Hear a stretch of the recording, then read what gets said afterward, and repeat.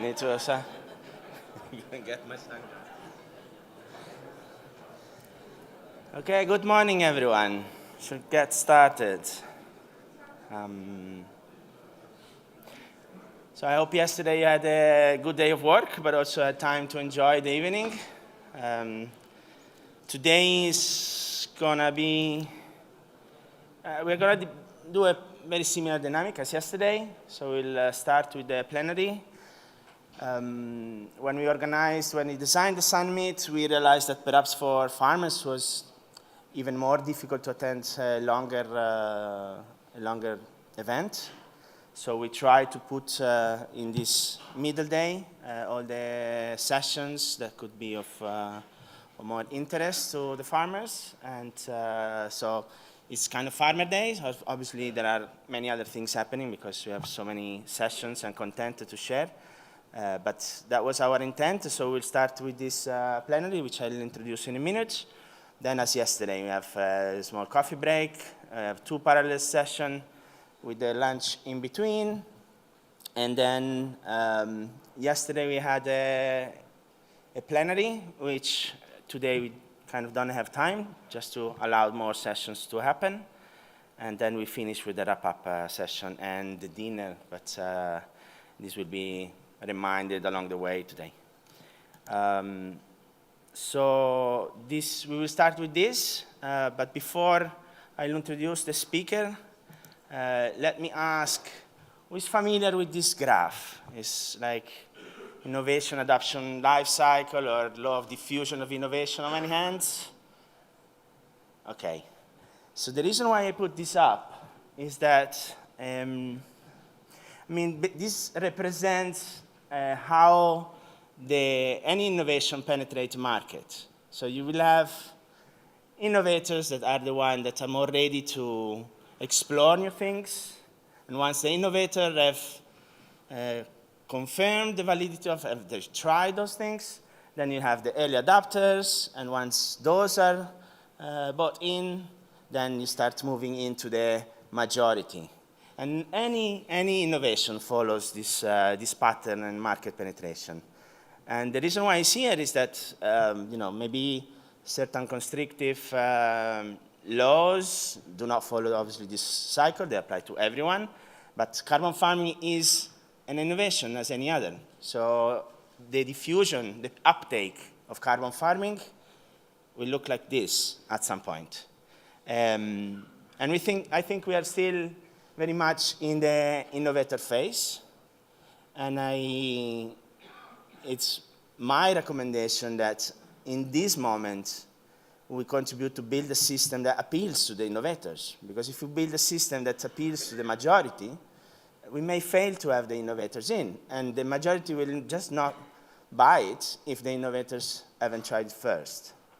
And this is another reason why I think perhaps it's a bit too early to think about carbon pricing, which obviously farmers have to look at the economic of things. But if you think, one classical example is those people that have, the first people that have bought a telephone.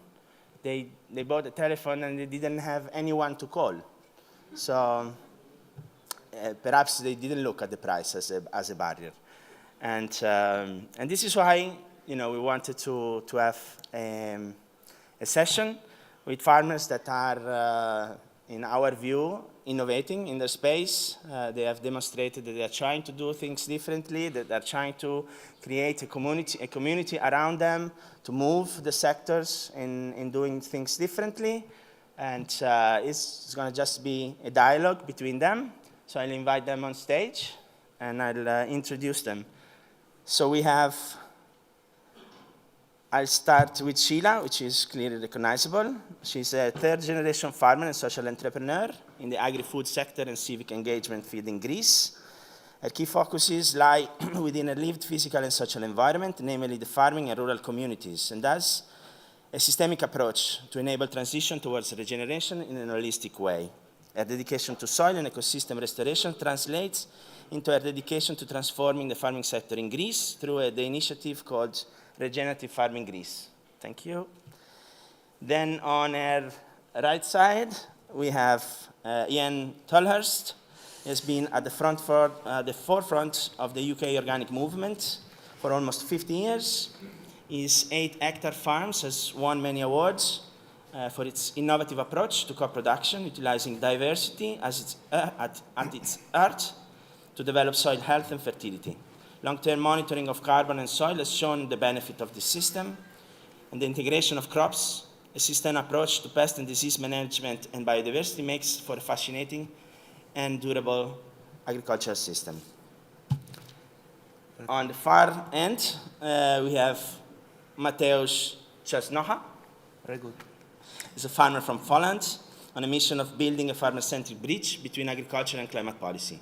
He lives his call to action through two businesses, the European Carbon Farmers and the Farmer Francesco. Mateusz is an advisory board in many organizations, for example, the Foundation of Economy of Francesco, the Laudato Si Action Platform at the Holy See, and the EU Soil Mission. And then these three farmers, the conversation would be moderated by Rob Smith, am I right? He's a hugely experienced broadcaster and host, having worked as a journalist and presenter on TV and the radio with the BBC in the UK for over 25 years. He's a passionate advocate for environmental protection, hosting the Talk on the Wild Side podcast that explore how we can balance human needs with sustainable practices. Thank you.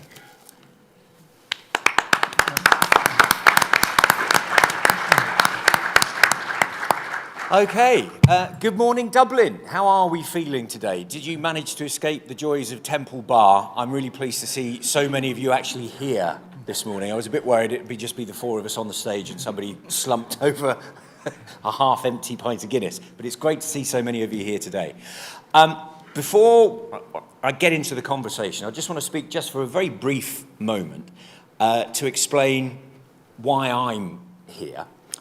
Because I'm not a farmer, I'm not a researcher, I'm not a scientist, I'm not a policy maker. Why the hell am I here? Well, as Tristano said, I come from a background of journalism as a broadcaster and presenter with the BBC for many, many years. And I left the BBC a few years ago, and when I did, I had a lot of really deep, troubling questions in my mind around the state of the world, the state of the environment, and where we're going with everything. And I wanted to answer some fundamental questions about whether or not it's too late, whether or not we're in a kind of disaster zone, and we might as well just pack up.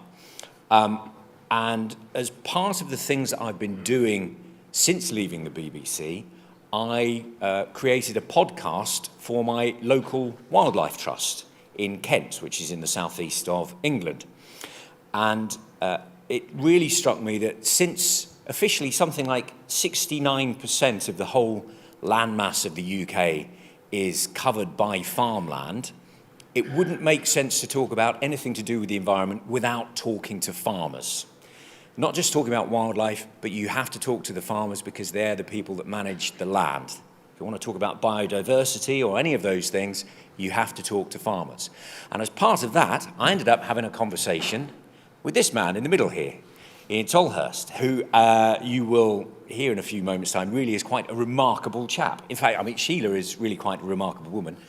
Matthias is also a remarkable individual. But the conversation that I had with Ian that we recorded was heard by Tristano, and he wanted me to kind of bring a little bit of that conversation to you all here. I did sit on a couple of plenary sessions yesterday afternoon, and what you won't hear so much of is acronyms. Because what I have learnt by sitting in some of the sessions that were going on yesterday is that carbon farming study involves quite a lot of harvesting and stockpiling of acronyms. And people within their particular sphere know exactly what they're talking about. And if you don't know exactly what you're talking about, then it can be baffling. So I am bringing to this my professional, studied, intelligent, hopefully, ignorance. As a journalist, that's what you do. You ask stupid questions, bleeding obvious questions, because I can guarantee that there will be things that are talked about on the stage which people within their sphere know it, and a lot of other really bright people in this room are like, no, don't really know what that is. I'm going to hopefully ask those stupid questions in an intelligent enough way that you will all gain something from it. So that's the point of actually doing this. One of the acronyms that I did learn is MRV, which doesn't stand for mildly risque vegetable, I'm pleased to say, but it is measurement, reporting, and validation. And that really is right at the heart of the point of this conversation this morning, because the role of innovative farmers, and these guys all really are innovative in their own way, in actually paving the way towards climate positive agriculture.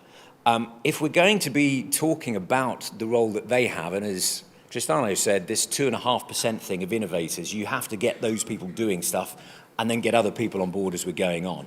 If you can't find ways of measuring and reporting and validating farmers for doing things that are climate positive, then it's really hard to pay them for it. And without a genuinely profitable business model, then farmers can't farm and the whole thing falls apart in any case. So we'll start off having a bit of a chat with each of the farmers here, first of all, to give you a bit more of an idea of who they are, what they do, why they do it, and then we'll get into the nitty-gritty. So there we go, that's the lengthy preamble over. Ian, I'll start with you on the basis that I've actually been... Age before beauty, yeah. No, I've actually been to Ian's farm. So you're in just west of London, in Oxfordshire. Talk us through what your operation is, because it's really quite a small-scale farm, but small but mighty. I think it's a good way of putting it. Yeah, we're very small. We're less than 10 hectares. We are predominantly vegetable producers. We've been on this particular site for almost 40 years. I've been in organic growing since 1976, so next year is our 50th anniversary. I came into agriculture when climate change hadn't been invented. There was no term about climate change. So we didn't come into organic agriculture because we wanted to put the climate right, because we didn't know it was wrong. I've had a very long career and I've been instrumental in many changes on our farm. We took on a farm which was conventionally managed. We converted it to organic. We have a systems approach on the farm. So we look at the farm as a complete organism. We don't look at the farm in terms of independent components. We look at the farm as a whole. So we try to measure the farm in the way it works within biodiversity. Biodiversity is the driver of the farm system. So biodiversity from the soil, from the fungi, the bacteria, the organisms in the soil, right up to the top of the trees where we have bird life and insect activity. We look at this as a complete and total system. We grow crops within that. We're on relatively poor land. We have developed a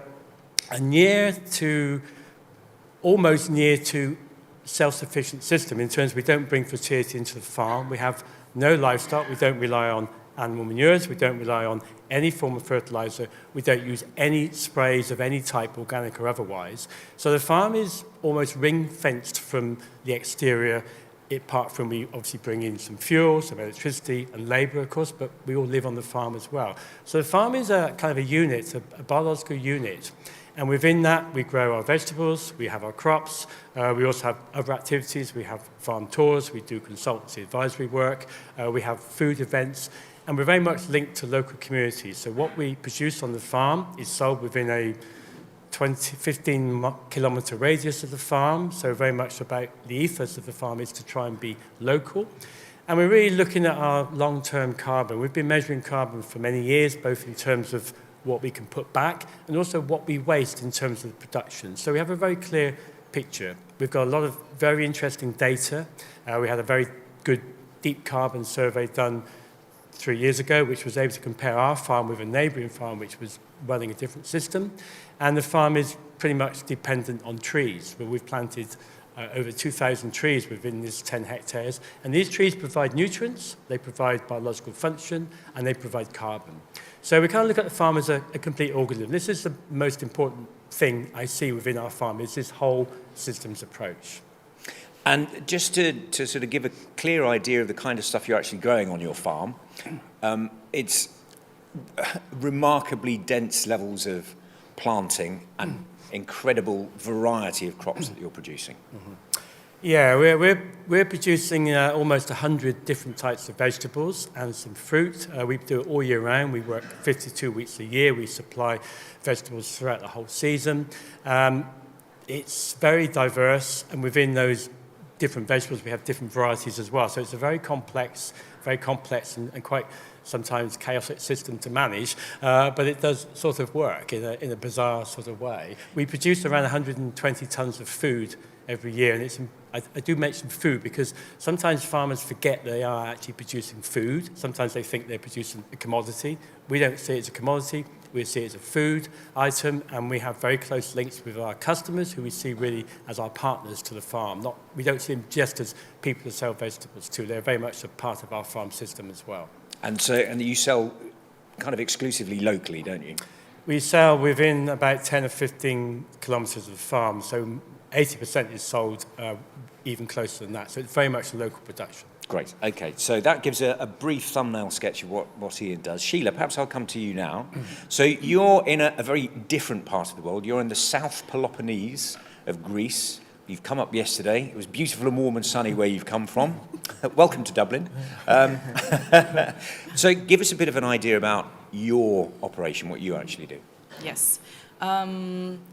So yeah, my context is quite different. We're in a very rural agricultural area in the south of Peloponnese. The farm has been in my grandfather's hands already. It has very old grown olive trees, hundreds of years old, and was then interplanted with citrus trees by my father and my uncle, who were also one of the first organic farmers in Greece. So I kind of grew up with this feeling of we do things very different than everybody else anyway, which I think helped me a lot to feel comfortable in doing what I do at the moment. But something very interesting happened on our farm in 2015 after already 35 years of being organic. And this is we grafted all of our citrus trees, almost all of them, because the variety didn't work for us also economically. And after us grafting the trees, something remarkable happened on our farm. Everywhere, mulberries and fig trees started growing.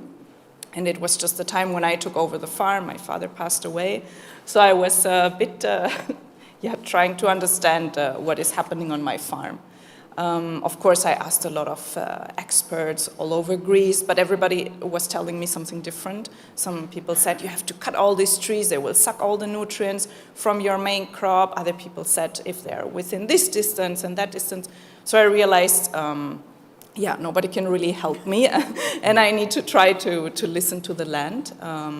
But yeah, from my surrounding, there was a lot of inducing fear, and if you're not going to cut the trees, you're going to lose your land, you're going to lose all your crops. So you need a lot of what we say in Greek, psychremia, keep cool nerves when all the surrounding is panicking. Also, we had a big plague of grasshoppers that were literally eating every single leaf from our newly grafted trees. So it was quite a stressful situation in theory. But what we also did at the same time, we interplanted a lot of other different fruit trees and support species, because I just love trees and diversity. I'm a plant freak. So yeah, I want to have all kinds of trees on my farm. But it was just later that I discovered agroforestry as a concept, and I realized, perfect, these mulberries and fig trees, they are actually the support species my farming operation was missing in the first place. So it's again a remarkable confirmation that nature knows in a way what she's doing, and we just need to try to understand what are the workings and how can we integrate them into our farming operation that it works for us as well. At the moment our farm is extremely dense as well, just like Ian's, a very high biodiversity. Within these trees that we added, there are also a lot of additional crops that we can market and sell. So we have also the mulberries now that we are selling. We have pomegranates, we have lots of different herbs that we interplanted. We also produce vegetables, but mainly for us. And yeah, we also receive a lot of visitors on the farm, even though we're not really set up for it, but we just can't say no. And we host a lot of trainings also on our farm, because we see that in the region there's no one to support you in changing your farming operation. Everybody's pushing you towards using chemicals. even though they know you're organic, they will just tell you, don't worry, nobody will discover it, it's going to be fine. It will disappear in 20 days. And then you ask, disappear where? They say, it's going to be gone. And I said, gone where? So yeah, you very soon hit a barrier there of understanding and questioning further. So yeah. And in terms of the visual appearance of how you grow, there's a lot of height. It's not where most farms, single crop farms, if it's a field of wheat, it's a field of wheat. Your farm does not look like that at all, does it? Not at all. Yeah, we also interplanted with a lot of eucalyptus and poplars to be the emergent layers. So you will see a lot of very high trees. Underneath you will see high layers like mulberries and fig trees and olive trees and a lot of different types of acacias. And underneath we also have low layer herbs and shrubs. We even put some cotton shrubs in our farm just because most of people have never seen a cotton plant while we wear it every day. So yeah, we also see all this effect that the different tree layers have on bird diversity, on insect diversity. We recently had researchers on our farm analyzing the pollinator diversity, and it was just remarkable what they found out. Sometimes I have agronomists coming to our land and they discover some insect that is actually protecting our main crop from a pest, and I'm like, oh yeah, great to know it's here. I didn't intend for it, so there's not so much planning in our operation, but we just see that biodiversity solves a lot of the problems by itself. So even if you don't have access to a lot of experts and researchers, if you follow nature's laws, yeah, also integrating biodiversity, things will go much better. And one of the other things that you kind of accidentally discovered, so Greece had some really horrible heat waves a couple of years ago, to the daytime temperatures of 50 degrees Celsius. Your farm actually did a lot better in those conditions than a lot of your neighbours. Yeah, we saw that all the high layers that we have, they basically create a microclimate and they protect us from the heat, from the wind. So also we can choose when we prune the high layer above our main crop, and we don't prune it before summer because we need the protection from the heat. Also we integrate a lot of organic matter into our ground, so we prune very heavily in autumn our support species. We shred them, the prunings, and we mulch the ground. So it's a perfect sponge for humidity, and we do need to irrigate a lot less than we used to, so we can really see the difference. Great stuff. Matthias, let's paint a picture of a completely different kind of a farming environment. So you're in the far north of Poland, on a floodplain delta of the Vistula River. What do you farm there? Paint a picture of what your farm looks like? Thank you, Rob, and thank you for the session. Thank you, Tristano, for the introduction and invitation. Yes, our farm is completely different to the farms that we've just visited, and I invite you to visit our farm. It is embedded in one of the most productive, agriculturally wise regions of Poland. So Poland has few regions with very, very fertile soil. We are in one of those, in the very north. Think about our region as the Netherlands that you would typically paint, and the region actually was created or the water drained by the Mennonites who were coming from the Netherlands. Having that said, our land within that very fertile area is on the poor side, sandy, very mosaic, so changes from meter to meter, very flat, below the seawater level. Historically, this land has been grazed for animals, and they were meadows. However, when we've been entering into that land in the 70s and then onwards, that land was already turned into arable land, and we've been effectively, I'm not afraid to use this word right now, fighting with the ecosystem. There was always, or most of the time, there was water standing in the field in the spring when we needed to start the field works. Or was already standing in the fields when we needed to harvest. So it was effectively a struggle, but that was the mode that we were in. We were producing cereals, and that was what was possible. Then in 2004 and onwards, Poland enters the European Union, and completely new array of opportunities is being presented to us. within the CAP, Common Agriculture Policy, which I hope is known to everyone. And if it is not, it is critical for understanding farmer change at farm level. CAP is the most important thing or policy that you need to understand. And in case one of you or some of you don't know it, you really need to know it in order to talk about and do carbon farming wisely in the European Union context. But we have the CAP, and unlike vast majority of the farmers, we use this moment for deep transition. So instead of producing more of what we were producing by having this injection of cash that was possible, we said to ourselves, without really kind of knowing what we are doing, but just following the logic of trying to think clear, hey, can we lower our dependencies? Can we transform that model? So we did. And first stage of innovation or change was still growing cereals, but adding cover crops, extending rotation, seeding spring cereals. That had fundamental impact on our cash flow, especially. So we went out of the debt that we were in back then. And since then, since 2004, we are cash positive. Our cash flow is positive. That means we can take decisions that make sense, not that we are forced to take. And then from 2008 onwards, we transitioned the farm further to effectively permanent grasslands. So coming back to where that land was historically, because it was too wet to be farmed anyway. Now it's not too wet any longer, but and actually re-wetting that would be something that the region would need at the landscape level. So now we are producing grassland, we are producing hay of the highest quality, delivered locally in Poland and internationally if there's a need for the market. Our farm is divided in 5 bigger blocks. So within this extremely intensively farmed region, you have those 5 spots of land where wild animals can rest when all the other farmers are plowing or are the fields are black, effectively.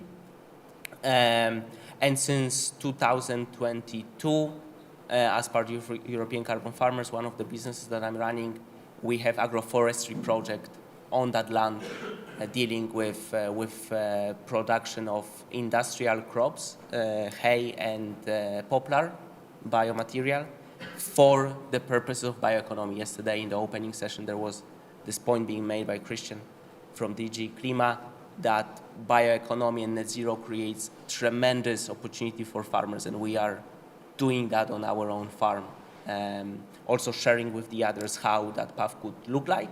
And when I close my eyes and think about our farm in 20 years' time, what is clear to me, also listening to Ian and Sheila, we will definitely have much more trees, because this is what just makes sense for that ecosystem. So I just want to be clear on your current primary crop then is hay. Yes. So what does your fields look like? How do you physically manage that? How big an area are we talking about that you're managing? 700 hectares. 700 hectares. Of meadow, so permanent grassland. We sown once in 2008, and then that land has never been tilled. So it is storing and capturing more and more carbon as the years go. We are reseeding different mixes of grass, so improving the quality of those meadows.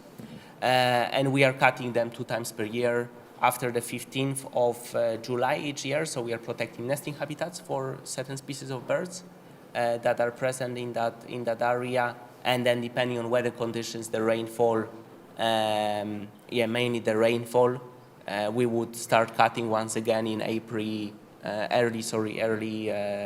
August to do the second cut of hay. And on the economic side of stuff, you said that you've been cash positive since 2004. So you're making money. This is actually a commercial operation.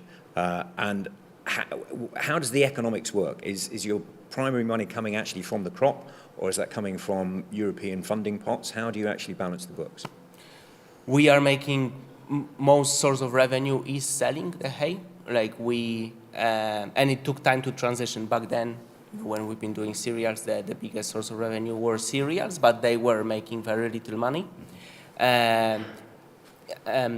during 2004 to probably 2015, because of the transition and less work on our farm, but having a lot of machines, and the need also to deal with straw that was left after harvest time, because we changed our tillage practices and we were not plowing deeply, so we needed to take that straw from the field. We developed a straw trading business, and we've been very big in that in our region.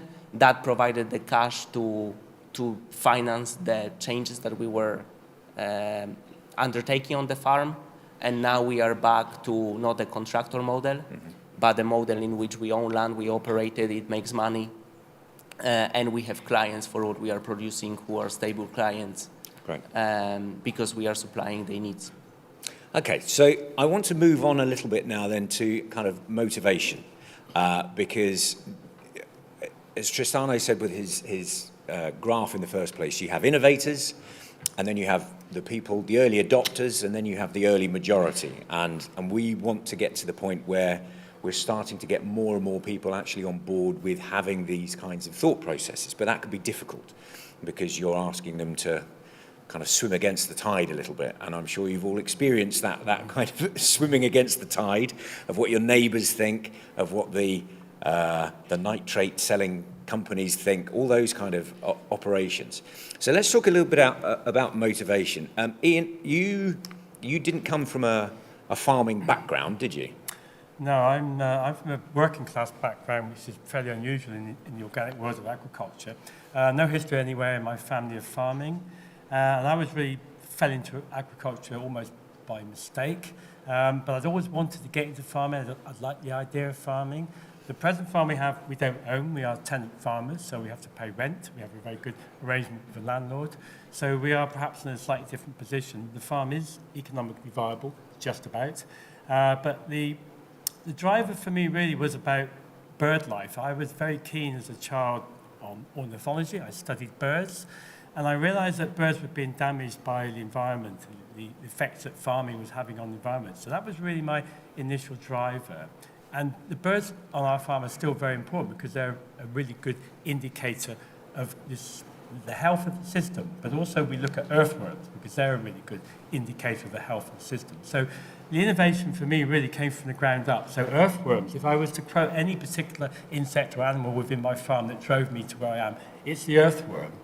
Which is one of the most humble creatures you can have, but also one of the most important creatures we have. I could speak all day about earthworms, but I'm not going to. And in terms then of the motivation of why you're doing it the way you are, this comes from in here first and foremost, isn't it? It's not a cash operation first. It's that you have a kind of like a lifestyle philosophy that you brought to it. Yes, it is a philosophy. I mean, we have to make the farm pay its way. Of course, we're not able to run it otherwise. We haven't until this year had any grant support at all. UK did a stupid thing a few years ago and left the EU, but we weren't getting money even in those days. But we are, from this year, we do get some payments. So the inner drive really was the desire to farm in a way which protected nature as much as anything. But as a spin-off from that was protection of humans in terms of the food they eat. That is also very important to me. So again, it's about the whole system of the farm. And Sheila, you said you inherited your farm, so you did grow up in a farming environment, but you've chosen to manage the farm in a different way to all of your neighbours. So what was your motivation for actually doing that? Yeah, so actually I didn't grow up so much in a farming environment. I mean, my dad was a farmer, and I was born in a way into the farm. But then I actually left and I was 20 years in Germany. And then when I came back, I re-entered this farming society, having a background in sociology, which was actually very, very interesting. But in regards to my motivation, I don't know, I was just raised in a way that you do what makes sense. You do something that is logic, that is not against nature. So having been given the responsibility to steward the farm, it was just the only thing I could do. And I think looking at the graph with the innovators, I'm very good that you showed it actually, Tristano. I think that's a common characteristic among all the people that are into regenerative agriculture, that our motivation is not an economic one. Otherwise, we would be doing other jobs in cities, I guess. But I think it's very important to keep this in mind whenever you speak with the innovators and the early adopters, that their motivation is not money. So if you come to them with a profit mindset in a way, there will be already a huge language barrier. And I see this in myself whenever I speak with someone where the motivation is money. I'm like, you're not our kind of people. So yeah, I think it's very important to keep this in mind, that we aim to do something that we feel it's good for the planet, it's good for the people, and is fair in a way. Okay, and Matthias, how about you? What's your motivation for doing things the way you are doing them? I'm reflecting whether I am an early adopter by the lens of a monetary approach, because finance is very important for us. For us, it is a basis which allows us to do other things. And very often when we are thinking about new ventures on the farm, which we are thinking about all the time, and there are things coming that appear in the head, hey, why don't we do that? Or other people coming saying, hey, why don't you do that with us? The financial analysis part of that is very important. Like, hey, how much it will cost me? What is the expected revenue? How do I complicate my system? And there are two ways of complicating. The complication or adding complexity to the ecosystem, which is good, we want that. And adding complexity to the finances and dependencies and so on that we are much less excited about taking. So our motivation is, at the core of it, doing the best job we can. I think that's how it was with my grandfather and my dad and now me. My dad is still involved in the farm, and we farm together with my brother and uncle. So it's a truly family enterprise, which also means you have to connect and align with those others who might have different way of thinking. But then my personal motivation is rooted on that, in that experience of seeing, and we talked preparing the session, is rooted in seeing my family trying to do a really good job, being laughed at by others, and me personally as well, because you are from the farming family, therefore you are worse. And then actually going out of that small circle in Poland and then going outside to study and learning that, hey, actually climate change is cool, climate change as well, that agriculture is cool, and agriculture is critical and can be critical part of solution to a lot of challenges / opportunities that we have. Therefore, I, Mateusz Czesnocha, make a decision that this is the sector that I am not only born into, that's true as well, but I choose that sector. It is my choice. I'm staying here by choice, not because I have to or I would not make it somewhere else. And then since then, you continue proactively searching for opportunities, build partnerships to live your mission effectively, which, as Tristano mentioned at the beginning, is to build a bridge between climate and agricultural policy. And we are using carbon farming as a language, as a tool to build that bridge. So, neighbours. Let's talk about neighbours, because as an early adopter or as an innovator, you're prepared to go out on a limb for a whole bunch of reasons that you've articulated yourselves. It means something to you to do it, and you're prepared to put yourself out there. What kind of reactions do you get from the people who are farming the land around you, your peers, if you like? Do they look at you and think, oh, they're doing something interesting? Or do they look at you and think, they're mental, they're doing something odd? And how difficult, how complicated has that relationship been with your neighbours? Sheila, perhaps if you go first. Yeah, it's a very, very interesting question. So I think our neighbors, they can also be put on this graph in one of the many areas. So of course we have the people who are completely ignoring what we're doing. And even when speaking with us, it seems like they are not even seeing that we do things differently. I have one neighbor, very direct neighbor, and he stands before me and he says, but you cannot farm in a different way than using a lot of chemicals. And I mean, we're farming differently since 35 years, so obviously there's not a lot of open-mindedness to even communicate a lot of things. But there are neighbors who come to us, they are very curious, they want to understand, they realize that we have found some solutions. So they ask basically for support and guidance. And yeah, that feels very good to have such neighbors around you. But I have to say in the beginning, when I did the transition, in a way I created a bubble around me, trying to ignore all the rest of the local world.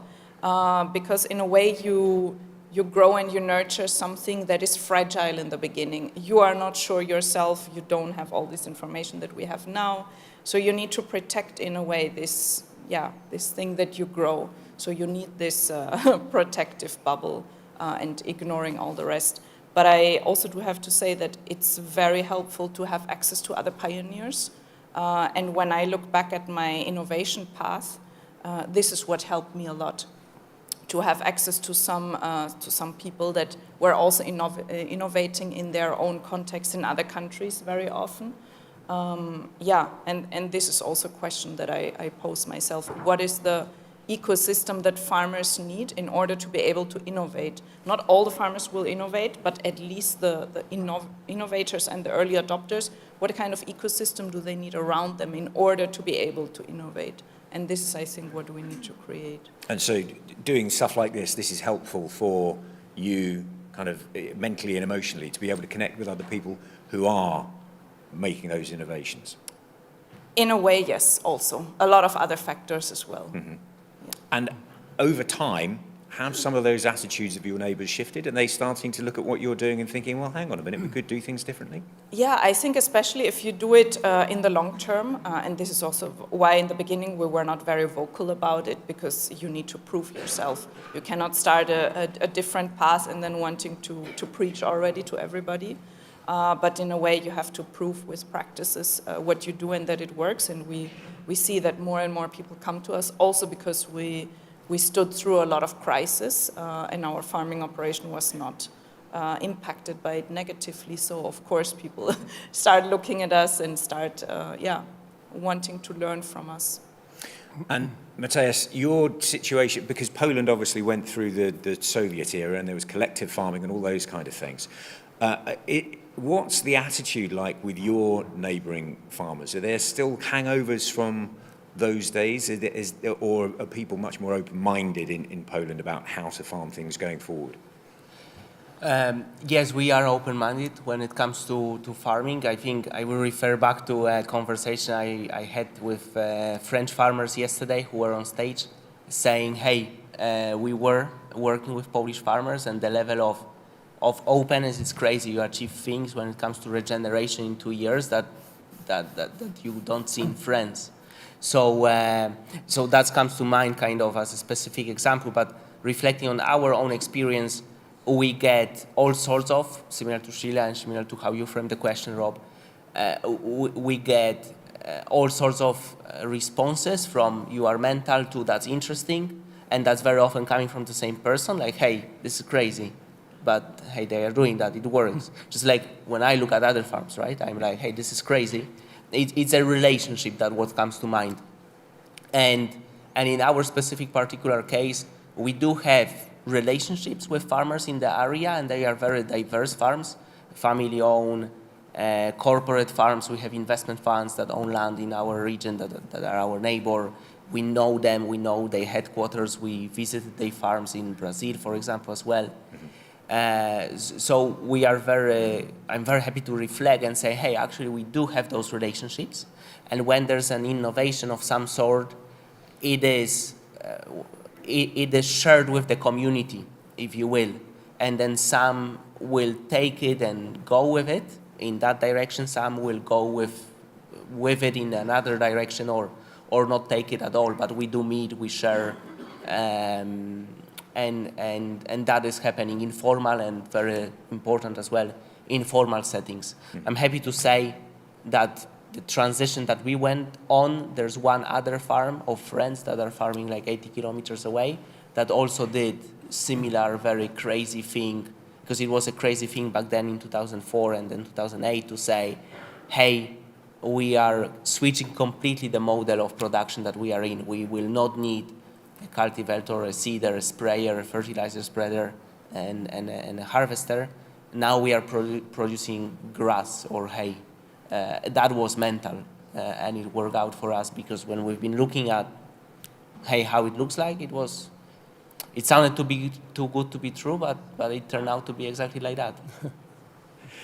And Ian, your setup is slightly different because the land, and you mentioned it a little bit, it's part of it is classified as grade 4, which is the lowest grading of productive land.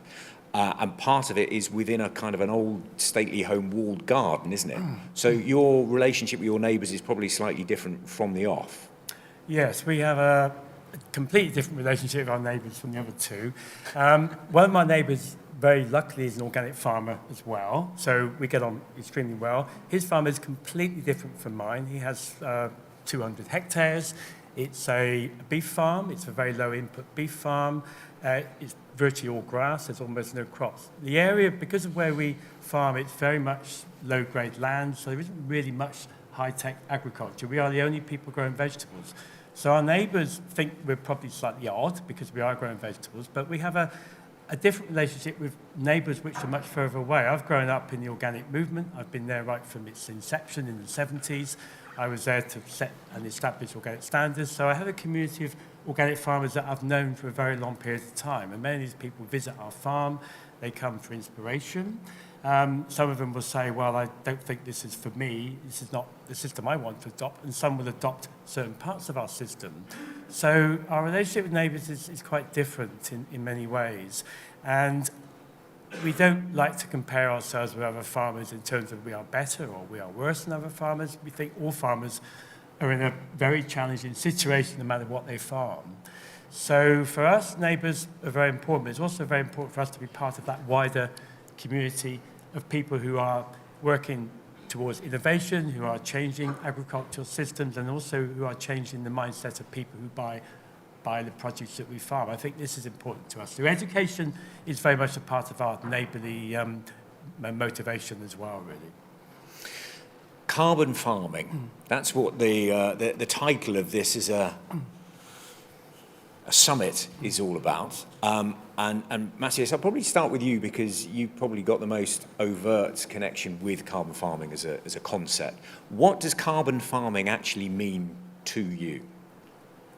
For me, carbon farming is a language, and I strongly believe, and challenge me on this one, please do if you think otherwise, that every farmer of the world is a carbon farmer, because whether you know it or not, whether you like it or not, your farm is embedded in an ecosystem. And one of the characteristics of the ecosystem are cycles of nature, including carbon cycle. So you are a carbon farmer because you are embedded in that ecosystem. And now that we know that you are a carbon farmer, the question is what kind of carbon farmer you are. Are you positively contributing to the cycle, so then you are regenerated from that perspective? Are you sustainable, or are you negative? On average, especially unfortunately when it comes to the reality of my country, farmers are negative carbon farmers. They are contributing negatively to the carbon cycle, especially by depleting carbon stocks of soil, by tillage practices that they are using. We are, I would like to say, this carbon farmer that is delivering positive results when it comes to that dimension of looking at the farm. And so we were kind of called by policymakers and different processes, including UNFCCC, the Climate Convention of the United Nations, to share that experience in those spaces, and then more followed from that, including creation of a business that is doing advocacy in that space and showing with our own example and many, many other examples of farmers that, hey, you can produce highest quality food, as Ian is saying and showing, and steward the ecosystem at the same time. And actually, we strongly believe there's no other way. Like, we have to produce food in a way that is stewarding ecosystem, there's no contradiction between the two. Any contradiction is kind of man-made and is not the right way to go. So carbon farming is a language, especially useful at the policy level, and is a tool, as has been mentioned many, many times in this summit and other spaces. It is a tool. It is a very useful tool right now because the topic is hot and the climate conversation is hot. The future of farming is hot. and we have an urgent job to do to bridge those two conversations, because otherwise we all fail. So, Ian, are you a carbon farmer? Well, apparently so. I mean, I've only recently realised I'm a carbon farmer, but I like to think of it in terms of the carbon farming part of what we do is a part of a system. So we are not just farming for carbon, we are farming for a whole range of aspects on the farm, which biodiversity is one of those drivers. I think there's a danger here in using the expression carbon farming. I think that has summed it up very well, in that farmers are now expected to try to put right all the ills of the last 250 years of the Industrial Revolution, that we're going to dump all the carbon in the atmosphere back into farmland. We're not. It's not possible. It's not practically possible. It's not theoretically possible. We can put some back. We certainly have to farm in a way that is not exploiting carbon. We have to farm in a way which is at least carbon zero, if not carbon positive. This is quite a challenge. So I don't want farmers to think that they're suddenly going to be held as the great saviours of the planet in terms of climate change. They're not. They are part of that solution, but not a whole part of that solution. They're going to need enormous amount of help to get this right. So for me, carbon on the farm is very much a part of what we do, but it's a part of that whole system. We need to farm in a positive way for carbon. You know, it's really important. We need to measure how much we put back. This is really difficult. To do this over short periods of time span is almost impossible given the technology. So, you know, we do face a challenge in terms of monitoring and measuring what we actually do on the farm, but it's incredibly important. The great thing about carbon farming is that people realize there is some future left in the planet. We can do something about it. So, again, it's really just a part of a much larger system. And Sheila, how about you? What does carbon farming mean as far as you're concerned? Yeah, I also believe that it's basically a language, and it's a language that works on the policy level, that works with researchers, but I really doubt that it's a language that works with farmers. At least with farmers in my region, it wouldn't work. When I first came across the term, I'm like, okay, you care about carbon, but you don't care about all the chemicals that we farmers are exposed to. It feels a bit off, I have to say, because the cancer rates, for example, in my region are very much higher than in any other region. And it does feel a bit unfair to suddenly focus on carbon, but to completely leave the discussion out about chemical use in agriculture and the effects it has on the rural populations, which are feeding, in a way, the world. So I do think that we need to, I mean, it's also a language that works very well in our segregated world that still, we don't have so much interdisciplinary work, and our institutions are not set up to look at ecosystems and to look at all the different disciplines that come together. But I think in a way this is where we need to go to. And I also don't perceive on my farm that I'm doing carbon farming. I'm trying to steward a healthy ecosystem, and this is my guiding reference in a way. Does this ecosystem look and feel healthy, and do I see diseases come up, or do I have actually a healthy immune system? This is what's guiding me. So to only look at carbon, it feels it's not gonna really go into the healthy direction that we need to go. So I think we all have a challenge to do in how to be more holistic in our approaches when it also comes to policy and to research, because we cannot look at things separate from others. Everything is interlinked, and you see this so much on the farm level, which is teaching you a lot about this. I'm going to start asking you to ask questions fairly shortly, so I'm sure that there's a lot of stuff that you've heard that you'll be itching to put your hands up and ask some stuff. So start having a think about what it is you do want to ask of our panel here. I do just want to sort of briefly address the elephant in the room, or perhaps I should say the cow in the room, because all three of you are farming without livestock. Is it possible to have a meaningful conversation around carbon-related matters in agriculture without talking about livestock farming? Sheila? Yes. Actually, we are in the process of bringing animals into our farming operation because we just do see that the ecosystem is not very efficient if you take out the animals. For me, they are part of a healthy ecosystem. I mean, now we have grasses growing up till here, even taller than me, and you just see it looks delicious, and you're sure for some animals out there it would be. And yeah, then you have to come with a machine and cut the grass. It makes a lot of noise. It needs gas. It just doesn't feel so logic. And yeah, when you have in mind to steward a healthy ecosystem, at some point you come to the conclusion, okay, the animals, now it's time. So we are going to integrate animals. What animals are you thinking of integrating? We're going to experiment, of course, a lot again. But we're going to use a range of animals like sheep and geese and ducks and chickens and all sorts.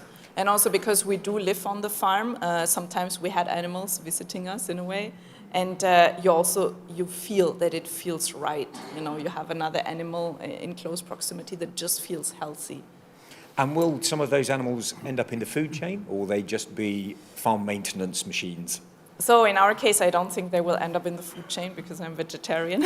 So they will keep us company, but we will see how it's going to work management-wise. Also, I have some cousins that are shepherds, so we might also borrow some animals. It's also a very interesting concept to collaborate with your neighbors that might have animals and to integrate them into your farm to graze quickly through your farm. And then, but in my area, we don't have enough shepherds anymore. So it is a problem that also contributes to fire hazards. So we have a big work to do there as well. Ian, how about you? Right, well, I have a perhaps slightly different approach. We have farmed for many, many decades without livestock, and we've been able to prove that you do not have to have livestock to maintain soil health, or to maintain or improve carbon, or to grow healthy, profitable crops. So that technology is possible, it can be done. We choose not to, partly for practical reasons originally, but also because every report that comes out about diets and global food supply is quite clear in that we have to think clearly in the long term about reduction of livestock, because the pressure on the planet is horrendous. 80% of all farmland is producing livestock products, which produces around 18% of the calories. So clearly there's a huge imbalance. So we need to redress the balance. We need to reduce livestock consumption. It's not going to eliminate it. There's still going to be animals around our farm. There are good instances and plenty of farms able to show that animals can be integrated into arable systems quite effectively, but there's going to be a lot less. So in the practical sense, yes, it's very much doable. I mean, we've got loads of data going back 4 decades or more to show that practically, agronomically, it's perfectly possible, but it's really about, for want of a better expression, diet modification, which means that people are going to have to eat a lot less animal products, a lot more fruit and vegetables, which everybody tells us is the right thing to do anyway. So, yes, we have chosen to eliminate livestock initially for practical agronomic reasons, but it's also become something of an ethic as well over many decades. And Matthias, I mean, your primary product is hay. So I guess you have a slightly different relationship and thought process around what livestock should be doing within the farming sector. Yes, so as I think Ian is saying, same experience here, meaning at individual farm level, you do not have to have farm animals for this farm to run and deliver regenerative outcomes, which is an example of our farm. But animals are part of farming and are part of the ecosystem and are an important part of that. Sharing our experience, of course, it's kind of obvious, but it's good to say obvious things.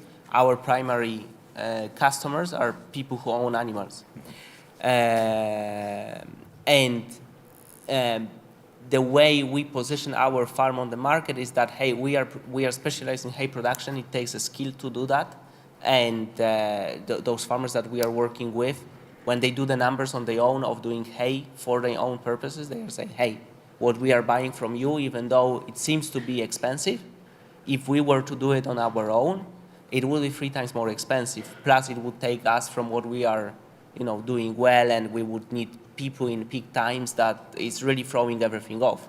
So this word partnerships come to mind, that we enable that. And also, in a reality in which you do have shocks, including climate shocks or weather shocks, we have more and more situations in which in that region of Poland or in that part of the world, like in Norway in 2018, you have a drought or you have a flood, you have a supply shock, and there's a need for a food product somewhere, and then we feed in that need from hay supply.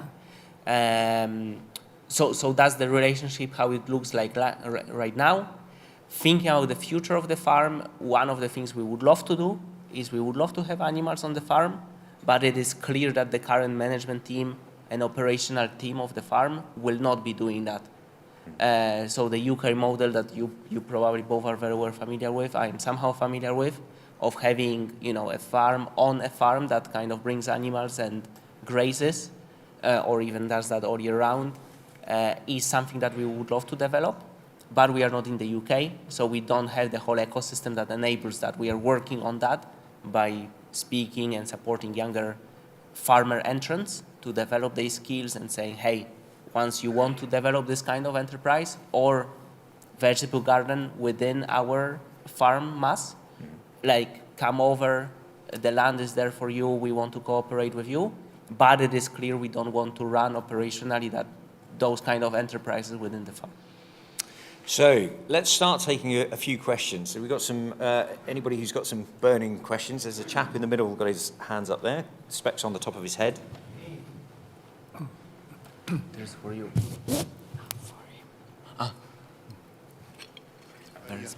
Thank you.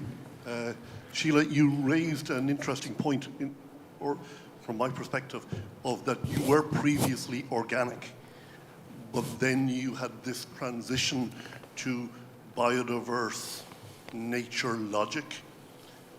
Speak to that some more, if you please, because I think it's part of what regenerative agriculture is, and it's a whole new way of thinking, and it isn't just about being organic or non-chemical.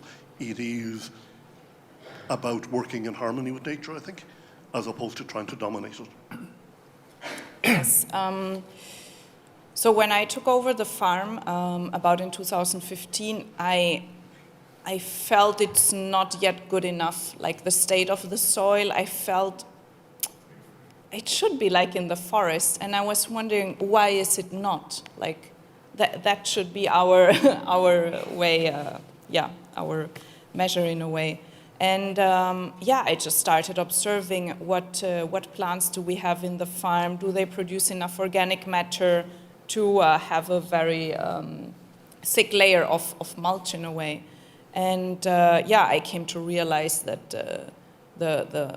the natural way of plants growing is not in a monoculture, and it's neither just two types that we have had olives and oranges. So it's like, why do we try to grow against nature? Like on my farm, mulberries and fig trees started growing, and everybody told me I should cut them. So nature had this tendency of bringing more diversity, and we were told as farmers, no, it's not how you farm. Why would I farm in a different way than what is ideal for plants? So that was one of our thinkings. And just understanding that we have destroyed our ecosystem so much. And as you also said, farmers in Greece are managing about 45.5% of the whole territory. So we need to gain, again, this knowledge of how to regenerate and how to manage those ecosystems in a way healthy. And I think current organic practices, they don't go far enough. We need to do a lot of work to regenerate the biodiversity, the soils, the water cycles. Yeah. And I'll come on to this as well with you in a moment. Have you had somebody look at your soil and how it's actually changed since changing the way that you're farming it? What's actually happened to the soil on your farm? Yeah, so I think it's the first thing that everybody who is like into this way of farming looks at is actually the soil. Like we all want to go on a farm and just put our hands into the soil. But we saw that we have a lot of more organic matter in the soil. We can store a lot more water. The water storage capacity of the soil has changed a lot. We have a lot more earthworms than we had before. A lot of fungi because we have so much organic matter. These are some of the most obvious observations that we have. And Ian, I mean, I've been on your farm. You do like earthworms. It's a big part of what you do. But you've also had a study done actually looking at the carbon that's being sequestered into your soil, which I know you said would have been an amazingly expensive thing to have done, but that was done as a research thing. What did they actually find? And how quickly is carbon being sequestered into your soil? Right, well, this is a really interesting question, and I could spend the rest of the day answering it, so I'm going to have to try and be brief. We were very lucky to have AgriCarbon, who are one of the sponsors of this event, by the way, and I don't know if someone's here, but thank you very much to AgriCarbon. They turned up at our farm 2.5 years ago because they'd heard about our rather unique farming system. Look, no inputs apart from what we grow on the farm. So they wanted to check our deep carbon levels. The carbon right the way down to a metre deep. We had the fantastic opportunity of being able to check this against my neighbouring farmer, literally next door, on the same soil type, also organic, but in long-term grass. Now, in the back of my slightly paranoid mind, I was worried that after 40 years, we were mining carbon from our soils and losing it. Organic matter levels have been stable, but we weren't sure about the long-term carbon. So analysis was looking at both my own farm and my neighbour's farm, 150 samples, so very, very, very diverse.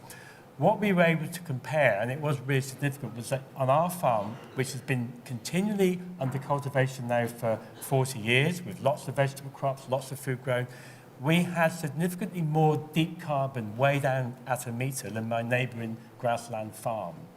We also had a different bulk soil density, so the compression factor of the soil was also more favourable. So it wasn't hugely different, but it was definitely on the positive side. So what we were able to conclude was that in general, our carbon levels were just slightly better than my neighbours after a lot of very intensive farming, but also after producing a large amount of food compared with my neighbour. This was something which, to me, was like manna from heaven, because I kind of felt at last we had some assurance that what we were doing was right, and we weren't mining our carbon levels. We've seen huge changes in our earthworm population. You know, we've gone from 50 a square metre to 1,500. We've seen huge changes in nutrient availability, despite the fact we've put nothing in from outside the farm at all during that time. So we've got the soil working for itself and regenerating itself. And very briefly, that thing of not having external inputs, you're producing your own green manures on the farm and you're planting specifically to get nutrients deep into the soil, aren't you? Correct. Yeah, the reason we have carbon deep down is because we have deep rooting plants. We have chicory, lucerne.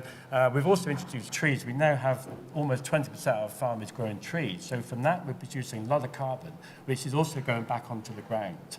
So we've kind of internalized the carbon of the farm to just generate its own carbon level to maintain and slightly improve. We're not making huge claims about massive carbon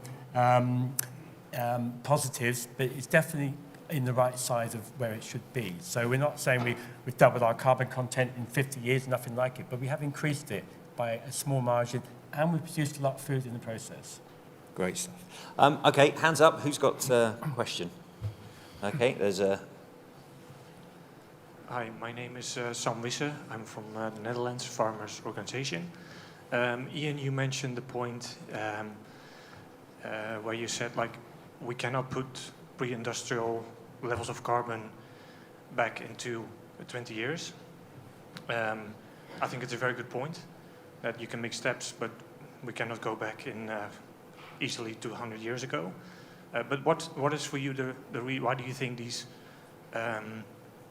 ideas come into existence for such a short term? So I didn't quite get the last part of your question. You mentioned that you think it's impossible to do that. We can do our best. But why do you think these ideas come into existence? Well, I think the ideas come into existence because of the crisis we're facing and the need to be obviously putting carbon back. We have to look at the whole of the carbon cycle, not just what happens on farms, but what else goes on. I don't think it's realistic to think that we can carry on business as usual and dump the responsibility of carbon on farmers because, you know, they are only part of that problem. So it's not going to be business as usual. We have to decarbonise our whole society, and that includes farming as well. Farming obviously takes up a lot of space, it takes up a lot of potential carbon, and it has got some real benefits, but we're not going to do it in 20 years, unfortunately. I mean, just to measure carbon over that period of time is quite challenging. You know, 5 years really is the minimum you can actually measurably get any sensible data from soil carbon stock. So it is going to be a long period of time, and we have to look at farms as part of that solution. We have to look at farms in terms of reducing how much carbon they use. I mean, the nitrogen cycle, for example, if we just cut out nitrogen fertilizer, that saves a huge amount of carbon in the atmosphere. So it's not just about thinking farms as a carbon sink. We have to think about farms also as a way of reducing how much carbon they put into food production in the first place. Industrialization of food, ultra-processed foods, the transportation of food, this all takes carbon. The whole food story uses up a huge amount of carbon. So I think looking at agriculture is not enough. We need to look at the whole system of food production beyond agriculture as well. Hands up. The chap over there. Hello, I'm Axel Don, soil scientist from the Thünen Institute. I'm very impressed by all the three of you, what you're doing at your farms. So for me, carbon farming is a vehicle to less greenhouse gas emissions from agriculture. So reducing the CO2 footprint of your products. So I wonder if you know how much CO2 you're producing or greenhouse gas emissions with your products, if you know from which processes they're coming from, and if you did something to reduce it. Is it a topic in your farms? Sheila, do you want to go first on that? I think that's a no. Yeah. How about you, Ian? Yeah, we started measuring our carbon picture on the farm almost 20 years ago, before it was really fashionable, because I kind of felt it was an interesting subject. It varies from year to year. It varies enormously. We don't do it every year. It's a big job, but we do have much more data now than we had 20 years ago. We've got some quite reliable programs we can use. We are part of a carbon farming program, which looks at carbon on farms. Basically, what it boils down to within our business, whether we're carbon neutral or carbon positive depends on how much money we spend on equipment and machinery on the farm. It's as simple as that. We could go and buy a brand new tractor next year, and that will write off our carbon positive for the next decade. Or we can carry on using old tractors, which is what we tend to do, and lose that carbon input. So it's very much about how much we spend on the farm. The areas that we did look at, the prime users of carbon on our farm are electricity. Although it's a relatively small part of the business, it actually exerts quite a large carbon footprint on the planet. So electricity is something we needed to save. We were able to show that we were gaining some carbon in the soil, so that was a positive. But overall, some years we're carbon positive, some years we're hugely carbon negative. It does vary enormously. So it's not a picture which you can see gradually from year to year developing. It's very much a changing picture. The weather has a big impact on what we farm and how we farm as well, and what we use during that cycle. So it's not straightforward, but it is practical. It is possible to measure carbon input and carbon export on the farm, and I think every farm should be doing this. It concentrates your mind very clearly on where you need to make some big changes. I think that's the value in carbon footprinting on farms, is that you can see where you need to really exercise more effort. And Matthias? For us, so once again, two sides of the equation, the sequestration and emissions. On sequestration, the whole land is sequestering by being green and having living roots. We are working on what from sequestration numbers right now are numbers that you don't see, but they can bring a lot of sequestration in the future, which is the agroforestry system. Rewetting and restoration of peatlands. We are farming some peatlands that are degraded, and we are in some early conversations about bringing that, rewetting that effectively. So that's on the sequestration side. On the emission side, our emissions are of course from fuel that we use, from very few inputs that we use, the twine for baling, straw, the acid that we use to conserve the hay. All of that has input to it, but we are not using any fertilizers nor chemicals. So that, which is by far the massive, especially the fertilizers emission number on a normal farm, like we don't have that in our accounting. So net, according to the Cool Farm tool, we are sequestering 4,500 tons of CO2 equivalent at the farm level.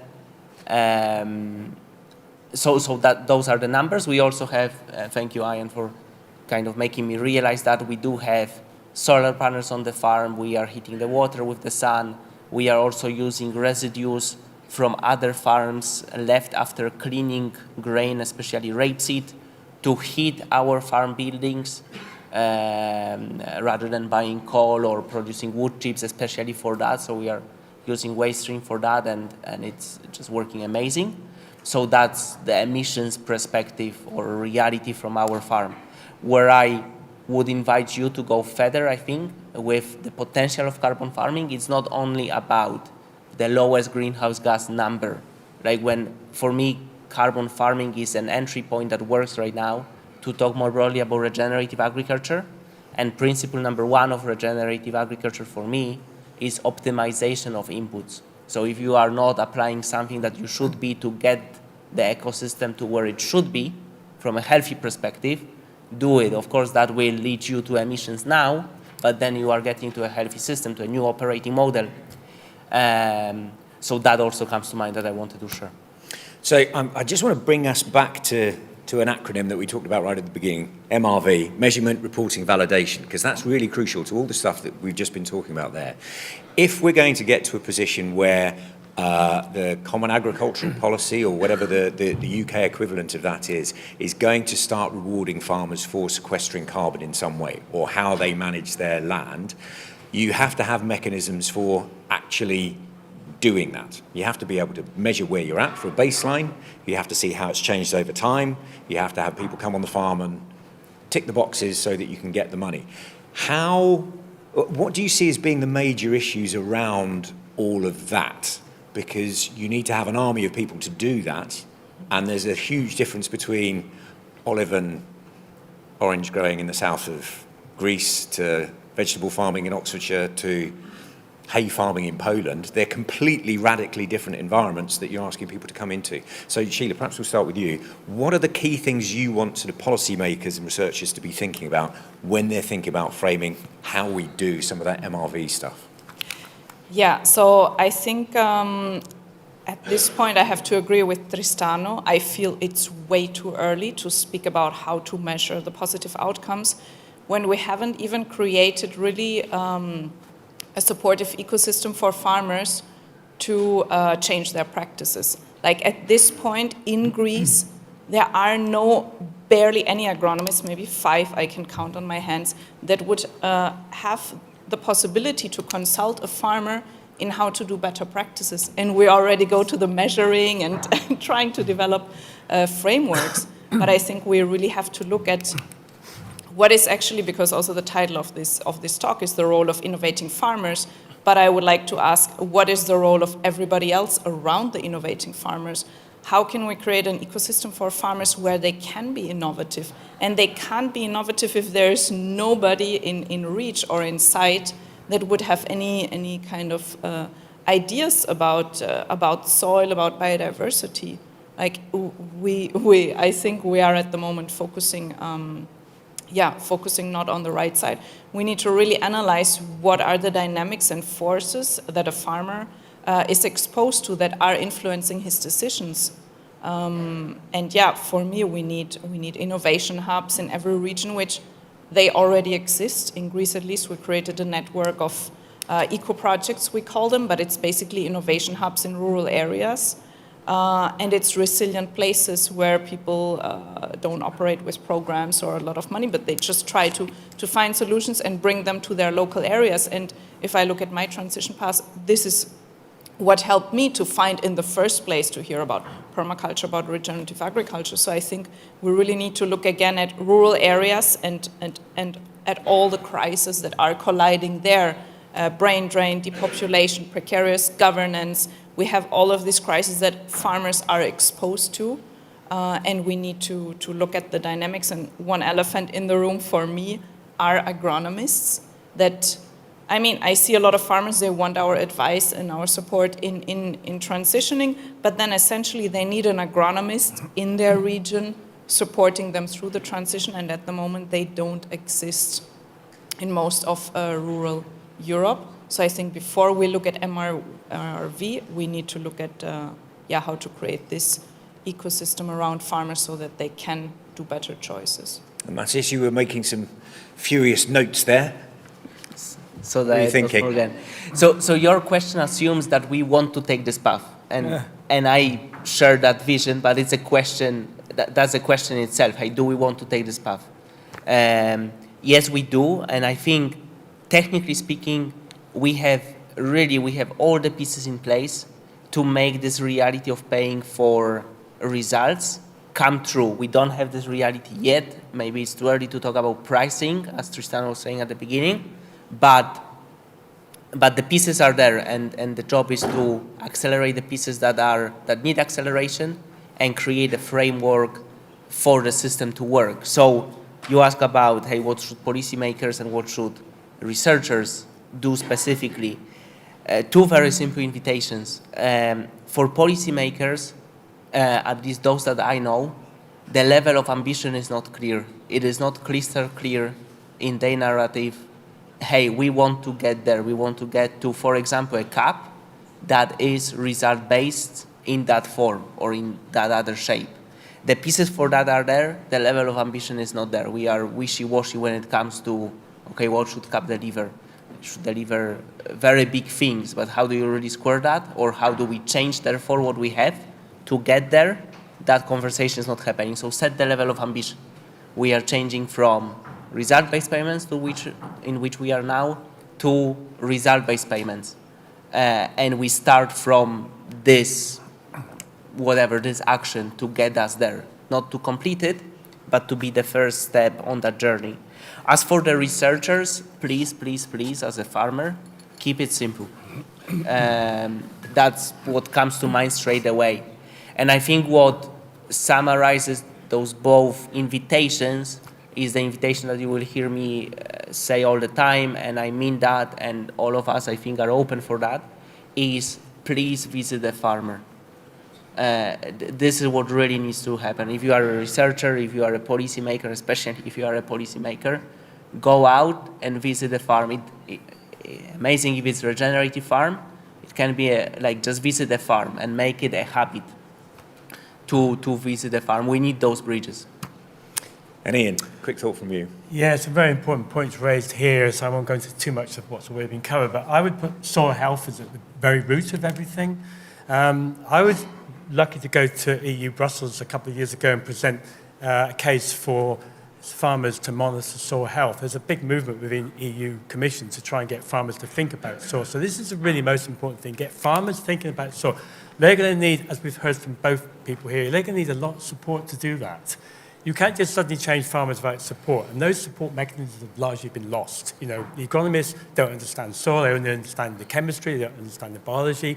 So we're really going to have to train a whole lot of people in order to get to this point where we can help, encourage and support farmers. In UK, we lost our EU money a couple of 3 years ago with Brexit, but we've actually got something which has actually turned out to be better. We are paying farmers now in UK not to produce food, we are paying farmers to look after the environment and produce food at the same time. So there's been a change in the way the subsidies have gone. The subsidies are really about not trashing the planet any longer or trashing the farm. The subsidies are more towards looking after the farm, looking after biodiversity, looking after soil, but still producing food as part of that. So, you know, we need a complete new program of training. We need new research and demonstration farms. We need to get this back into the farming calendar. We need to take farmers with this. Farmers can't be ignored. They have to be looked after in the best possible way. So, amazingly, it's very nearly 10 o'clock. We've got about 2 minutes just to kind of wrap things up. It's been a fascinating discussion at stuff. I just want from each of you a kind of like one idea that you want the people in this room to take away. So each of you, as an innovative farmer, you've changed the way that you do things for a whole bunch of reasons.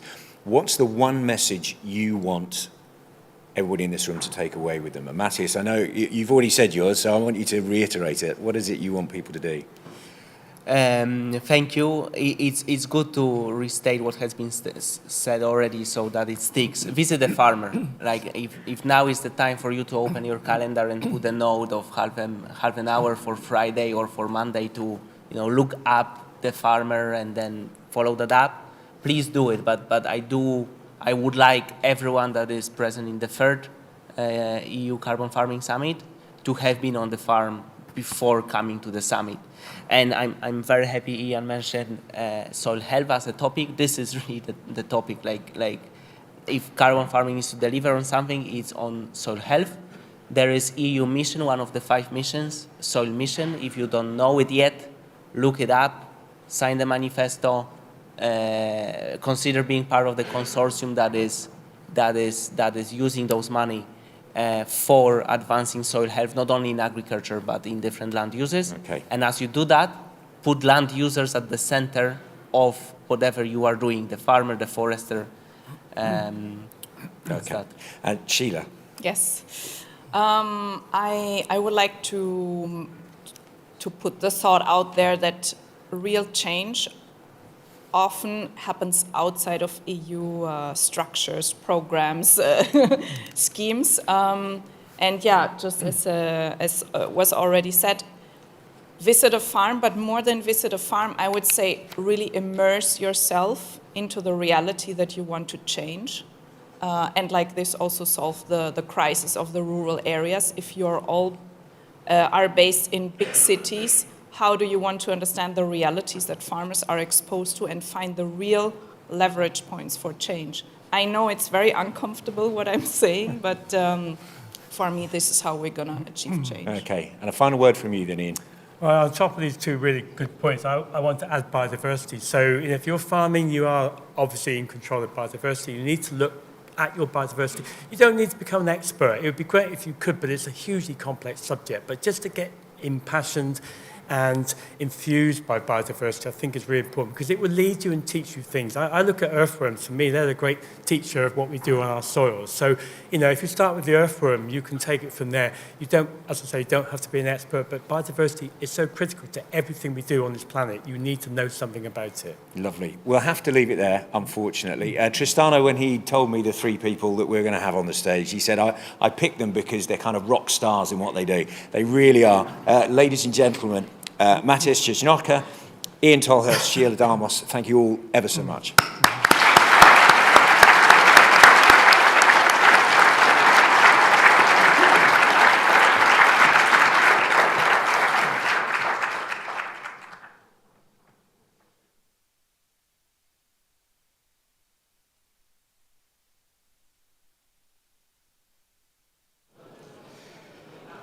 Wow, it was amazing. I'm really, really happy. So, not many words, just to know that you have these slides up there so you can navigate the various rooms to select the next session. Now we have a coffee break and enjoy the rest of the day.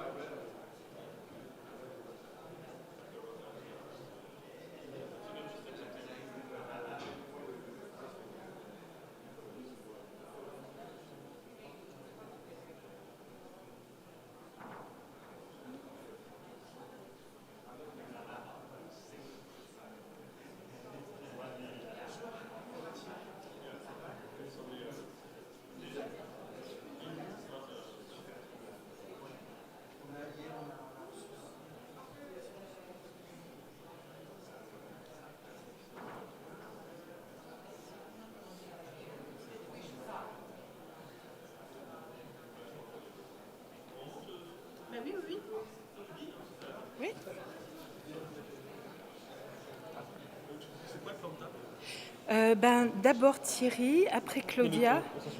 Oui, moi je me mets là, toi tu te mets à côté de moi, après Claudia, après Amina et Ahmad. Ahmad, il est où Ahmad? Chloé, tu peux aller chercher Ahmad, s'il te plaît? Et mon téléphone.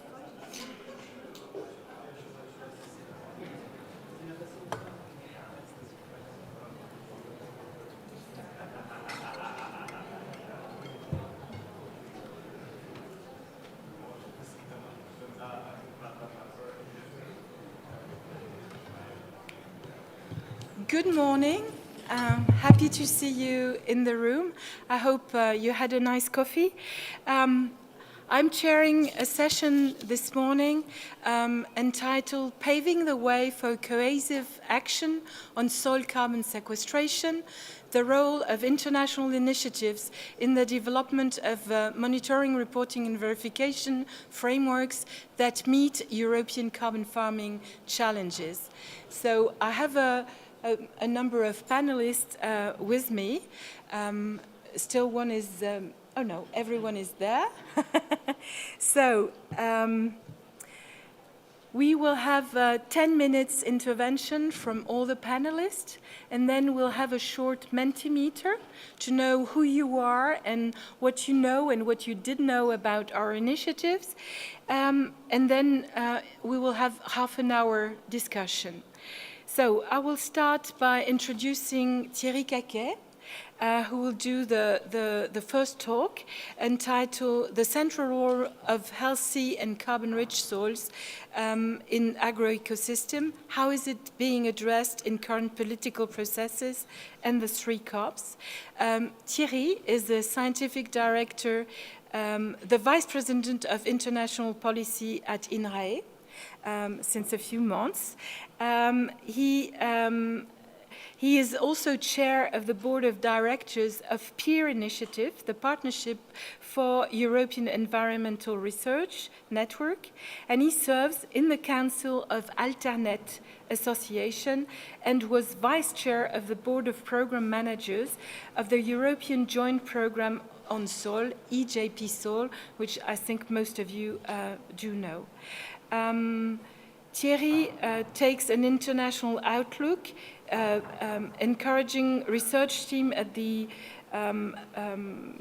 he used to be at the division of Ecodiv at INRAE, and he's now, he just succeeded to Jean-François Souzana, our vice president, and acts as vice president of INRAE.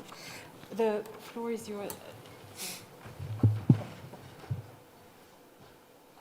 So thank you, Suzanne, for this kind introduction, and good morning, dear colleagues.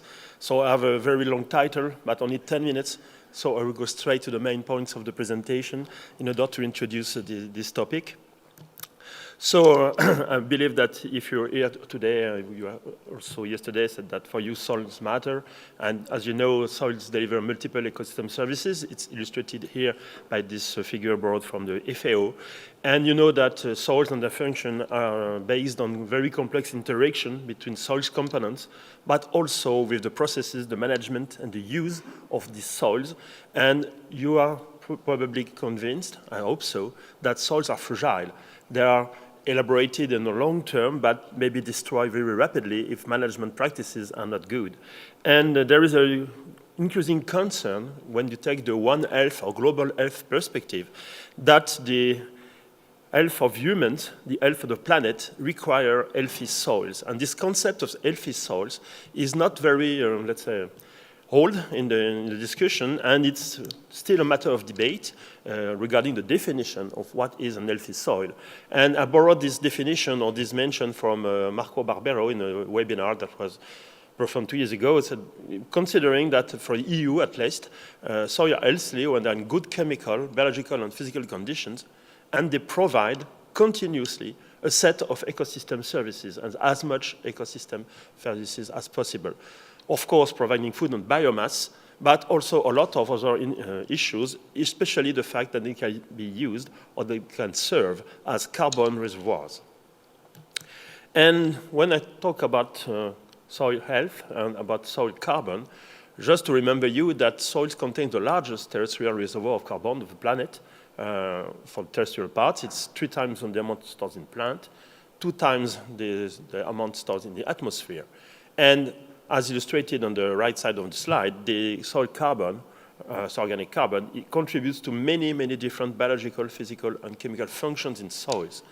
And you see that increasing the content of organic carbon in soils serves as a natural sink to offset at least to a significant part of greenhouse gases emission, with potential co-benefits for adaptation, for food security, and we had also on the slide, for biodiversity protection.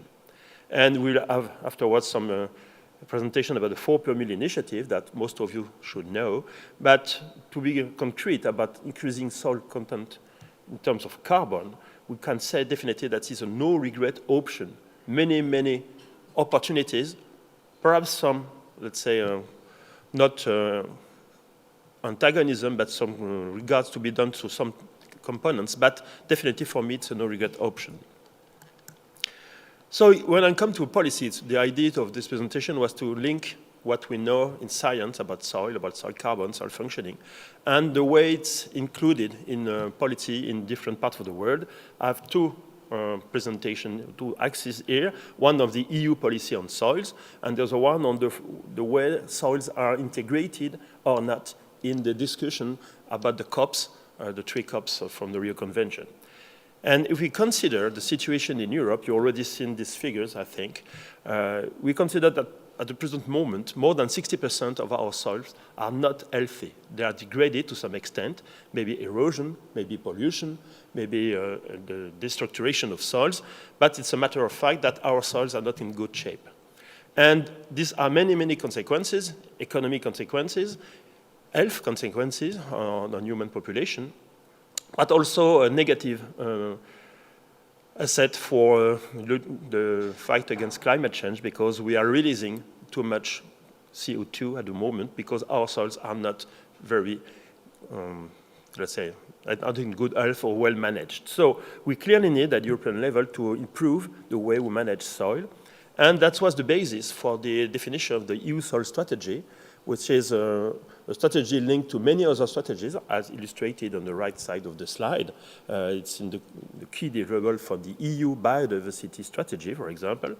It's a cross-cutting initiative, many policy initiatives, at least 90 soil policy actions have been intended.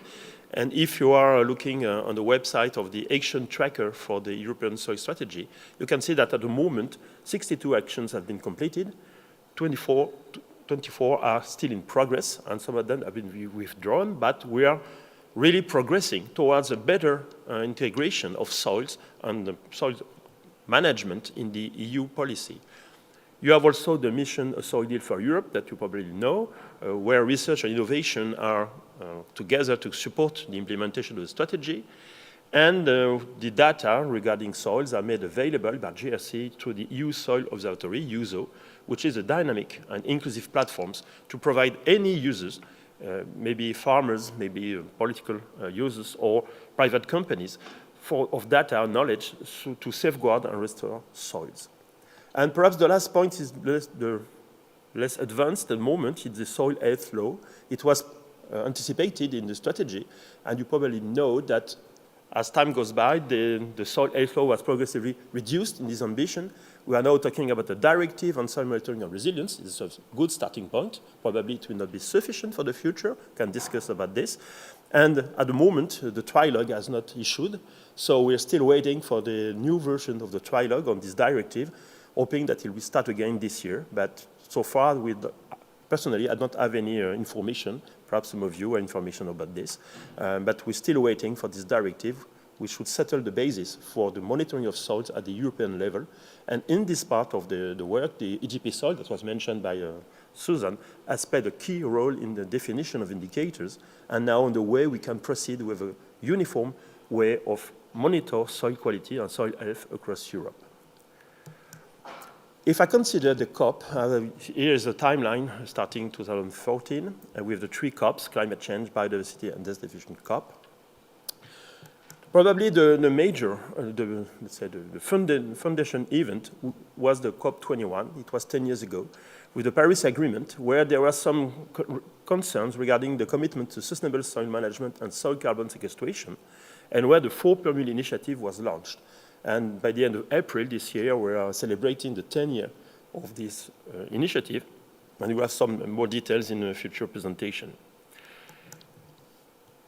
The year after, in 2016, the COP13 in Cancun and for biodiversity stated that soil biodiversity should be part of the global discussions under the frame of land degradation and desertification discussion. Then at Sharm el-Sheikh in 2018, soil health was explicitly mentioned in the declaration, linked to one of the SDG, SDG 15 on life on land. So progressively, we see that we start from a definite focus, biodiversity, for example, but trying to find the link with major issues like SDGs. And in New Delhi, in 2019, in the desertification COP, soil health was mentioned. It was linked to, once again, these global sustainability goals. So each COP was progressively integrating soil in this discussion, in this statement. In Glasgow, in 2021, there was a declaration of leaders on forest and land use with this commitment to sustainable land use, including restoring degraded soils and increasing soil carbon stocks. It was the reinforcement of the decision of the COP21 in Paris. And Abidjan, for the desertification COP, there was an emphasis the year after on the economic value of soil ecosystem services, trying to connect ecosystem services with value, and then afterwards having economic or business model behind. And probably the most important was in Dubai 2 years ago, where there was a declaration on the fact that sustainable agriculture and resilient food system needs soils that should provide resilience, contribute to climate action, and have a role in biodiversity, water management, and carbon storage. And you have progressively this convergence of the three COPs, and last year, the three COPs were performed in 2024, and there was a common statement that soils are really at the agenda of the COPs, and we cannot separate question of soil as from question of desertification, from biodiversity, or from climate. So soils are really at the center of the COPs. So some key messages is that we are now aware that many persons are convinced that our soils are profoundly affected by climate change, by human management, but they can have also a significant mitigating impact through carbon storage. They are also multifunctional, of course, to remove and store carbon, but remember that these stocks of carbon in soils are finite, reversible, and fragile. It's not only coming from one point to another. You can have reverse phenomena and lose carbon. They'll also provide many ecosystem services. The use of strategy is a vision and a series of policy actions, but many difficulties remain, especially regarding the law. And for crops, as I said, there was a progressive transition from being a peripheral issue, mentioned somewhere in the report, and now being really at the center of the discussion in the three COPs since 2023. So many significant processes in knowledge and better integration in public policies. This is time for me, but we need to continue our efforts to maintain the momentum. And I thank you for your attention, and it's over for me. Thank you.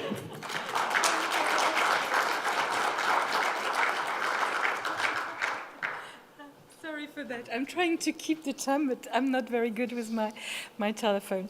So let me now introduce Dr. Claudia Schepp, who's a senior officer in the International Climate Division at the German Federal Agency for Agriculture and Food, and she acts also as scientific director of the International 4 per Mille initiative. Claudia has always been passionate about soils and the central role they play for ecosystems and the society. And prior to her current position, she worked in interdisciplinary research projects in Burkina Faso and Uganda, where she earned her PhD in soil hydrology. The floor is yours, Claudia.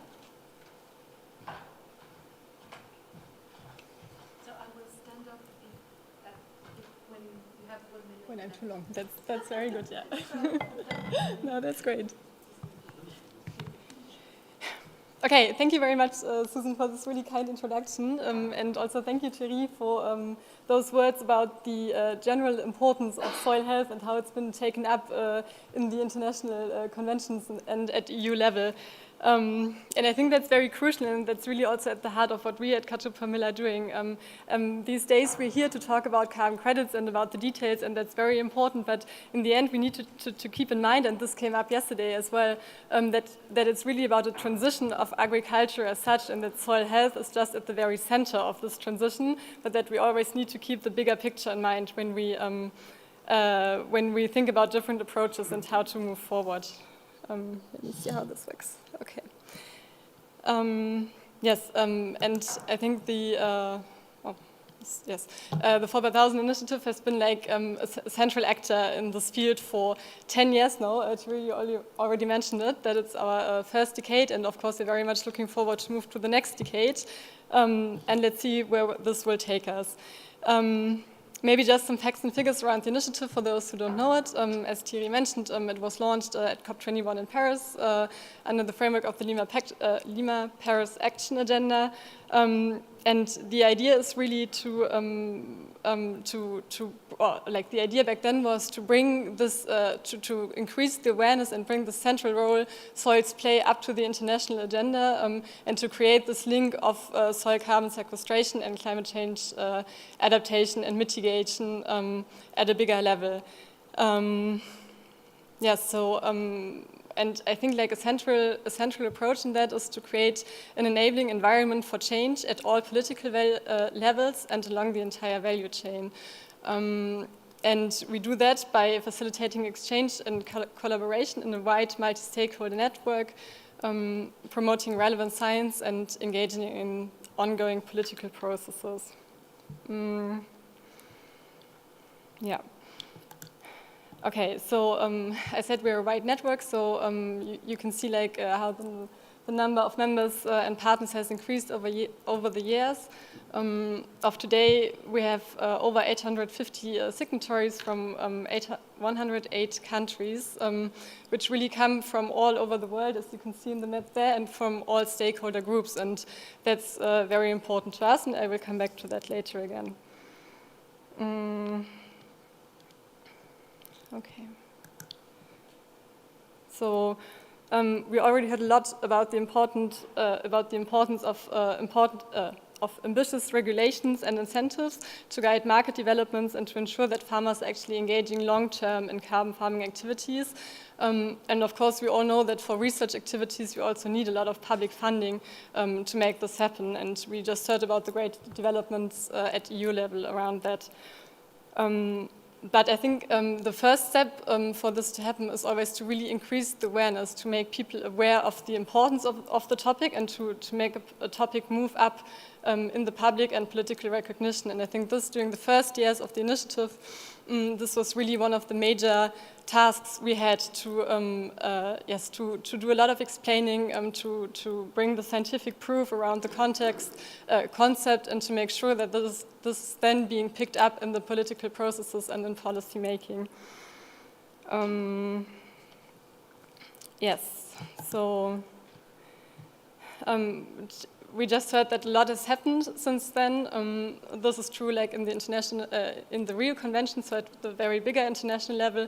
It's true at regional level, looking at the processes in the EU. This is also true at national level, looking at the Australian soil strategy, for example. So I think we can really say that the public and political perception and recognition of the importance of the topic has been achieved and has progressed a lot. And I think this is like, and we as an initiative are very active in that. So we really try to engage in the political debates by having submissions, by organizing side events, by bringing actors together to really make the topic move up on the agenda. Yeah. And I think while we are specifically focusing on carbon farming during these days here, it's really important to always keep in mind that soils are really at the heart of ecosystem well-being, and that all interventions at landscape level ultimately influence soil health and soil carbon sequestration. So my second point in this short presentation of lessons learned is that soil health and soil carbon sequestration really need to be considered whenever we're engineering agro-ecosystem service, whenever we're engineering agro-ecosystems. And we do that by, for one, advocating for the importance of soil health, not only like in the Climate Convention, but really in all Rio Conventions and other international environmental processes. But we also do that hands-on when it comes, for example, to the implementation of indicators for soil carbon and soil health in publicly available tools like the NEXT tool, the Aurora, or the ABC map tool of the FAO. Yeah. And I think, thirdly, a very central learning for us was that we definitely need all players at the table. This is true when it comes to MRV, and we heard about this yesterday, that we have to make sure that we create the right data for the different end users, so for the monitoring efforts, but also for the farmers to benefit from the data we created. But this is just as true when it comes to the transition of agriculture at a bigger level. Because in the end, we need the transition needs to be supported by the right political instrument, by scientific innovation as well as knowledge sharing, but just as much by market access and demand structures. So we really need to see that sorry, no, I'm stuck my slides. So we need to make sure that everybody understands what's possible, what's needed, and what's likely to be successful. And we get there better when we have like a mutual understanding of what the different actors need, but also what they can provide and bring to the bigger picture of what's happening. And I think us as a multi-stakeholder initiative with over 800 partners from around the world can play a strong part in bringing those actors together and actually facilitating this dialogue. And one successful format we are following are the regional meetings, and we've been organizing regional meetings around the world to bring together actors from all stakeholder groups. During those meetings, we elaborate regional roadmaps, like to create a common vision of where to go and what the most pressing actions we need to take for each stakeholder group and together should be. And you can find those in the reports we created from those meetings, for example. And maybe I'd like to use the opportunity to also invite you to the upcoming regional meeting. So the next one will be in Rio from the 25th to 28th of June. We will organize this together with the Soil Carbon IRC, so that's a great opportunity for collaboration. And we will have another regional meeting for temperate climates, which is hosted by the German government in Berlin in September. Okay, so I talked about the importance of multi-stakeholder dialogue, but just as important is to foster peer-to-peer learning. So we need both levels to stimulate change. Because when we have peer-to-peer exchange, it's really about getting inspired about how others approach a similar problem, learn about the success stories or which obstacles were in the way. And if we do that at a global level, this can also be very helpful to leave your own culture of thinking, let's say, in a way, or like to leave your silo and to get inspired by how different schools of thinking in different places around the world might approach a problem. Like, for example, we worked a lot with Ashoka and community approaches in India, and this can be very inspiring also for Europe and other parts of the world. So it's really good to have this exchange between the same group of actors, but like at a bigger geographical scale. We have a lot of different formats where we strengthen this kind of peer-to-peer exchange. We have a collaborative platform, we have a community of practice, an annual virtual fair where all our members can present their current projects and get into more detailed exchange about the approaches they follow. And of course, we have the Catch-up Mill Day, and I'm close to finishing. Okay. My fifth learning would be that access to aggregated and trustable information is key. We all know that the amount of information available has increased quite substantially, and that it can be very difficult to get an overview of what's actually out there. So we try to translate scientific findings into publicly understandable formats. We try to explain political proceedings. So for example, coming to the science, we have the Soil Carbon Science webinar series, which always picks up like a current debate and brings scientists to discuss it together in this online format. But we also try to support more hands-on overviews of projects which are around, like for example, the Deloitte inventory of MRV tools and systems, which we will just hear about in a minute by my colleague. Lastly, we need to strengthen and coordinate relevant research, and the work of the Cut-to-Promille initiative has been supported by a scientific committee since its beginning.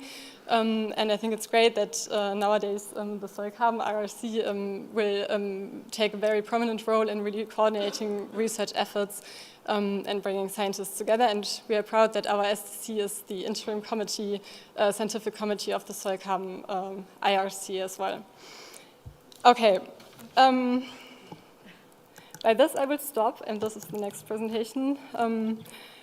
Yes, I'm looking forward to discussion, and I'm especially looking forward to your views on how initiatives like ours can support the topic and help us move forward more in the future. Thanks a lot.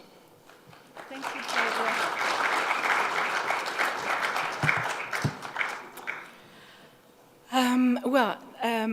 I didn't introduce myself, so I'm Susan Reinders. I work at INRAE, like Thierry Caquet, and I'm in charge of the Soil Carbon International Research Consortium, which I will present. And this consortium was launched during the Soil Mission Week in November 21st in 2023. In fact, during the first edition. In fact, the Soil Carbon RC is operationalized by the ORCASA Horizon Europe project, which we lead, and with its partners and the consortium. So that Soil Carbon Research Consortium has started with a key team, which is here in the front, so Mathieu and Chloe working with me, but also a large number of participants of the ORCASA project. What is it? So we have a common scientific vision to tackle a global issue, which is a common goal to raise awareness and science-based knowledge on soil carbon. What we have is a unique worldwide scientific community that is sharing data, practices, monitoring, reporting, and verification methodologies, as well as adapted business models. That community, that research community, is really there to empower stakeholders, to enable stakeholders to make informed decisions based on scientifically validated data. So that common vision is meant to speed up practice changes in the context of climate change. Just to give you some background context, in fact, this initiative started in 2017, where Jean-François Souzana led the first CSA funded by Europe, dealing with a large number of scientists. So initially, there were just scientists working together. Then I have set up the ORCASA project, where we defined that what we want to do is really launch that soil carbon RC, and so make things in order so that we have a governance, that we have some products that we can share with the community, and so on. So as I said, it was launched at the European Soil Mission with Christian Holzleiter, but also Kirsten Rosenow from the DG Agri in charge of the Soil Mission. What we do is really a co-constructed roadmap. We're not working on our own. We are always asking the international community to help us work on our governance issues, but also on some of the outcomes that we have in the program, on MRV, for instance, but also on other topics, on the platform that we have set in place. So as you can see, it started with Orcasa. Now we are in the process of the Orcasa project that will end by August 2025. But Soil Carbon RC is a long-lasting consortium. So what we aim at doing is really have things in place by the end of the Orcasa project, so that we can collaborate with funders, so that we can keep that long-lasting consortium alive after the European project. So in the first phase, we have EU funding, which helped us do a lot of things, like, for instance, also sharing the Scientific and Technical Committee and organize some workshops with the FOPEMIL. It is an international project with a worldwide vision, and we have regional ambassadors, which I will show next. And what we need to do in the coming months, now that we have some things to show that we have realized, is to find our own financing independent from EU funding. We have that international consortium worldwide and expanding. At the moment, it is mainly scientists, because we've worked with them on those outcomes and on those assets, but what we want to do is enlarge it to companies and policymakers. And what I want to stress is that we position ourselves as a trusted third-party, independent, science-driven network. So at the moment, we have 77 mandated representatives from and 108 signatories by different colleges. So we have an end-user college, a research college, and a funder college. We have, as I said, regional node ambassadors with which we work hand in hand. And last year we had a very interesting workshop with 4 countries in Southeast Asia, organized by Tran Minh Thien. We have some meetings, we've had a lot of meetings in Africa, and we're having another one in May. We have good collaboration with Embrapa as well, and Colorado State University and CSIRO, and we are really taking into account also not just Australia, but also the Pacific Islands, where our CSIRO colleagues work with. So as I said, we've set up a governance with a scientific committee that is shared with FOPEMIL.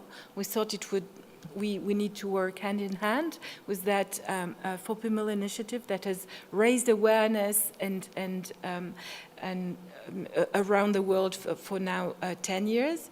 We will have an ethics committee, and we have a nice and very large steering committee helping us developing actions on 3 main pillars, which are our services, so knowledge sharing and capacity building, monitoring, reporting and verification, research alignment and calls, and they are also working with us on the business model. And as I showed on the previous slide, we have those regional nodes, but also those 3 colleges, research, funders, and end users. This is the Scientific and Technical Committee that was mentioned by Claudia. She's the scientific director and in charge of the coordination of the SDC. We decided to have 2 different co-chairs. So for the FOPEMIL, they have 2 co-chairs, which are Beverly and Farshad, but Deborah Bossio from TNC, the Nature Conservancy from the US, has decided to be our co-chair for the STC, with Budiman from Australia. And so as you can see, we have a shared SDC. We also have an interim steering committee with 2 chairs, Deborah Bossio from TNC and Jean-François Souzana from INRAE. And they have some deputies. So we have Natalia Rodriguez from FAO, the Global Soil Partnership, and also Paul Lu from the General Secretariat from the FOPEMIL initiative. So we've tried to have a gender balance, a good geographical representation, and distribution between the different colleges, research funders, and users. And here you can see that we have on stage Amina Galliano from Deloitte, who is part of our steering committee. Christian is probably not in the room, but you know him all very well. Erwin Jones from JRC, and Matthias Meyer from the Soil Mission Secretariat, who acts as an observer. So we've already had 2 online meetings, and our next meeting will be in person in June during the Soil Carbon Research Symposium in Brazil that we are organizing with Embrapa and hand in hand with FOPEMIL. As I said, we have started to prepare a number of services, a number of assets for that Soil Carbon International Research Consortium. So first of all, an internationally harmonized MRV framework. I'll talk a bit more about that. And a platform which is online and with a great audience already called Impact for Soil. And we are also working with our French funding agency, ANR, with a number of other funding agencies around the world so as to organize some common calls on specific topics. And those specific topics, they are defined within a strategic research and innovation agenda that we are working on and we will publish by the end of the project, taking into account what had been done previously in SACASA project, but enlarging it to a number of other type of soils and also a number of geographical constraints around the world. So just a few words about the harmonized framework.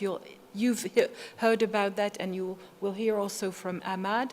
So we have already 2 main achievements. A first deliverable, which is an international review of current MRV initiatives, which and from that we have a paper that has already been published, open access.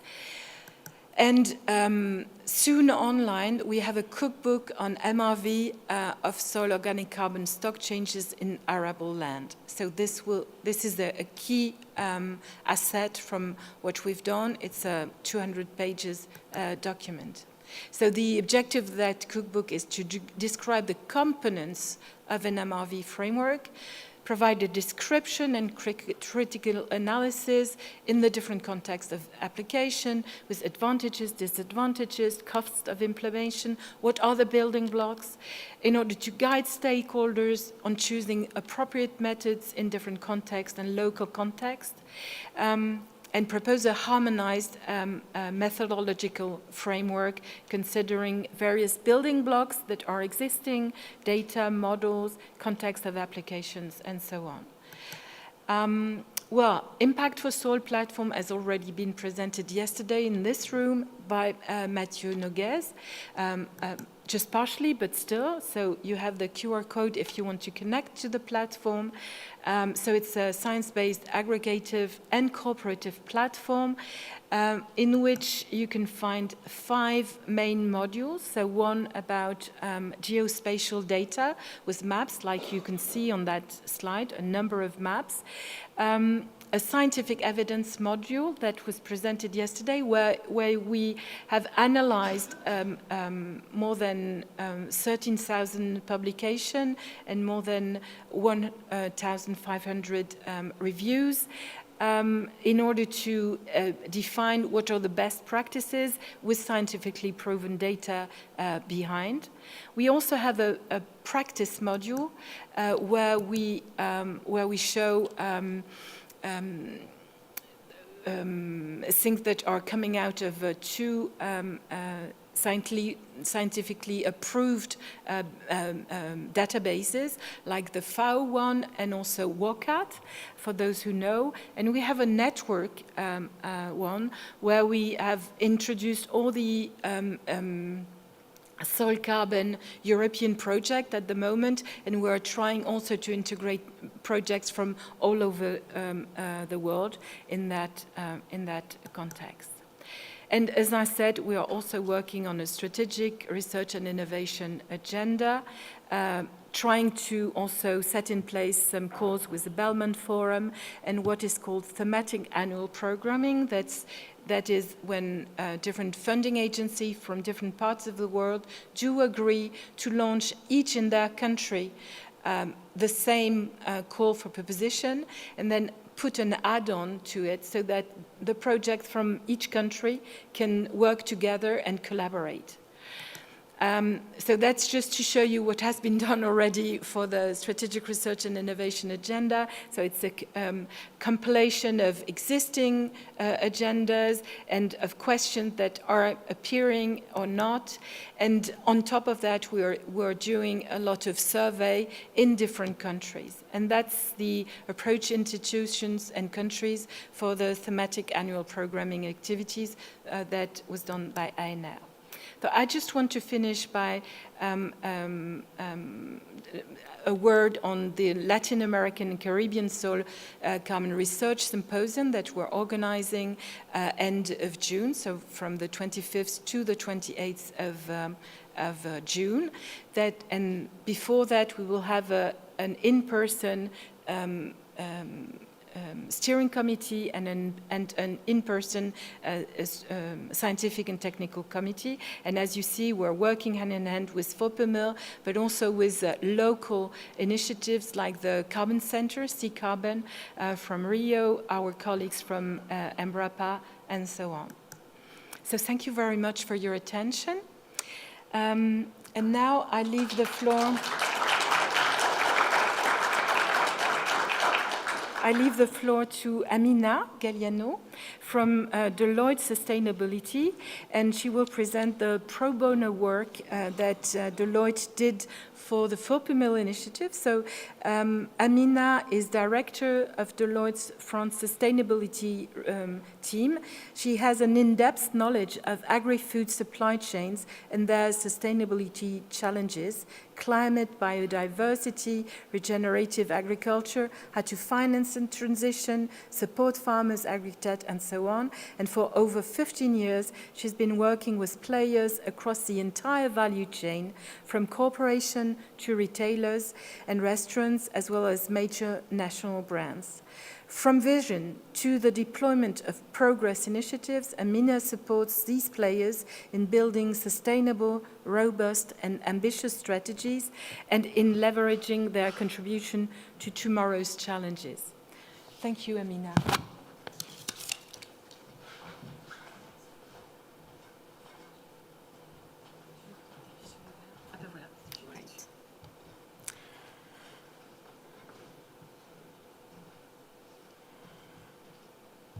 Hello, everybody. Very happy to be here and honored to present this work we did for the 4 per Mil initiative. So the need came from a context, a situation, as organizations increasingly commit to decarbonization strategies. They need to operationalize this strategy, and here come some challenges. Then they struggle to roll out these strategies. The question raised was actually, okay, we know what we want to do at the first step, the third building block, but how to measure, monitor, verify, and report on the environmental impact of low carbon practices anywhere and over time. So tooling was seen as a must. Organizations equipped themselves with an INRAE tool to deploy at scale low carbon triggers all along their supply chains with adapted financial and human resources. How to select the right tool? What are the key questions and characteristics of each tool to decide which one corresponds to the organization's context, needs, activities, ambition?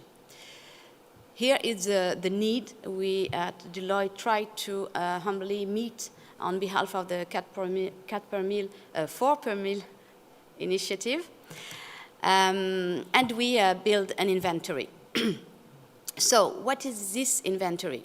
It's just a way to simplify decision-making by identifying criteria that can help you find the most suitable MRV. We did it through a collection of information shared by tool developers, but this information was not verified by Deloitte nor 4 per mil.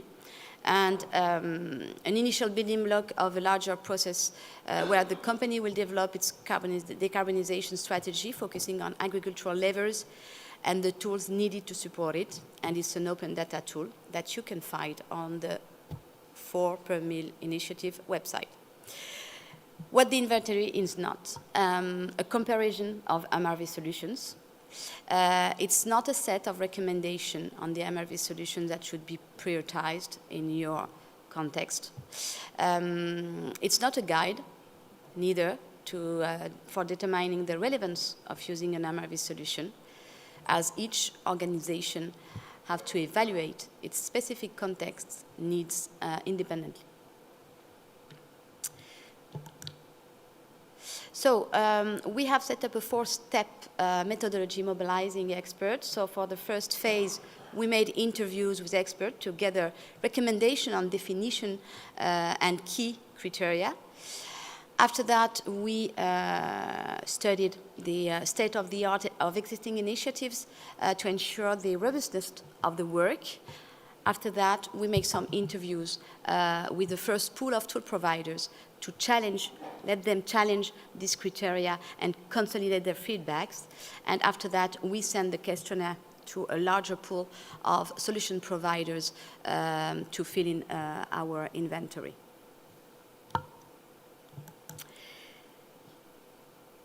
The agreed definition of MRV is just what Suzanne just presented, actually. An MRV is intended to monitor the processes for quantifying the impact of a project on climate change mitigation, report results and activity data to stakeholders, and verify the veracity and accuracy of results by external parties. On that base, we have defined 48 criteria. We have highlighted here the key ones that are directly connected to the key questions that we think it's important to address when selecting the most suitable tool for a specific context. So the topic can be the scale, the monitoring, the process data, reporting, verification, and business model. And the key criteria will be geographical scale, which geography is the tool calibrated for, the precise FOLU sector, for which agricultural commodities practices is a tool adapted to. The same for the data inputs, what the tool needs at the data and which level of accuracy. Does your tool calculate the amount of carbon stored in the soil, or only the reduction of emissions, or both? Does your tool propose a scenario analysis? All this question is helping actually to find the most suitable tool, and choosing the right tool is a combination, at our sense, of these key criteria. So we build a grid, actually, and you can see here the criterion related to the monitoring pillar, to the reporting pillar, to the verification pillar, and the general elements from, like, for instance, general information, the scope, and the business model of the tool. So you can discover this tool on the website of the 4 per mil initiative. Please do not hesitate. You can download the tool. Let's see how it looks like. So you will have to click on a research center button, and you will have this this list of questions, and you can clear all the questions, select according to your needs and context, and then you can see after that a list of MRV tools, their specificities, all the information we have gathered in order to give you the information, and then you can meet them. What's next? MRV is a fast-moving market, very rich, so this inventory has to be updated regularly. So the next steps are to set up, how to say, a running process for updating the inventory. For the new MRV tools, editors will have the option to download the blank version. For already referenced MRV tools, they can download and update their version and adjust actually the information. And for MRV tools to be removed from the inventory, you can then contact the 4 per mil initiative to request their deletion. So, on behalf of Deloitte, we would like to thank interviewees, the tool providers, of course, 4 per mil initiative, Deloitte Sustainability France, our team that go dig deeper on this pro bono work, the Deloitte Foundation for funding the work, and every other contributor for their participation, of course. And last but not least, and I hope that Ahmad is ready for the next, MRV solutions are key, actually, for agri-food companies. Why I'm talking about agri-food companies? It's they are my main partners, and I'm working with them, so I'm legitimate just to say, okay, how is it important? Originally, they have two main purposes, the MRVs: assessing environmental impact of sustainable practices, Scope 3 accounting emissions, but also carbon crediting. But actually, they present a wide range of benefits. Streamlining and securing data collection, it's something that is key. And from 15 years, I'm working on data collection, so I know what it means to streamline and secure this collection. Designing mitigation and adaptation strategies. The more data you have, the more you can be able to, you are aware of the starting point, actually, and on the key levers you can deploy. Achieving cost savings, we hope so, in order to scale up sustainable programs everywhere. Monitoring and reporting progress, building trust and confidence, rewarding farmers and the partners all along the value chain, unlocking climate action, finance, and so on and so forth. So that's why it's important, and I will let the floor to Ahmed. Thank you.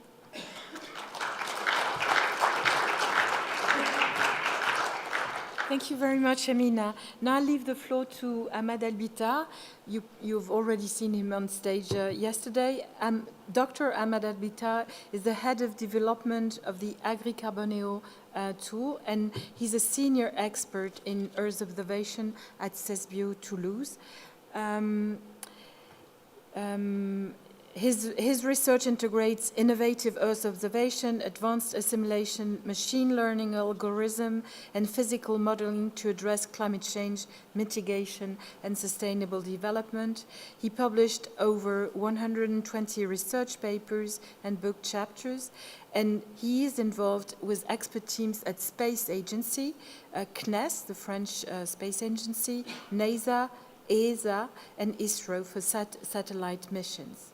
And he also engaged in public-private partnerships. So the floor is yours.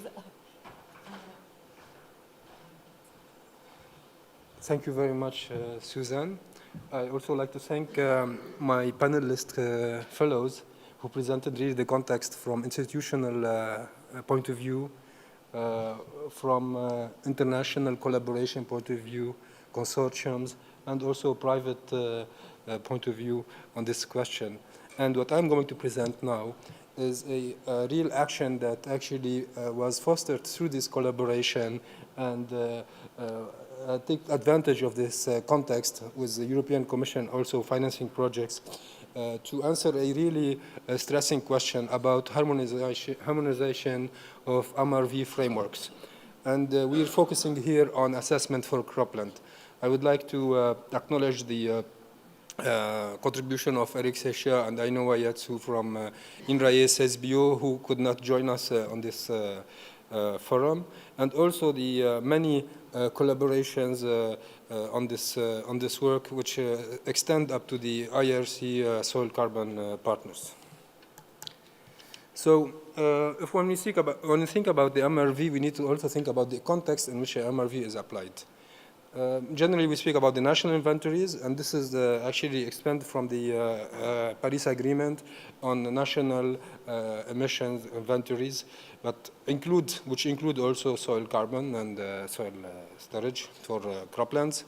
The voluntary carbon market, which actually can be divided into two concepts, the offset and the inset. So in the case of offset, the farmer actually is selling his, for example, wheat to a company, and he's selling his carbon that he stored in the soil as another product to a market or another company. For the inset, it's quite simpler. He's selling his carbon and his wheat and his carbon to the same company, for which then considers it in its SBTI, Science-Based Target Initiative, or the Scope 3 reporting of the company. And then there is a last one, which is agricultural and environmental policies, because indeed, like in the US, when we saw a very high implementation of carbon farming, we saw that it's also because the California state and some state initiative subsidies to encourage the market, and then there was a mix between the inset and these influences. So these approaches, the policies play a major role. And here we are at the European Carbon Summit. We know about the CRCF European Commission initiative. We know that it will have a direct implication on the CAP, so it's an important context. So what do we know about this MRV implementation? We know that there is a multiplication of MRV schemes, either for voluntary carbon market or for natural and national inventories, okay?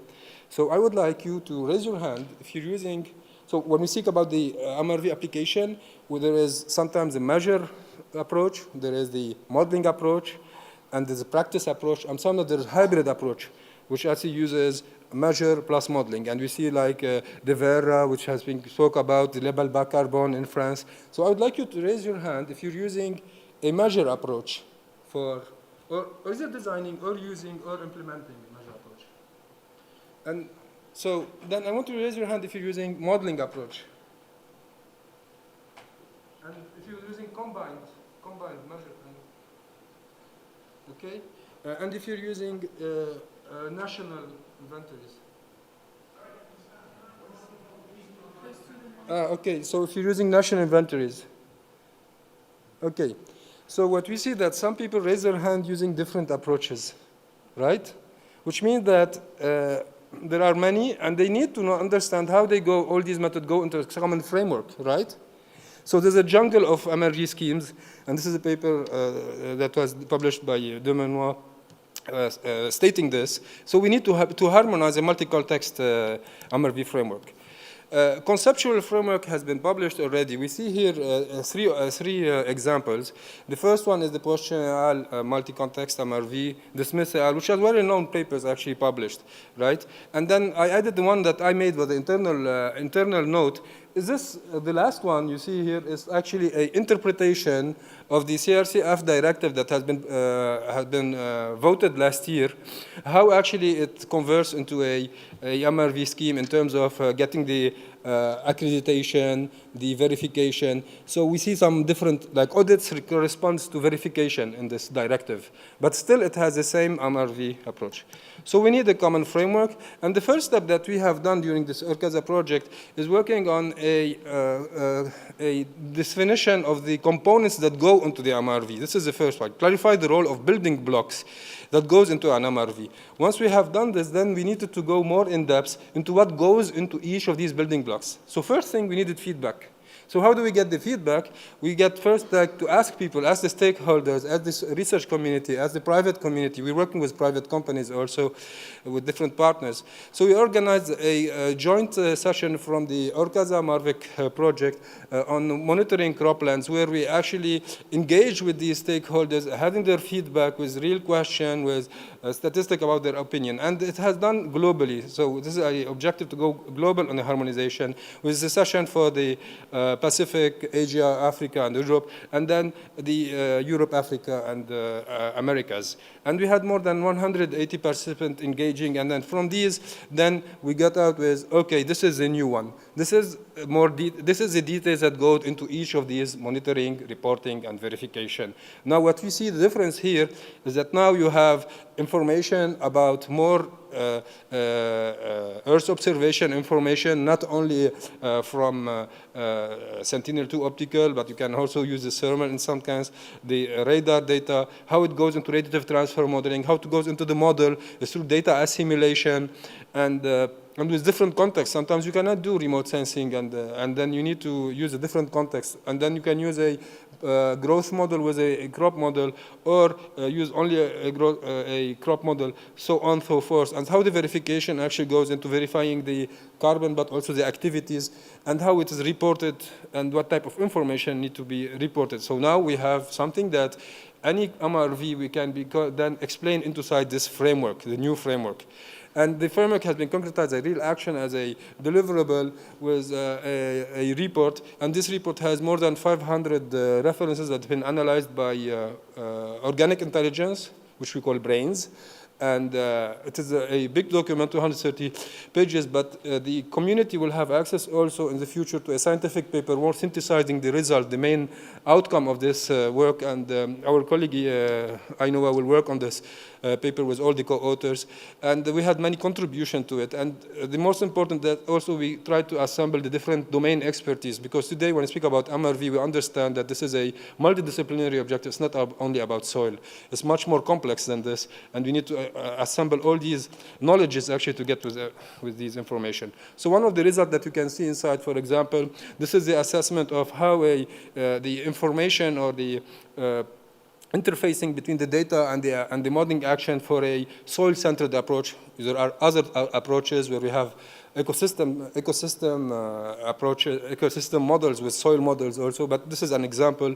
And clearly we speak about here, for example, accuracy, local soil data accuracy. Well, in the case of local soil data accuracy, when you say it's very high, you need to understand that it's very high if you have a high sampling rate at intra-field scale, which is not realistic for a MRV implementation. So there is this, these aspects all are discussed also in the project. Okay, so we have an assessment on the simplicity, the complexity, the cost, and the inconveniences of using these different approaches. I won't go through in the details, but you will have access to this. And if we combine all these information in a table on the different approaches, and not speaking about implementation, these are different approaches by itself, then we get this table, which is complicated. But what we need to explain that in this table we have assessed main criteria like the spatial resolution, the data requirement, the diversity of crop type and practices that are being considered, the accuracy of the method, the complexity, the cost, and scalability, because you need to actually make sure that can be applied, these elements. And our recommendation on the output is that we need a parsimonious modeling. We would recommend first a parsimonious modeling approach, simplified with assimilation of observation data, then a soil-centered approach using carbon inputs. And the decision tree that we can have from this different approaches, because then we need to decide what approach we want to use, is complicated. I will focus on this one, on this decision tree here, where we're speaking about tiered approaches. For example, do we go for tier 1, tier 2? What type of modeling approach? Do we have soil data availability? And then by going through this, you can decide on the approach that's good for you. So now I will, the main conclusion is that we have a new harmonized framework that is compliant with formal conceptual frameworks. It includes recommendations from other projects like Hirkaza. It integrates and compiles complies with other frameworks for the IPCC national inventories. It's a multi-context with decision tree. And it has a state-of-the-art modeling approach. assessment. So my last slide. What are the next actually actions? We working on developing international in-situ monitoring network. This is important, I think, action to support these MRVs to make a intercomparison with the different approaches, and have the collaboration between public research and private sector to build scalable solutions, so implement the solution into the companies, enhance the research and knowledge through international collaboration, and adapt this framework to other contexts. And this will go into what Suzanne has already presented on the MRV services for Soil Carbon International Research Consortium. Thank you.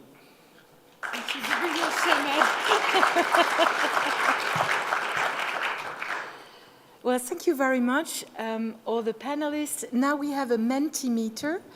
Can you please show the slide of the Menti?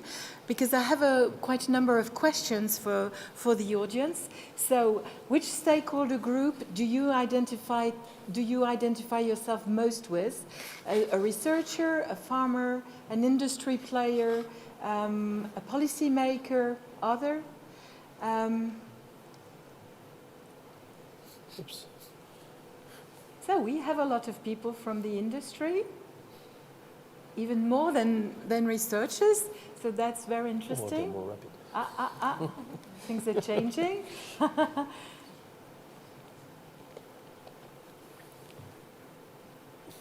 Okay. Well, thank you very much. So we have a mixed audience with a lot of industry and others. I don't know who they are. Some farmers still, and policy makers. So thank you for this question. Let's go to the second one, please. So are you a signatory of the Fulpemil International Initiative? Some are, yes. Great. Yes, and I also suggested never heard about it, which I fully understand is possible. Same for the initiative I'm leading. So, okay. So we have 9 signatories in the room. Claudia. Okay. Let's go to the next slide, please. 10. Are you a signatory of the Soil Carbon International Research Consortium? Well, a lot never heard about it. A lot of no's, but still some signatories. So thank you. Well, perfect. We'll stop here. And then the next question is, do you want to know more about the Fulpemil initiative? And here you can write whatever you want, your email address, or saying, hi, I would like to discuss at the lunchtime. Okay. Don't hesitate to contact us directly or send us an email. Well, a lot of yes, Claudia, for you. And you wanted to also ask some other questions about this part. If people, yeah, I think if you want to join me here. Thanks, Susan. Just we didn't implement this in the Mentimeter yet, but I think like what we are aiming at is really to get like a vision of like where to best contribute in the next decade of the Caterpillar. So if you have any ideas like where you feel like in your area of expertise or of action you could benefit from an international multi-stakeholder initiative like ours, please just drop that, because we're really looking like where to best engage. So it's not there in the question, but it's like a free answer field. So any ideas you might have, any wish for support, ideas for activities we could do together are more than welcome. Thanks. Thank you. Well, now we go to the Soil Carbon International Research Consortium. Can I have the next question, please? So do you want to know more about the Soil Carbon International Research Consortium I presented?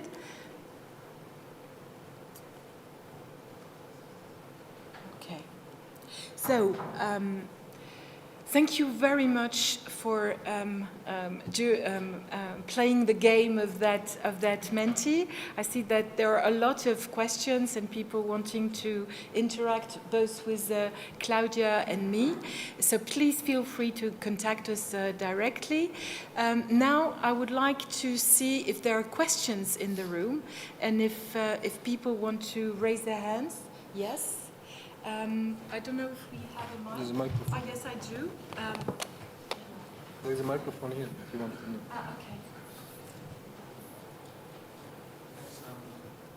Okay. Do you hear me? No. Yes.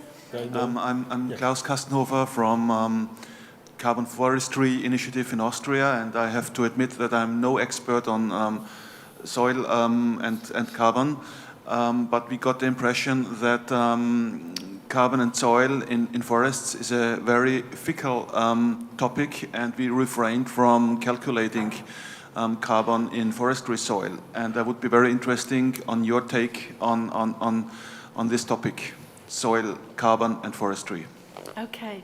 Well, this is a hot topic for us, and this is why we are working on that, on the amendment of that strategic research and innovation agenda. And the person leading that update of the agenda is a soil scientist in forestry. Her name is Delphine Derrien. So I will be very pleased to put you in touch with her so that you can, phrase, the questions that are arising in your domain. Then there was another question. Yes, thank you very much. I'm from Sicana. We're a Berlin-based startup that's working in MRV for soil carbon particularly. And first of all, I want to thank all of the panelists for all the work that you've put into these different initiatives over the last year. Really a lot came out of it.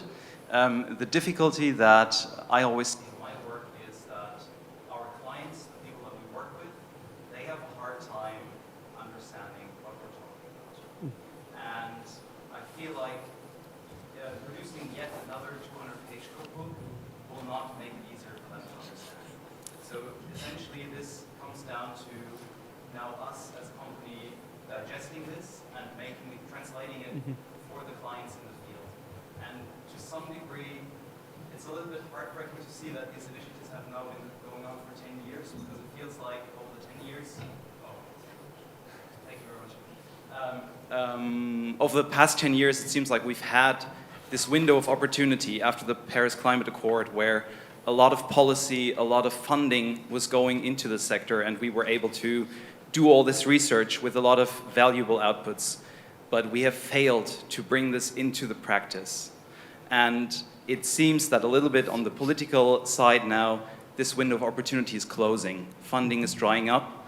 We will have to diversify the sources of funding, and we should still try to roll this out, bring this out into the field for the farmers. And this is my question: how can we use this closing window of opportunity now most effectively to really bring this into action? I was very pleased to see the presentation from Deloitte. I think this is a pathway towards bringing this into the hands of the people who are working on the field. But I think we yet still have to make it simpler. I also think 48 criteria, it's still too much. We still have to make it simpler, make it more actionable for people in the field to really, make it actionable. Thank you. So, Amina, maybe you want to react, and maybe later on, Ahmad is here. Okay. Yes. Make it simple, actionable. You have to anchor on value. What is the value for them? And if your clients, you said on field, if you are talking about farmers, hence you have to integrate, to come back, to downsize to a human dimension. Now you are talking to one entrepreneur. It has to be accessible for him or for her. So you have to anchor on value, very simply. And then for the rest of the part, the scientific part, the trustable part, if you are legitimate, credible, then you have to bring, as I used to say, a guarantee, but no deep into the details if it was not asked at the beginning. anchor on the value, what their interest, and how this solution can help them move forward for any dimension. It can be a social dimension, it can be a profitability dimension, it can be a compliance need. Yes, anchor on value for them. Thank you, Amina. Maybe, Ahmad, you want to have a word also on the... Yes, this is, I like very much the sincerity of the comment and the straightforward opinion expressed here. It's a big subject. I think we would discuss also after this your question, but I will give some elements into the question. So the first one is, why do we need another report, and then how it's used? Actually, what happens is that we ourselves, as developers of MRV, we have operational MRVs that go into companies, that the companies have clients, and they use them, and then there's different approaches. What's happening with the different companies going in, that they have so many methods. If tomorrow you have a new one, with Vera, a new one, 00, not 42, not the 53, so 76, and then with the 76, it's a new approach, then you comply with the new approach. But you don't know why. You know that you need to comply with approaches. So how about we try to harmonize and then to explain why this is going for this direction? I give one number. I gave this number already many times at the conference. I'll give it another one. If we measure in France, we have 9 million plots of crops. If you measure over a course of 5 years or 3 years, soil carbon with 3 samples, different of 5 years, multiply by this by the price of the sample, okay? This is 2.7 billion euro. This is a new economy, 2.7 euro, people come to the site, a farmer getting day off to go with them, and do measurement, and go to the lab, and the lab is getting money, and the price of this does not cover the carbon, so it's in loss. And also, this 2.7 is about 40% of the 7.3 per year, so the other one is not per year, for 3 years, of the cap. So it's not cost effective. Your client, now I answered the second question you asked. Your client wants to know if he will lose money or not when he goes to you for this question. It simply goes to this. What about enhancing the whole soil health and everything, this interests him, and he is ready. We know that many exercises, they are ready to go for zero net, but having a soil, but they are not ready to lose money. So the risk and all this stuff. But you to know if this will be good for him, you need this harmonization, and these experts coming in and speaking together and not going each one with a jungle of MRVs, and then you need to spend even more time to test which one will work for you. So it's also loss of money for you. And then we can continue afterwards. Thank you, Ahmed. Are there any other questions? Yes, here in the front. Yes, my name is Werner Kutsch. I'm the Director General of the Integrated Carbon Observation System, ICOS. And we are providing already data from many flux sites all over Europe. And I was very happy to see that you mentioned in the last presentation an international observational network, and also that you are thinking about more than repeating stocktake of soil carbon.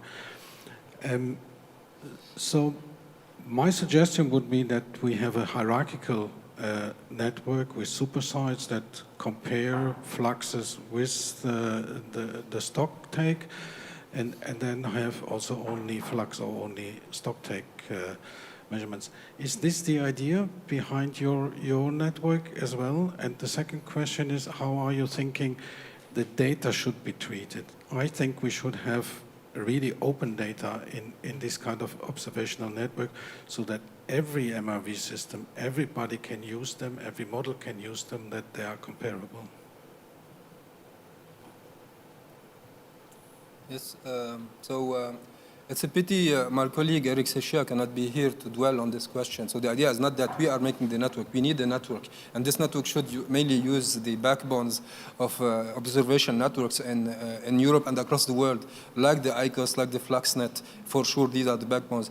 But these networks need to be added for MRV, need to not only consider fluxes, they need crop information, and crop information goes into biomass measurement, to soil carbon measurement, and all the information. This is essential. This is not used for running an MRV for a validation over a plot. This is to enhance the methodologies that accompany it, and then private companies, all this. This should be used, and this data should be open, and should cover the ecosystems or the pedoclimatic region that are concerned with the subject. And it's something due and should be done, because these long-term sites that are essential, they are valuable, and they will be actually, I would call them not golden sites, diamond sites, because we need them, and this is how we build the methodologies, right? So this needs to continue. Yes, just to thank Werner for his comment, because I'm also involved in the ICOS for INRAE, and I think we built at the European level a very, let's say, high-level infrastructure like ICOS, and we really need to build upon this infrastructure to enforce, to test some system, to have these validation sites, as you said, and I think it's, by the time being, it's very important to stress out that an infrastructure can provide data for science, but also data for other end users, like private companies, farmers, and so on. So it's really a common task for our scientists to be part of this initiative, and the infrastructure you're leading and other may be a very important contributor to this. So I strongly support your question and comment. Thank you, Werner. Thank you very much. There's another question there, Maureen. Hello, my name is Maureen Stadel. So I work for Arvalis, the French Technical Institute for Arable Crops. And thank you for this presentation about those really nice initiatives. As I understood,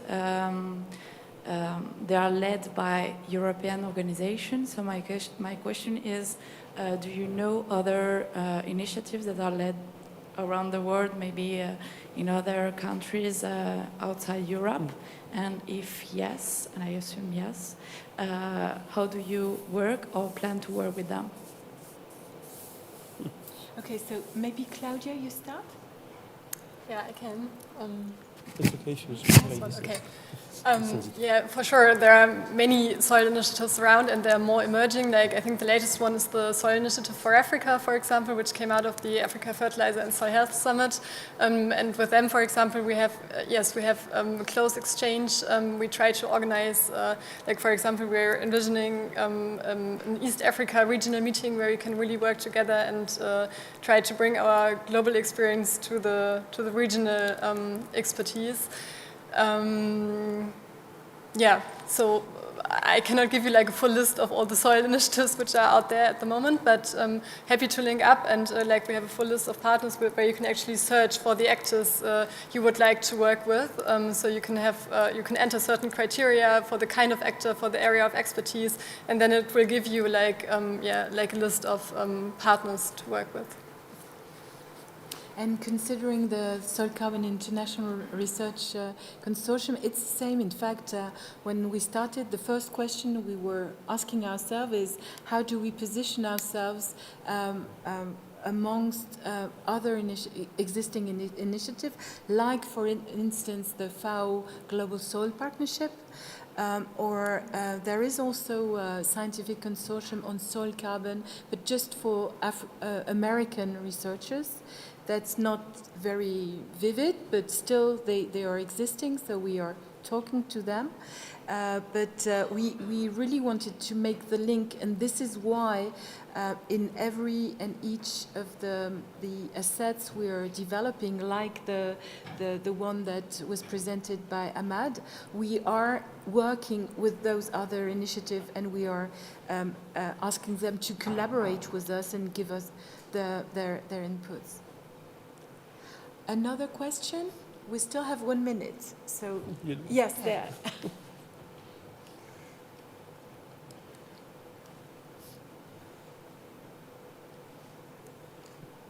Thank you. David Chiaramonti from Polytechnic Torino and member of the ESPR group. Thank you. It's a very interesting point, but this session is an international dimension. But I note, also connecting to the previous question, that I miss a very important point in your vision, which is broadening your vision. The scope here is to try to build also business cases to implement these things, particularly refer to the cut pool mill initiative by INRAE, which was, I mean, a reference for all of us.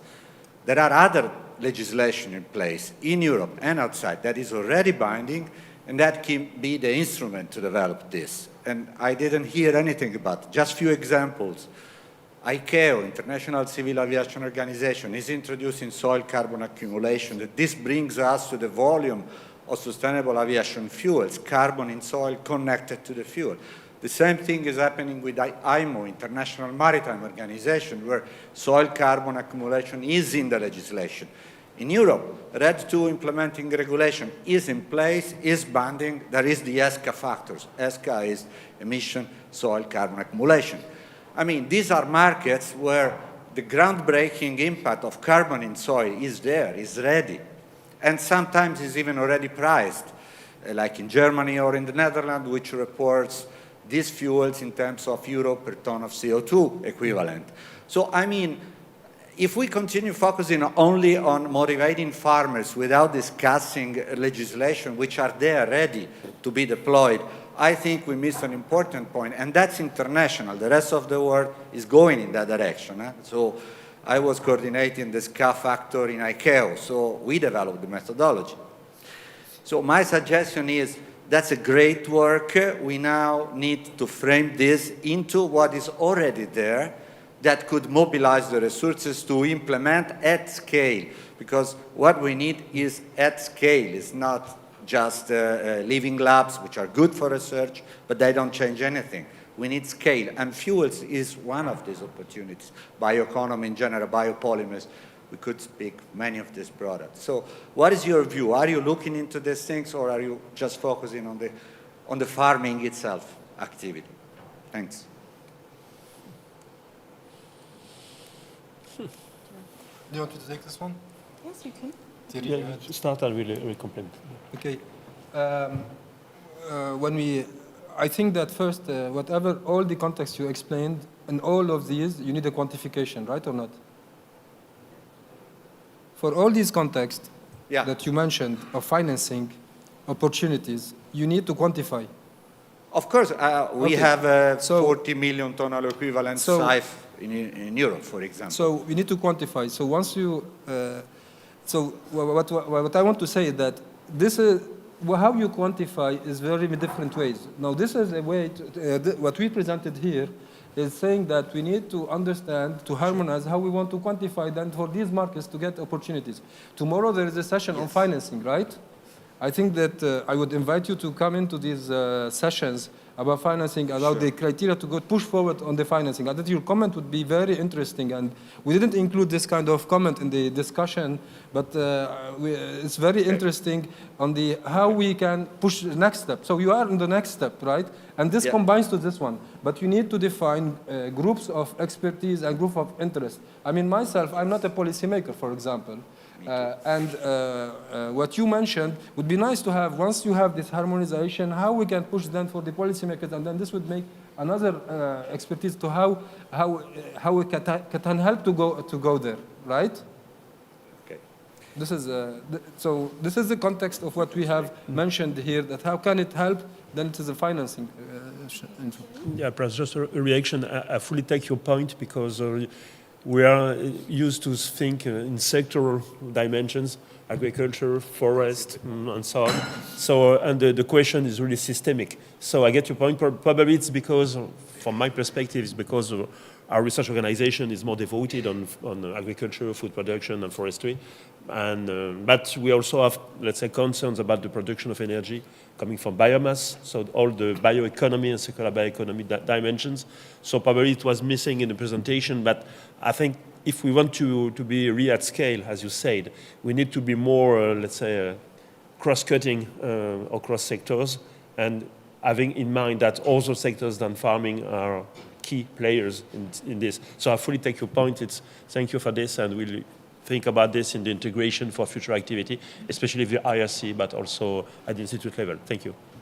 If I can enrich just this point. Yes, very interesting question.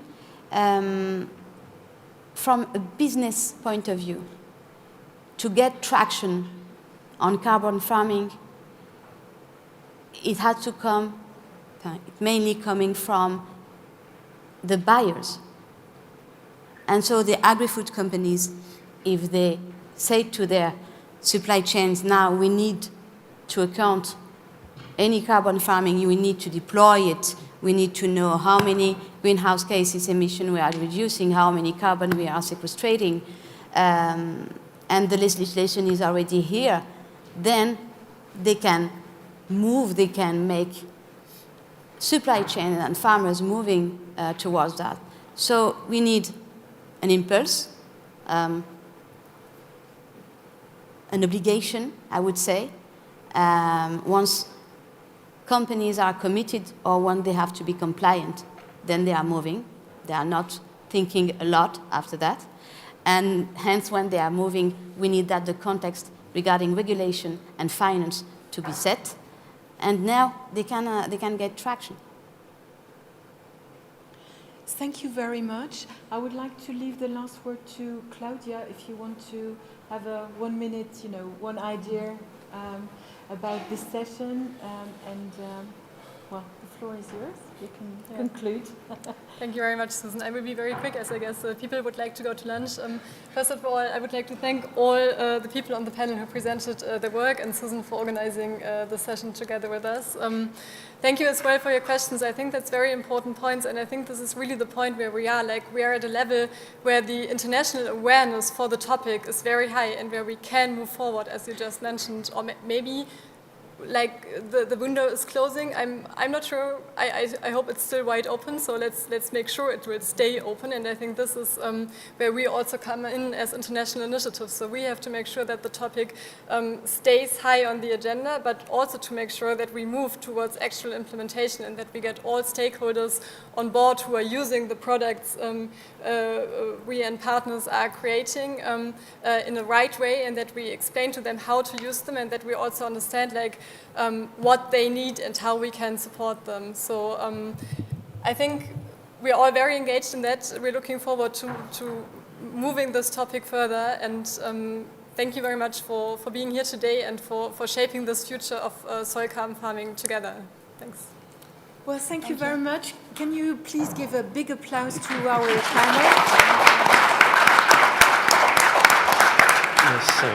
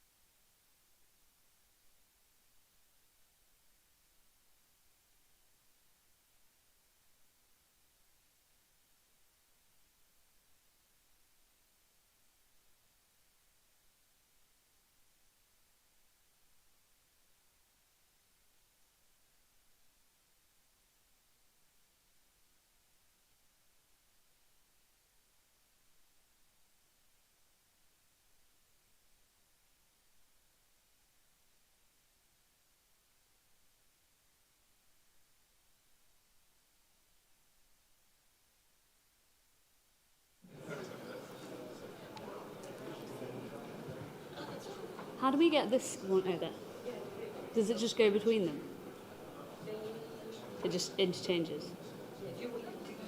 If I shake that, it will turn. Okay, perfect.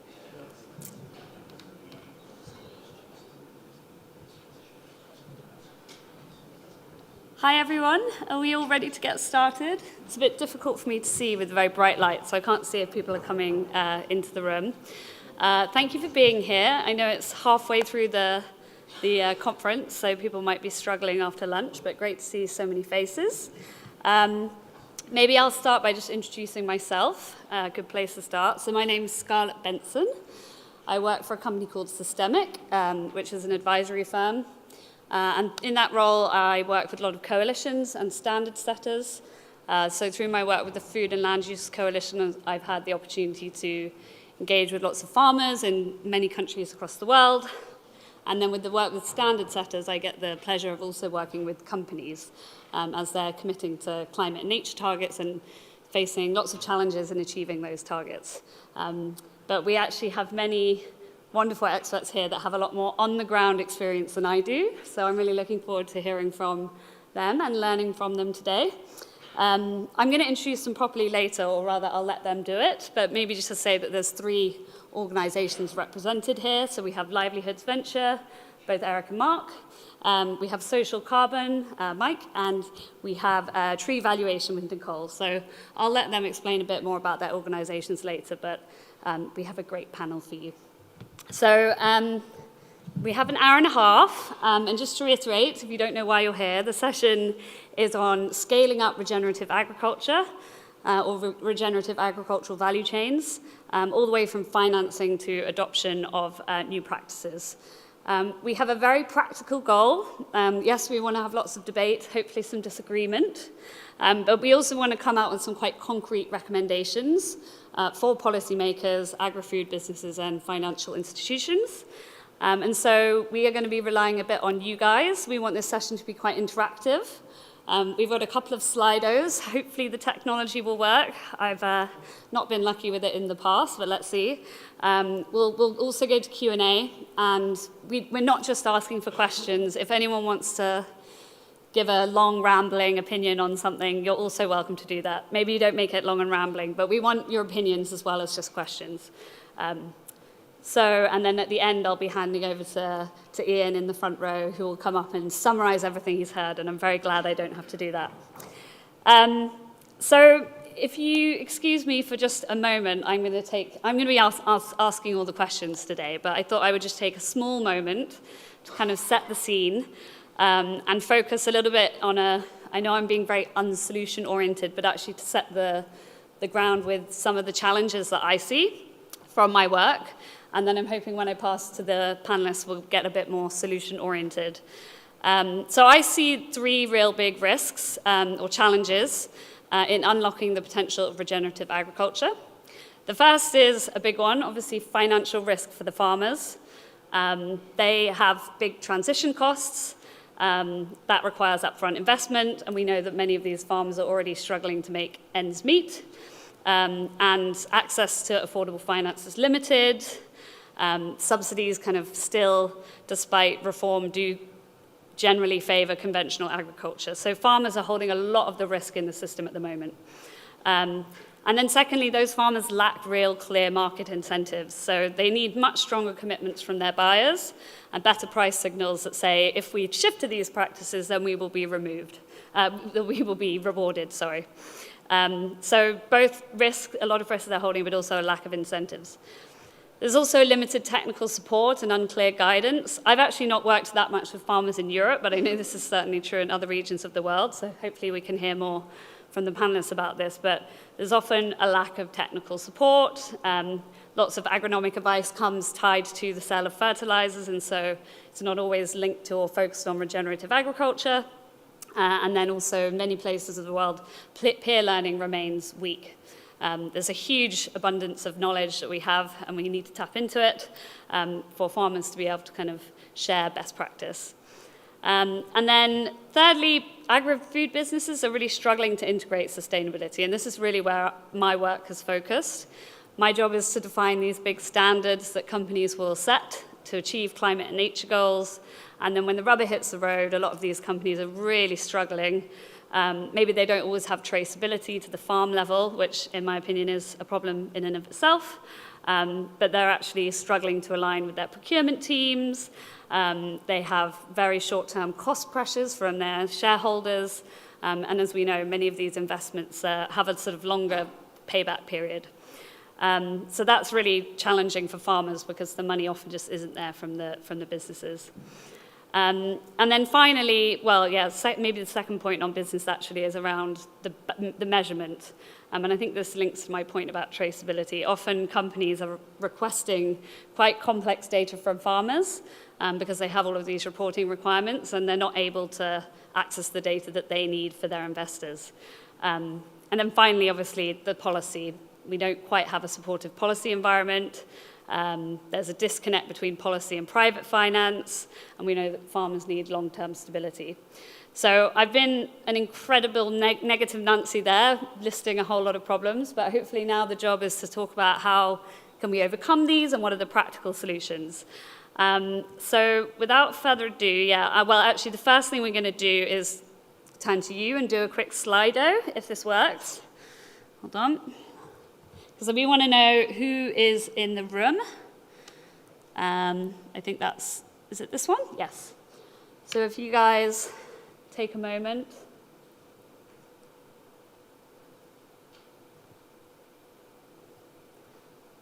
I'll assume everyone is ready. Can you see that?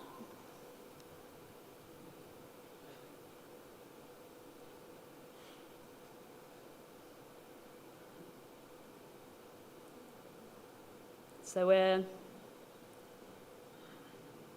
basically 40% service for the panelists who can't see the screen, about 40% service providers, 20% NGO, 20% academia, 10% corporate, and no public institutions. So the people that we're looking to give recommendations to aren't in the room. So we'll have to make sure that we package that up and then share that with them in the future. Amazing. So it sounds like there's a lot of knowledge in this room. We're really looking forward to drawing from you. There's actually a second Slido on this one. So what are you most interested to learn or share during this session? My understanding is it a one-word answer or, yeah.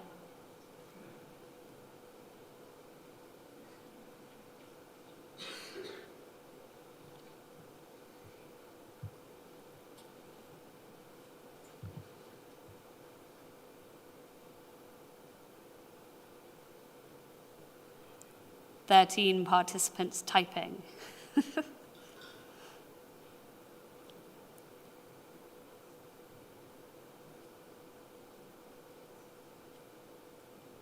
Will it start to show in a moment?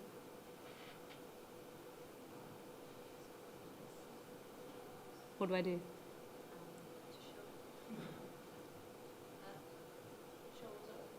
Oh, show results. Clever. Oh, there we go. Okay, we have, for those that can't see on the panel, we've got insetting is the biggest word, financing, incentives has overtaken insetting, farming, carbon, recommendations, tools for inclusion, who will pay for the credits, scaling solutions, how co-ops play a part, liquidity, strategically using data, pragmatism, price setting, models, priorities. I like the one farming. That's a good, innovative one. Great. Okay, well, hopefully, panelists, that tells you a little bit about what the audience is wanting to hear about today. So, let me hand over to the panel to introduce themselves. And I think Nicole is also going to give us a bit of a definition on insetting in her introduction to herself as well. So, Nicole, do you want to go first? Ladies first?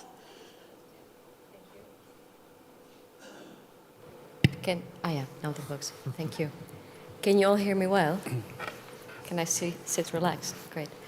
My name is Nicola Stianova. I'm the technical chair at the International Platform for Insetting. I'll bring some clarity to the definition, but the definition is not clear, so no high expectations on that one. I also independently advise both corporates, NGOs, and MRV platforms about packaging the carbon farming market into the use case of insetting, which seems to be a powerful mechanism how to channel finance into adopting regenerative agriculture at scale.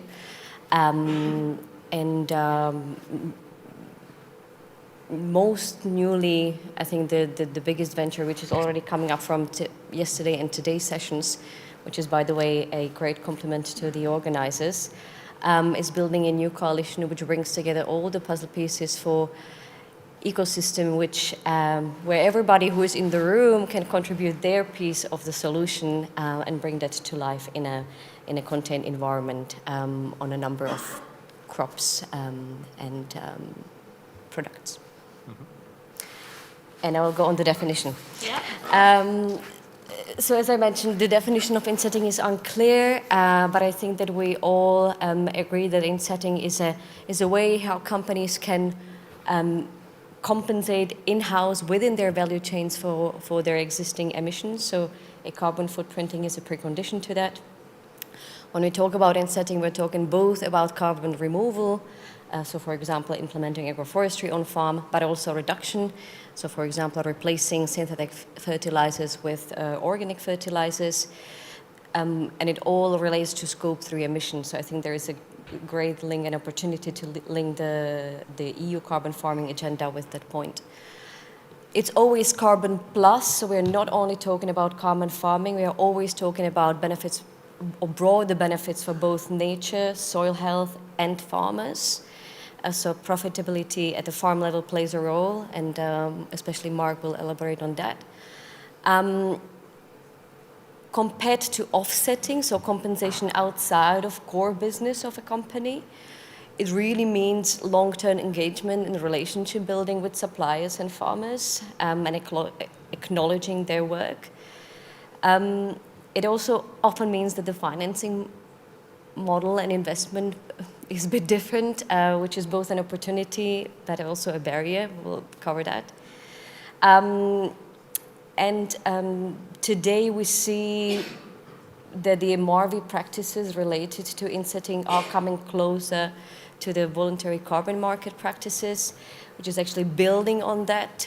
So we're learning from what we already have on the table, and we're adapting to the use case of insetting, especially, a buzzword would be additionality. I think that we might have a conversation about that in the MRV section, or it might be also part which the audience is interested in.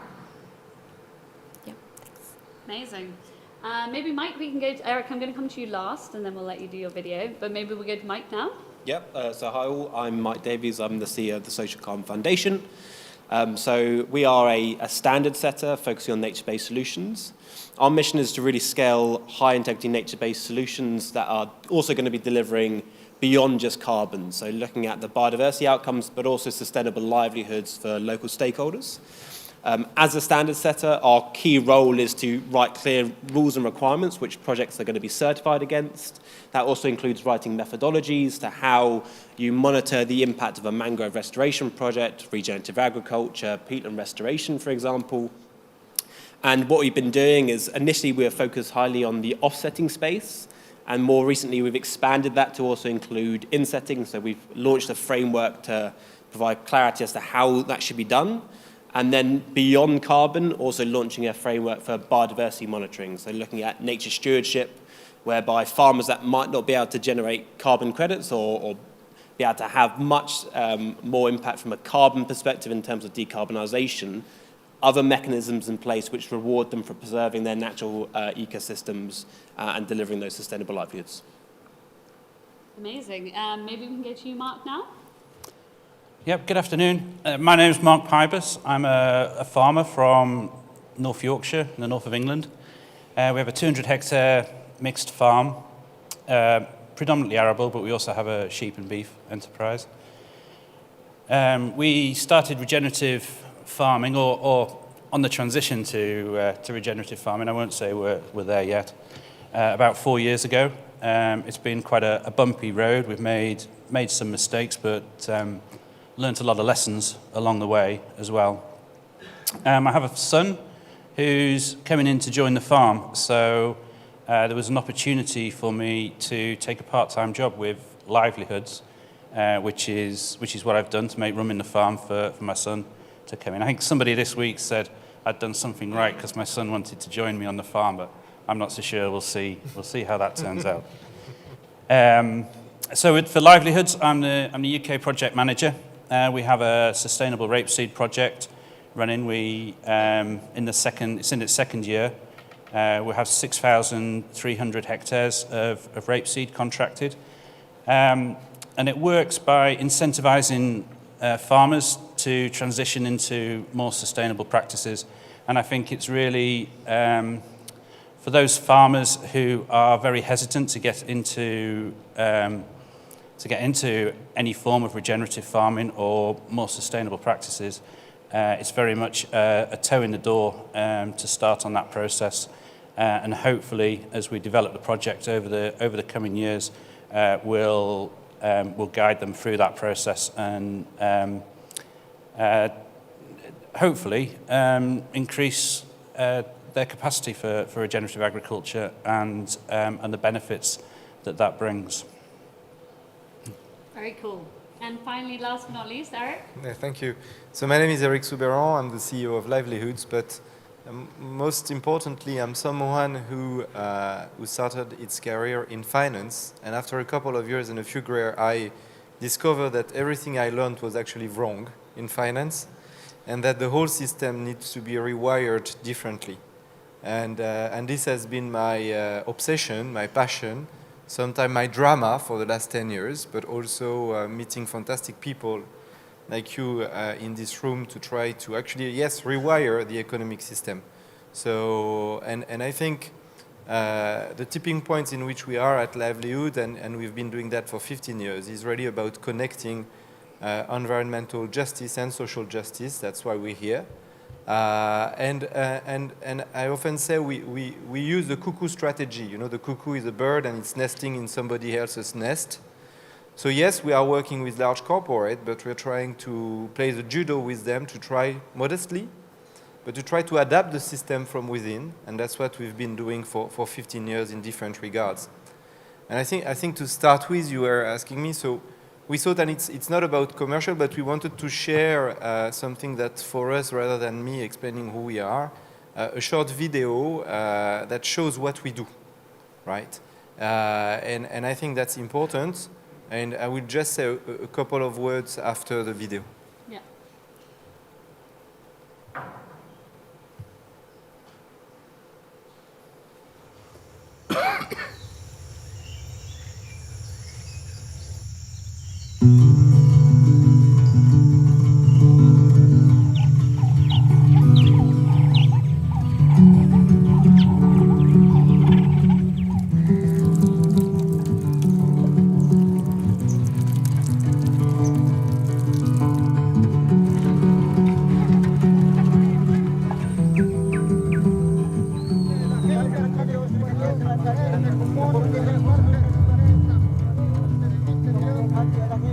Canal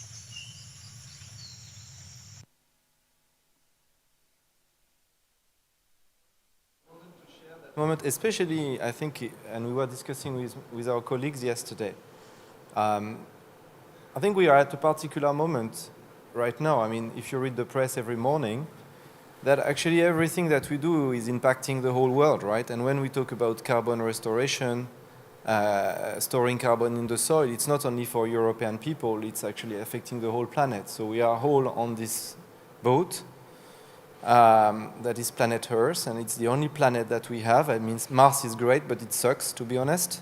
I prefer to stay on the planet Earth. And I think at the end of the day, it's about people. It's about, that's why you have social carbon. That's why you are here as well.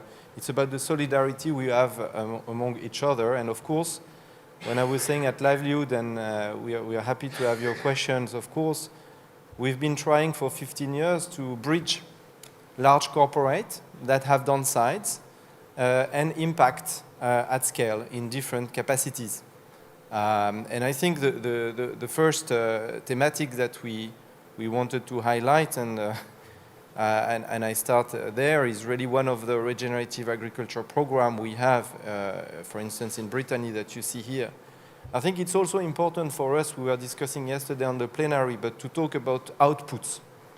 I think a lot of organization talks about inputs, right? Talk about costs. It costs a lot of money to transform the system.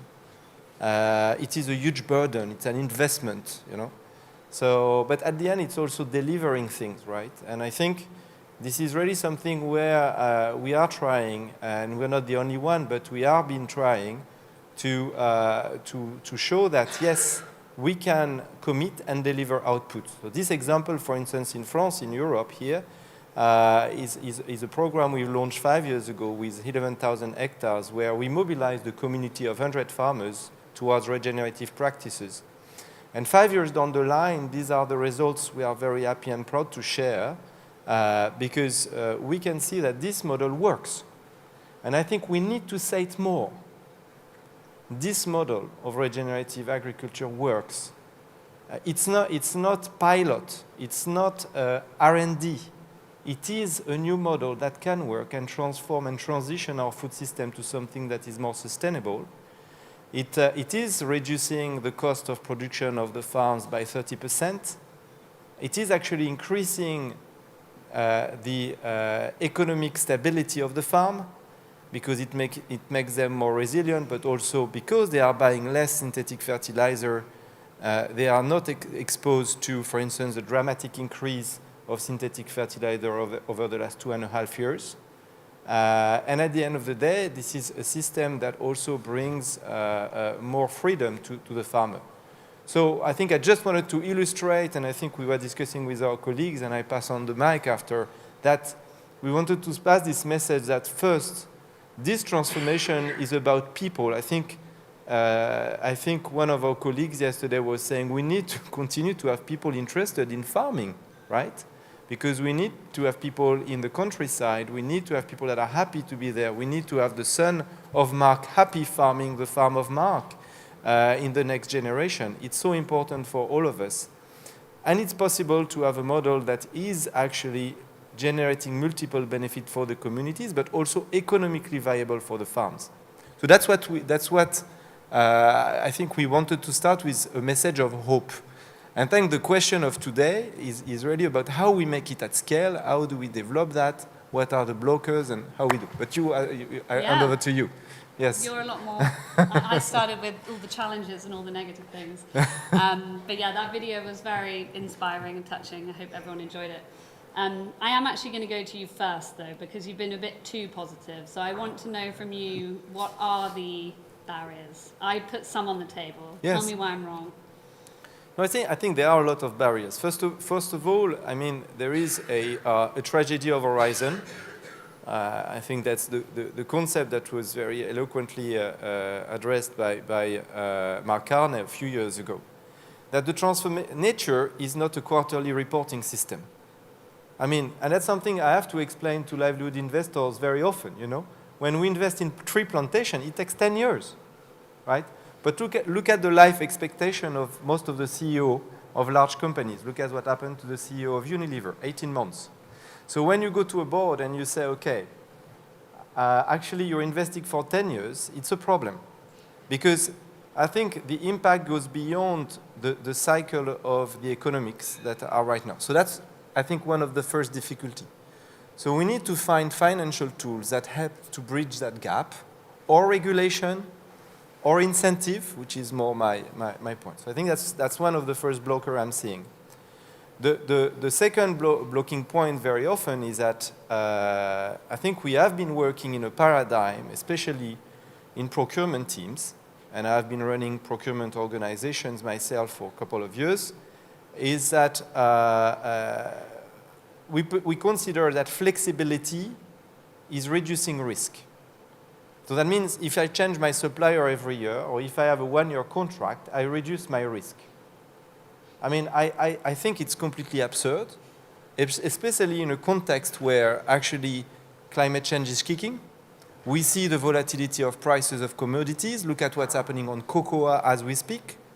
I don't know if you like mustard, but think about what happened in mustard 3 years ago in France or everywhere in the world. There were no mustard. And I was in a company that was having 60% market share on mustard. So I can tell you, all the productivity scheme that has been accumulated for 6 years were just write off by this, just because there were drought in France, in Ukraine, and in Europe, and in Canada. So this is factually. So I think there is this second point for me, which is really, I think we need to have a system that accepts to commit longer term again. So I think that's a blocking point. And the third point is certainly, I think we need to probably think a little bit differently the way to create attractiveness for sustainability. I think we need to balance the constraints with incentive. And we can maybe come back to that later, but I believe regulation is needed. But I also firmly believe that if you want to create inventivity, if you want to trigger basically intelligence and mobilize capital, you also need to actually create an incentive mechanism so that the people who decide to take that job or to explore new avenues actually are more rewarded. And that's not the case today. Today they take risk. That's how it's perceived by the society. I think they should be more rewarded, I think. Amazing. I'm going to need Nicole to come up and fix the screen in a moment. Maybe do it now while I direct my question to Mark. Obviously, Mark, you're the farmer in the room, so absolutely the most qualified person to speak about this. So how do you think that farmers can build trust in regenerative agriculture, and what support do they need to make the transition? Yeah, I think there are probably three things that farmers need. The biggest and most important is probably money. They're not going to do anything unless it pays them. And I think one of the problems with the regenerative movement at the moment is the perception amongst farmers that you've got to take that financial hit. And as you mentioned in your opening, it's farmers that are taking 100% of that risk when they invest in the seed, when they invest in the cultivation equipment. In conventional farming, they've done it for generations. They know what they're doing. They know what those risks are, and they know the margins, although minimal and diminishing. They know what they can get. It's a real leap of faith and a real jump to start transitioning into a new system where you're going to have to reinvest in machinery. You're going to have to completely reassess the way your farm system works and how you perceive the farm. So, yeah, to start with, it's financial. It's how can you de-risk that jump? And I think the Livelihoods project that I'm involved with, when I said it's a toe in the door to regenerative agriculture, it does that. So it's funding incentives to start on that journey towards regenerative agriculture, towards the transition, which I think is really important. The other one is, the next thing that people need is technical advice and expertise. Typically, again, as you mentioned, farmers are buying their grain from, selling the grain to, are typically providing chemical fertilizer, their agronomy advice is very often linked to that. So there isn't really the opportunity for them to learn and understand regenerative agriculture. There is in the UK, and I think certainly in France and other parts of Europe, there is a much bigger movement. Regenerative agriculture is becoming more mainstream, but it's certainly not the majority. Regen farmers, I keep using the term regenerative farmers very loosely, but the farmers who are trying to transition are still in a minority, and a lot of the technical expertise that they've got is through peer-to-peer learnings. It's one of the strengths of the regenerative movement is that it's farmers learning from other farmers and learning from their mistakes. But by design, that means that you're going to make mistakes and it's going to cost money when you did it, as I experienced when we started changing our system. And again, the Livelihoods project, we're investing in trainings for the farmer. So we use LEAF, which is a UK charity linking it environment and farming. It's environmentally focused. We do trainings on integrated farm management for our farmers. And we have research trials as well. So farm scale research trials, which are pertinent to the farmer's own farm. The results come back to them, but also it's something that we can, it's useful to the industry as a whole. So we've got research institutes helping with that. And the final thing that's needed to move farmers into a regenerative agriculture is just a mindset change. In my local area, I'm the only person who is trying some of these methods, and I think that's a real shame. But there's just a blockage on willingness to learn and transform into another system. So down the pub with my neighbours, quite often they'll be pointing out to me the failures, which are obviously always next to the road where they can see it.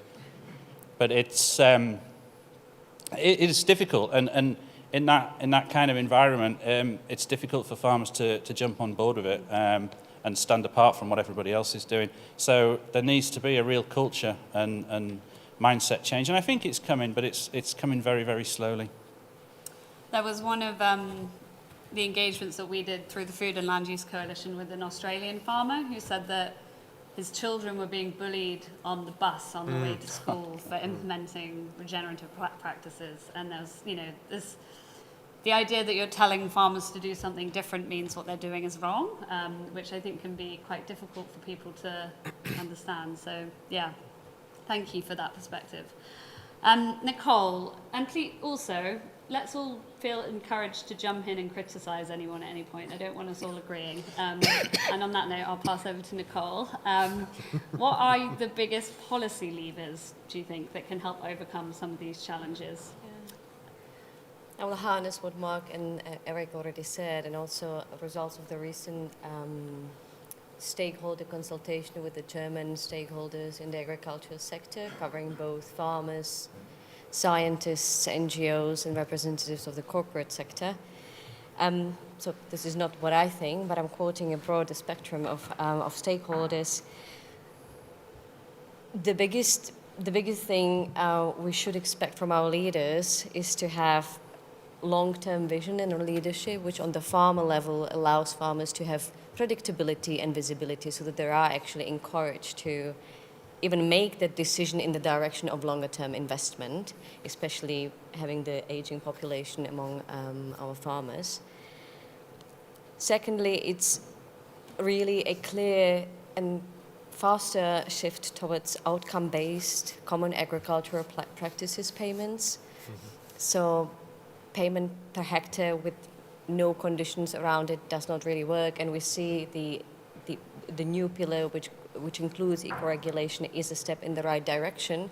But I've heard a lot of criticism that actually we don't really know if those payments are actually changing behavior on farm, and if there is actually real outcome or output, as Eric was saying, behind that.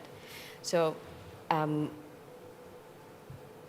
really encouragement to go even faster. There is a spectrum of farmers who are willing to adopt that, and we need to really start with a coalition of the willing.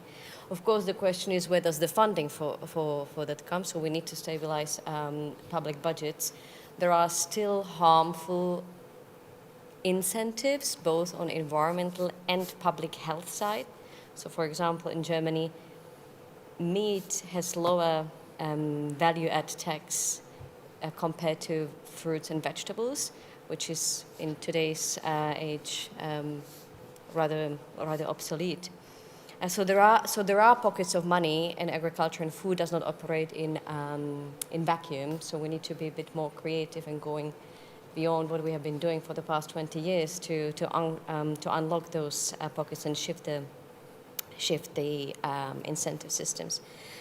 And I think the last would be really looking at the risk, and we've been talking a lot about mitigating risk, both for farmers and also for companies. And public institutions, policy really needs to step up and play a role of a guarantor to unlock green loans. There was a session with Rabobank and farmers, which allows farmers to access loans at privileged or preferential rates if they implement regenerative agricultural practices. And I think there is a role for governments to really encourage risk sharing, which is really difficult because value chains are really intransparent, even in Europe, especially if we don't know who keeps the biggest portion of the pie. For some, like for cocoa, we know that it's actually the retail sector, and there are, for example, big insurance companies who are able to allocate risk based on the value retention and the role of a stakeholder in a supply chain. And I think that that's something which we need to encourage and create the enabling environment at scale, and it is really a role of a policymaker to do so and show leadership in that way. I'll stop that. Did you want me to show a slide? No? I don't think we need that, no, thanks. All right, amazing. So I've got another kind of bucket of questions with a slightly different angle. We're going to talk a bit about innovative financing now. So I don't know who wants to take this one, certainly someone from Livelihoods Ventures.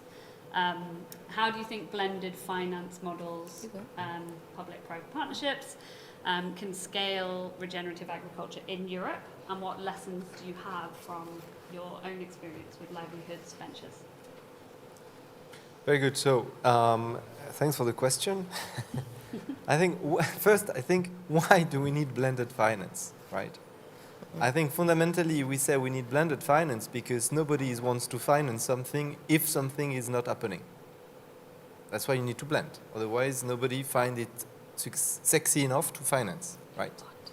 So I think blended finance is really about having someone in the mix that is ready to take a higher risk than the others, or to reduce the cost of failure. So I think that's the whole point of blended finance, right? So you can play, it's a bit like numerator, denominator, you can play on either you increase the potential gain or you reduce the risk. So I think that's really where we need to work on. I think on the increasing the potential gain, I think there is a lot that can still be done there, where of course you need to make sustainable practices more attractive economically than non-sustainable practices.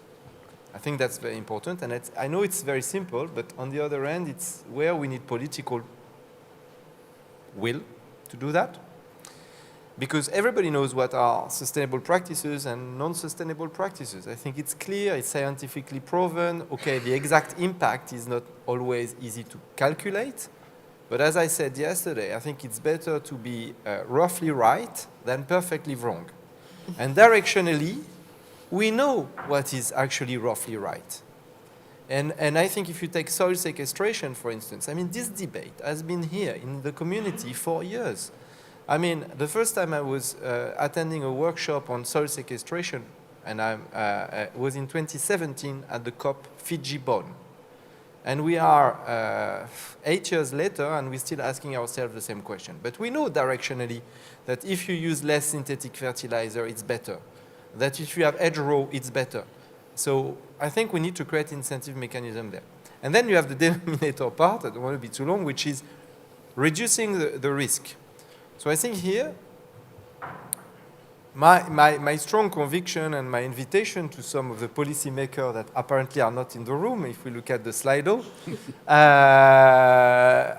is that I think it would be potentially a better use of taxpayer money to actually take a guarantee of first loss at European level or at state level to allow the finance sector to play its role. Because I think there is a contradiction for me to ask banks to finance something that they perceive as risky. It's against their business model, you know. So you cannot ask people to go against the business model, right? Or you need to change the rule of the game so that the business model changes, right? So I think that's two levels for me. And when you're able to reach this sweet spot, I think actually you can find very good partnership. The example of the Brittany program, for instance, is a blended finance program because the Brittany region, because it's a regional landscape approach, decided to co-finance with us and with our investors the program for an output-based income. So it works. So, but because we have created this element where the reward for the farmer was good enough to the point of mark, the risk perception, it was low enough because it's supported by the region, and that's actually balanced the two. So that's I hope that answers your question, but that's my vision. I don't know what my colleague thinks, but that's how I would answer. Is that your best example of a blended finance model, the Brittany example for farming? I would not say. I think we have to be very humble. I would not say that's the best model. No, I don't know. I know what we've tried. We failed many times, but I know this one works, and it's because it's fundamentally, I think, engraved into a local reality. And why does it normally fail? What's the reason? Is it the ability to attract the government and the different streams of finance, or is it just that it doesn't work on the ground? I think usually it's difficult to find, and when I was in the corporate sector before, actually we had a lot of difficulty very often to align interests, and therefore you were not able to scale the tool. So this is where it lands, and I think, I don't know if this is the only solution, but where I have seen the solution works is where actually there is a very, very strong local rooting of the problem and the solution. So that means you have a strong buy-in from local communities. Because at the end of the day, that's the local communities that benefit from the tool and that are implementing and therefore reducing the risk. So that's how I would say. Amazing, thank you. All right, Nicole, maybe you could talk to us a bit about different types of different types of payment for ecosystem service models. Obviously, Costa Rica is the example that's talked about all the time, but what other models could you talk to us about? And how can they be integrated into business strategies? I'll build on what Eric has already said. It's all true, with all the opportunities and barriers. I think what makes a huge advantage for farmers, if we are able to bridge all the barriers, is really looking at markets. So creating new markets, and when we're talking about regenerative agriculture, we are discovering or rediscovering new local species, high in dense nutrition, etc., which do have a potential to keep the value in a region or even within a village. But somebody needs to create the market. So a lot of the projects or programs, especially in cocoa and coffee, which I would say are the most advanced in terms of implementing the insetting logic at the company level, they always need to have the long-term component of creating a new market for the other crops which are coming from those programs. And that does really make a difference for farmers. I think there's a bit of a difference to the Brittany projects, where it's really established grains and market for that. But I think that we will be seeing more of that in Europe as well. And we can adopt the logic of ecosystems, so we can create not only local market, but also local processing, so that as much value stays within the region or within a country. So again, take an example of cocoa, we see that a lot of the agroforestry cocoa, which is linked to a payment for environmental services, is more and more being also processed and produced within the countries of origins. Now to the different models, so there's a lot of the questions like, okay, who's going to pay for my carbon and how much am I going to get per ton? It's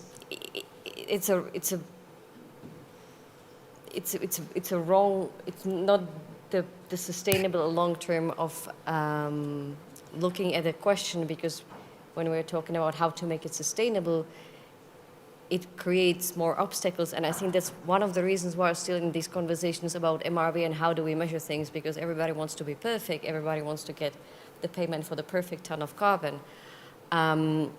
But we need to look at not only carbon, but a lot of the payment for environmental services programs are built on technical assistance or things related to market, so advanced market commitments. So for example, that a farmer has a guarantee of how much of the premium produced, both in terms of label sustainable, but also premium quality in the physical crop itself, is going to be taken by the aggregator or by a sourcing company. So I think that, yeah, it's really payment for carbon as such, but then more and more technical assistance and the advanced market mechanisms, which seem to be viable for companies, both bigger and smaller, because it does not actually require an upfront investment, and that's really difficult for companies who think in the Unilever 18-month cycles or maximum 3 years, because that's how projects and sustainability projects, where these budgets are usually still located, work. So thinking in 5 years, that's already a stretch. I think the longest one was for agroforestry program for 10 years, but it was really a massive investment, yeah. I think if I may, that's really interesting to hear your feedback on the multi-benefit part, because I think that's what social carbon is trying to address, and I think you have a very good point, adding, okay, there is a carbon, but there is more around. You know, I was just thinking that's interesting, probably, I think the point that you're raising about the multi-benefit part of it is important in the MRV part, because I think it's a way also to reduce the risk, by the way. We're not only doing that, I mean, most of our investors are not doing that only for carbon, right? So, and how you are approaching that? Yeah, I mean, I can touch on why we're going on that holistic standpoint. So, what we've seen in the carbon market, and it applies for insetting, it applies to just ecosystem restoration in general, and in today's conversation around carbon farming, is that if the primary metric is carbon, and rightfully so, if you're doing scope 3, you're focusing on your carbon emissions and how do you reduce those over time. But if we just focus on that one lens, we miss the broader picture. And as Eric and we saw earlier, this is really around how do we get sustainable livelihoods on the ground, because that's what's going to ensure the long-term permanence of those results. If we just look at carbon, and a good example could be agroforestry, I could plant a monoculture of a really fast-growing species, which is going to be great from a carbon standpoint for the next 20 years. But if we look over longer horizons, first of all, it's going to reach its peak carbon potential. So actually, over a 100-year period, it's not going to be delivering the long-term results you want. But from a broader perspective, in terms of the ecosystem health, in terms of biodiversity, it's actually potentially going to have a negative impact. So we need to be looking at these systems from a far more holistic standpoint, because that's what's going to deliver the sustainable results we need, rather than just focusing purely on the carbon. And one of our key roles as a standard is how do you monitor those broader impacts? How do you monitor the biodiversity impacts of regenerative agriculture? What are the provisions and protocols to monitor soil health and soil biodiversity? How do you track the social impacts in terms of job creation, social satisfaction as a result of this, so you have a broader picture of what's actually going on and where things working, where things not working, so you can evolve those programs over time so that everyone is basically embedded and really aligned with the core missions and have that vested interest in it being successful long term. I promise I wasn't planning on ignoring you. But our next set of questions are really around MRV, so I was going to target all of them at you anyway, with hopefully the others jumping in. So you've obviously talked a bit about what that can look like, but what would you say like are the essential elements of a high integrity and scalable MRV system? Because obviously you can have a very high integrity system if you're just looking at a given farm. You can do in situ data collection. But for a company that has, you know, hundreds of different suppliers, what would you recommend, and what does that sort of system look like? Yeah, so I think before we even start thinking about the MRV, which stands for monitoring, reporting, and verification, one of the key challenges we have, particularly in the insetting space, is that there's a lot of guidance around how it could be done, but there's not any consensus on what actually programs need to be doing. And so that's also held back action, because we know that there has to be some MRV. We know that projects need to define supply sheds, but it's not explicitly clear as to the actual steps they need to take and what is actually the accepted status quo. So one of the things that we've been doing is we've launched our insetting framework to really bridge that gap and to provide that clarity. And others are working on that as well. So that's the first piece, which is just let's get a level playing field. Everyone understands what are the minimum things we need to be doing when we're designing an insetting program. But then on the MRV front, so from the monitoring aspect, the high integrity is always going to be around how can you have the most robust data, but you also need to balance that with scalability. You could go down the conventional approach where you're going to be doing a lot of field measurements, but it does very much depend on the project type. So using remote sensing for an agroforestry project might make more sense versus a peatland restoration project where it doesn't. You need to have more field measurements, you're measuring water level, and so it is a very different approach to do that monitoring. Ultimately, to reach that scale, we are going to need to use technology more and more, and we're starting to see a real evolution on that, particularly in the remote sensing space, but still needing that ground truthing so that really you're getting the insights from the field embedded into that model, so it's evolving over time.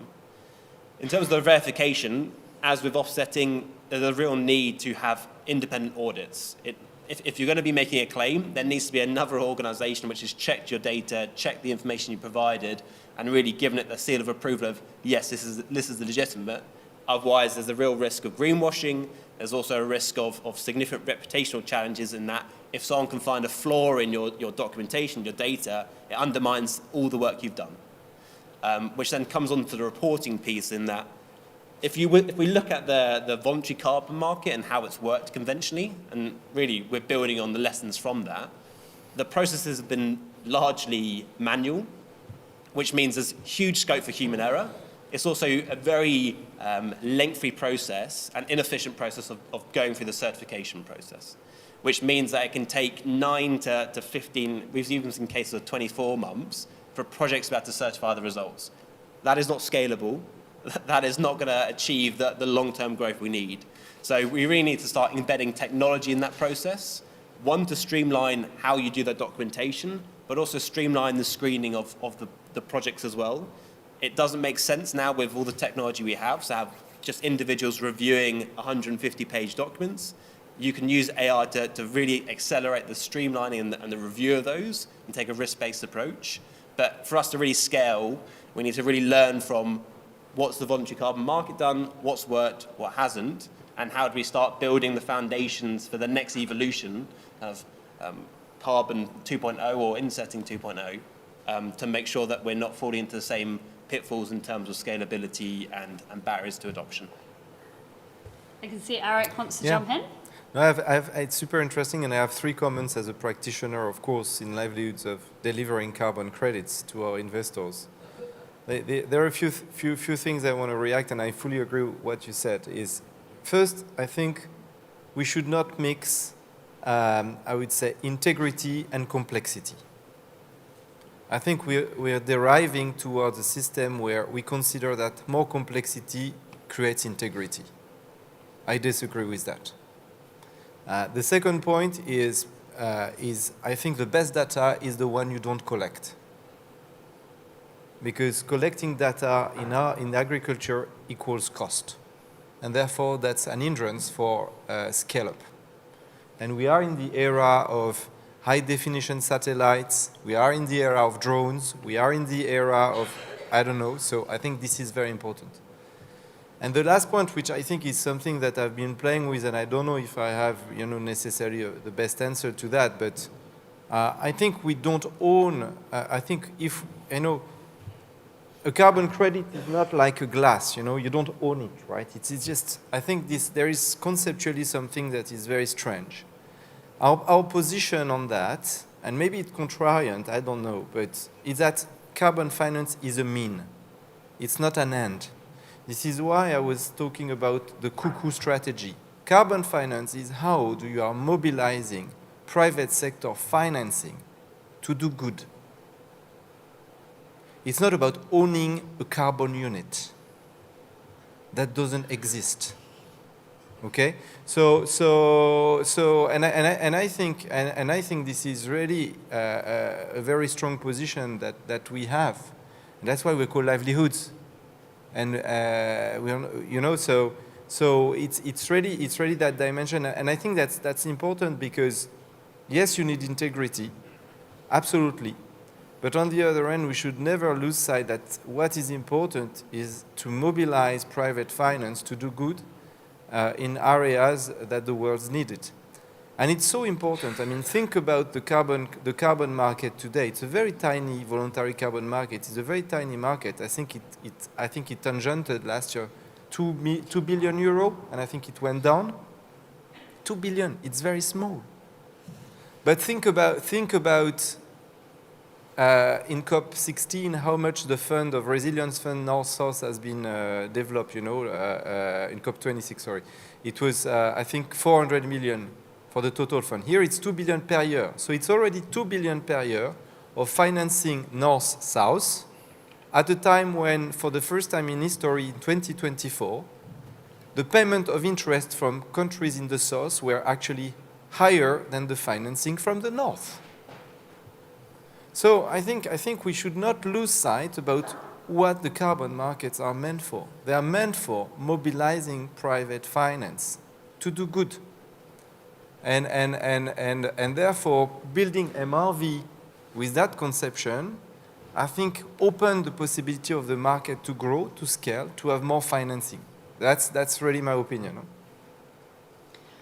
All right, I'm going to ask a closing, clarifying question, maybe to Mike, before we give final reflections, because we're beginning to run out of time, which is, so you're talking about lessons from the voluntary carbon market.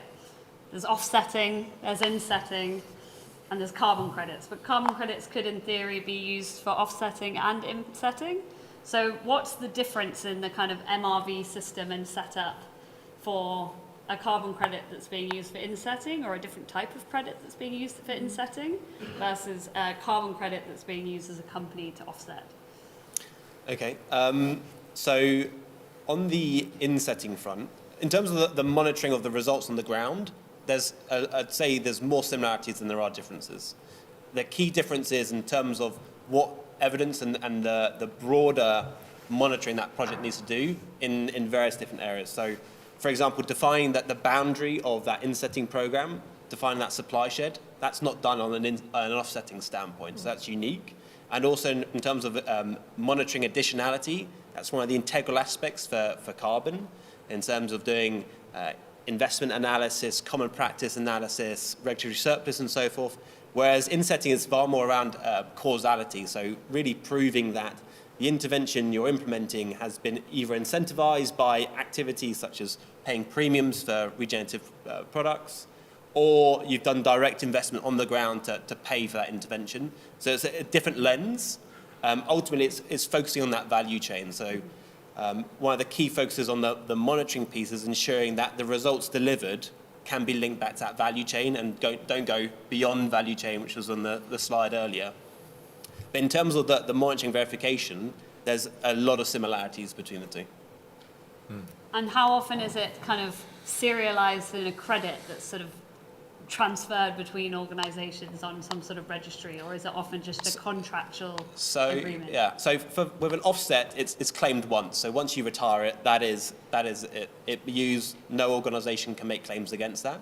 For insetting, and this is the interesting aspect of this, is this market is evolving. There will be different approaches being applied, and we'll see which work. But in terms of how we're approaching it, it would be you're issuing an asset, but it's really you're focusing on the claims against that asset. So you would issue, for example, 100 inset units, but you're not having the retirement of those units. You're having organisations within that value chain making claims against them and providing evidence that they themselves can link their value chains to those units and the impact across kind of, it could be cocoa or other areas. So it's more of a claiming system rather than one organisation retiring and offsetting that for their own emissions, and they're the sole claimant of that.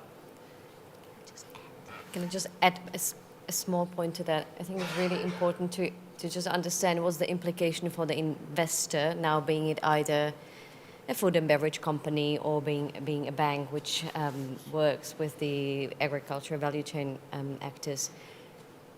This is a voluntary market, so we set the rules ourselves, and the buyers or those who get engaged obviously accept those rules, because otherwise they will not get engaged. So insetting has a possibility of as a sweet spot, because as Mike has explained, there are multiple companies who sit on value chains or work with one farmer. So Mark will have number of parties who source his product from. So for example, it means that the same ton of carbon, which on a voluntary carbon credit market would not be possible to co-claim.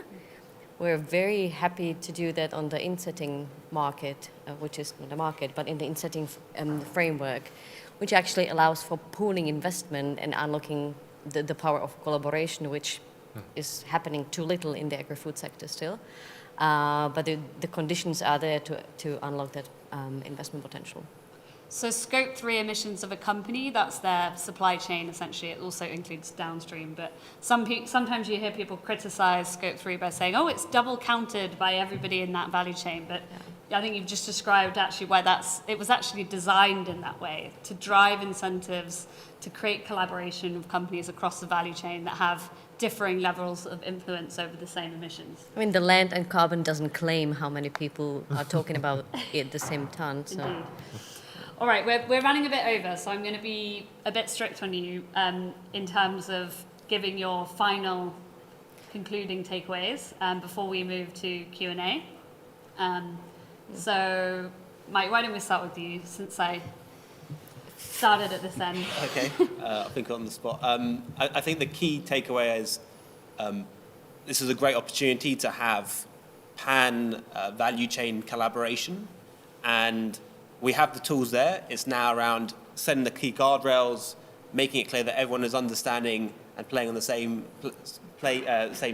rule sheet, and ultimately then the opportunity is to scale up significantly from that as well. I think it's from the long-term perspective of sustainable and regenerative agriculture, we really need to keep in mind the slogan, which for me actually is making agriculture great again. So a new MAGA movement in the EU, and really not talking about EU carbon farming or carbon farming as an end, but as a mean to allowing more people finding farming sexy and wanting to stay on agricultural land and countryside. Yeah, so for me, it's really about one, the best data is the one we don't collect. Second is roughly right is better than perfectly wrong, and we need to use carbon markets as a mean, not as an end. For me, it's a plea to you all. I think it's don't just come to these conferences and you see the pioneers of regenerative agriculture. You need to get out onto farm. You need to speak to farmers. Why are they not transitioning? You know, there's often very good reasons. It was an eye-opener for me when I started working for Livelihoods, how little interaction there was in the supply chain between the farmers and the end buyers. And I just think it's so important to get out there and speak to the farmers and find out the issues. And it'll do the farmers no harm at all to speak to the end users of their products. So that's my message. And if you need to get in touch with some farmers, then get in contact with me. They might be moody Yorkshire farmers, but they'll speak to you. Your son is now a new farmer. Maybe he's got more. He's quite moody as well. Oh, he's moody. What the innocence of youth. Okay, so we're going to go to questions in the room now. We've only got 20 minutes left, so let's take 3 questions at a time. I think someone's got microphones because we are recording. So I can't actually see anything because it's very bright. I can see a lady over there. We'll take your question. I can see a lady in green here. You know what? I'm going to do the second mic. I'm going to do the second mic. Oh, thank you, Daniel. Thank you, Daniel. There was a lady in the greens, 3rd row. Daniel. Yes, please go ahead. Yeah, thank you. Let us know where you're from as well. That'd be great. Yeah, thank you. Thank you for that interesting discussion. To you, on the livelihood side, you talked about risk, and I'm working for a risk company, reinsurance in Munich. What risks are you talking about?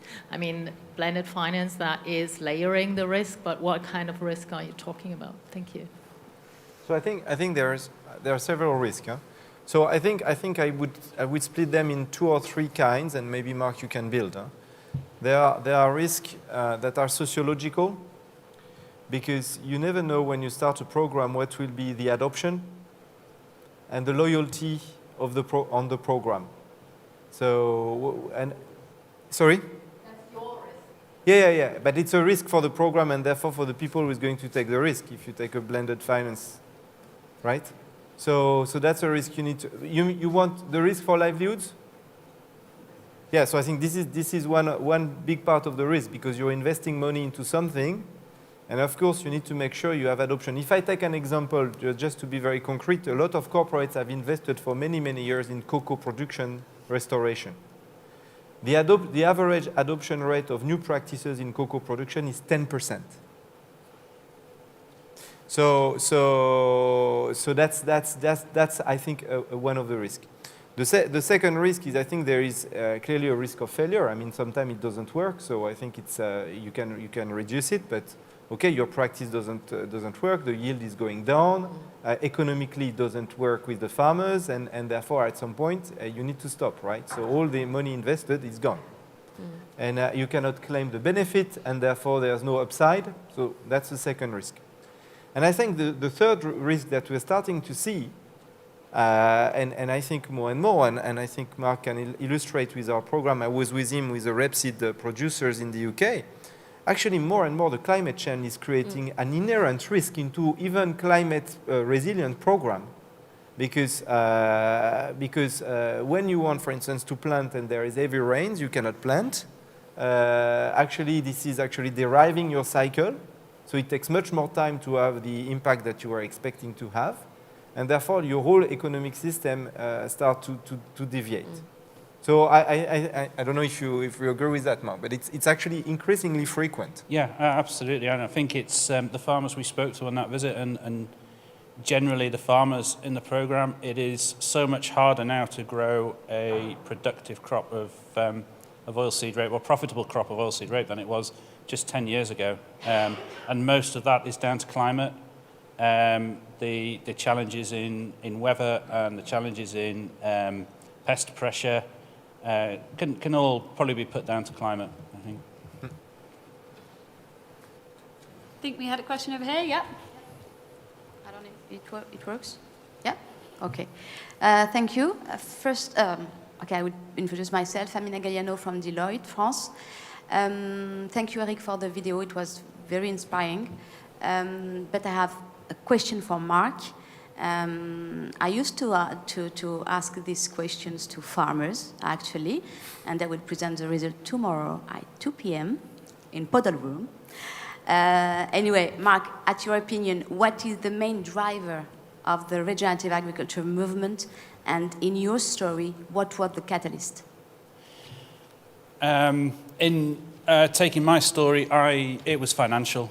I was, or the farm was on a treadmill, and I couldn't see a way of getting off that. Our profits were, our margins were declining year on year.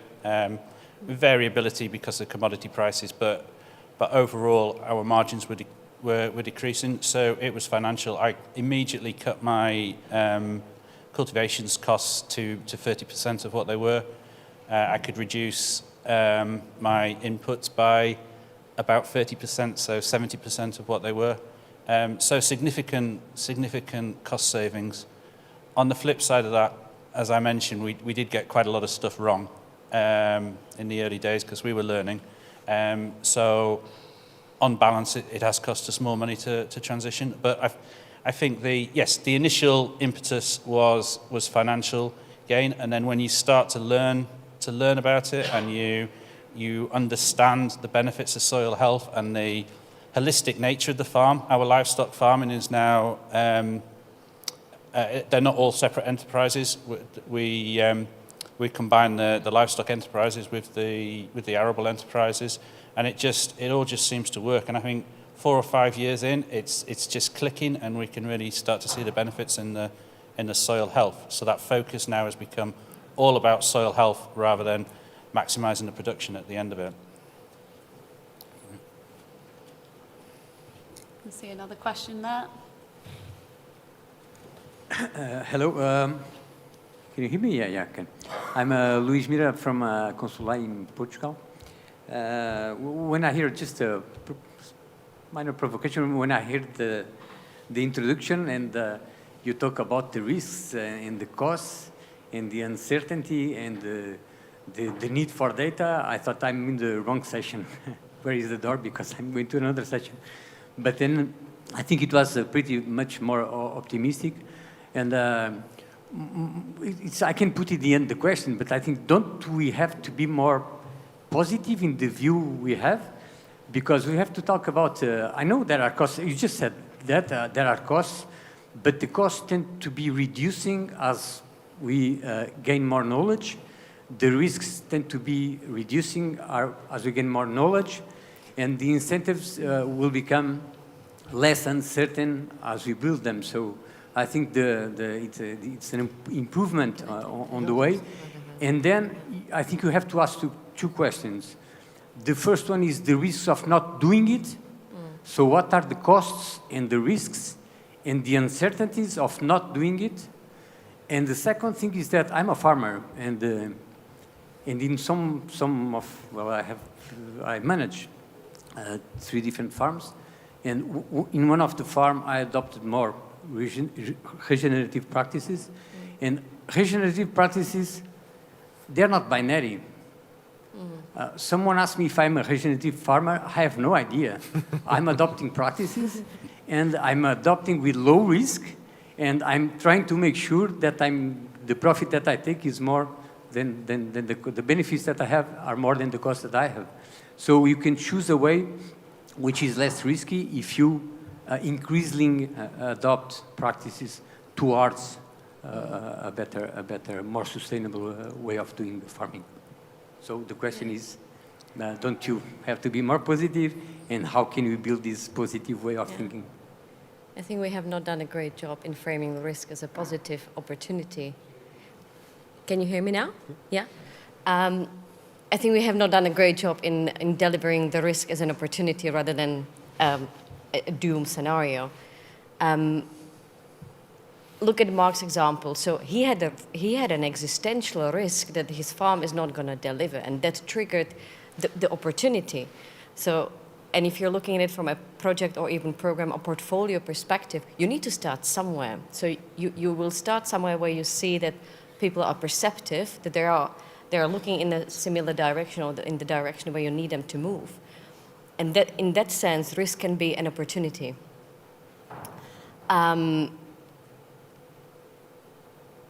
What was the second part of your question? The cost of inaction. The cost of inaction, I think, is the same question, just in a different disguise.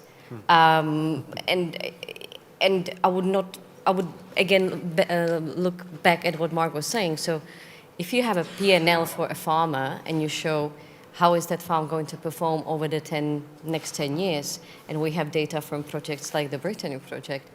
Then you can very much already project today what will be the impact of on the farm profitability, irrespective of any carbon question, because it's still very theoretical. But looking at soil health, fertility, cost of fertilizers, that's something which farmer knows what it is today already. So we're not inventing a wheel. Yeah. Yeah, and I think we don't have a choice to address the barriers. So I was being a bit negative at the beginning, but obviously the opportunity is massive. I would also add one other thing, which is, from a company's perspective, when they have a decision about whether they're going to buy an offset that's not connected to their value chain or buy something, pay for something in their value chain, I mean, to me, it's an obvious choice, because one is just a cost item that has nothing to do with your business, that might sort of reduce systemic climate risk, but it doesn't actually build any resilience for that company in their value chain. So I think it's, from a company's perspective also, it's a clear opportunity. Lots of hands popping up in the front row. Thank you very much for the presentations. It was very interesting. I'm Suraj Jalal. I work for a regional development agency in the Netherlands. We are investing in companies. And I hear the term investors a lot in the context of carbon farming. Also, carbon credits are mentioned a lot.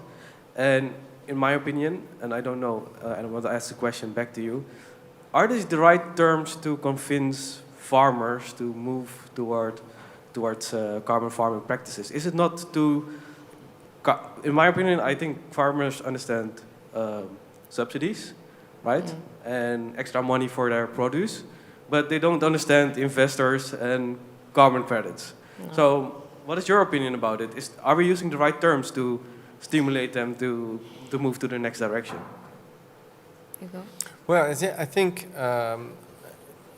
they probably don't. I mean, first of all, I think they understand a lot of things, the farmers, much more, because they're entrepreneurs at the beginning. So I'm always actually very humble, and I learn so much by spending time with them. So I think they understand that something has to be done with climate, because they are the first to suffer the climate change impact, and that they have a possibility to adapt, and that yes, there could be, let's say, and they are actually rendering a service to the community by doing good. Actually, they also sometimes suffer from the fact that the society is bringing back to them the fact that they are not rendering that service, that in fact is immense, right? So I think of course you don't talk. I think actually I'm a bit hesitant, because everywhere I go, people understand what a carbon credit is. They will probably not understand MRV, Scope 3, etc. I don't even sure that we all understand each other in this room.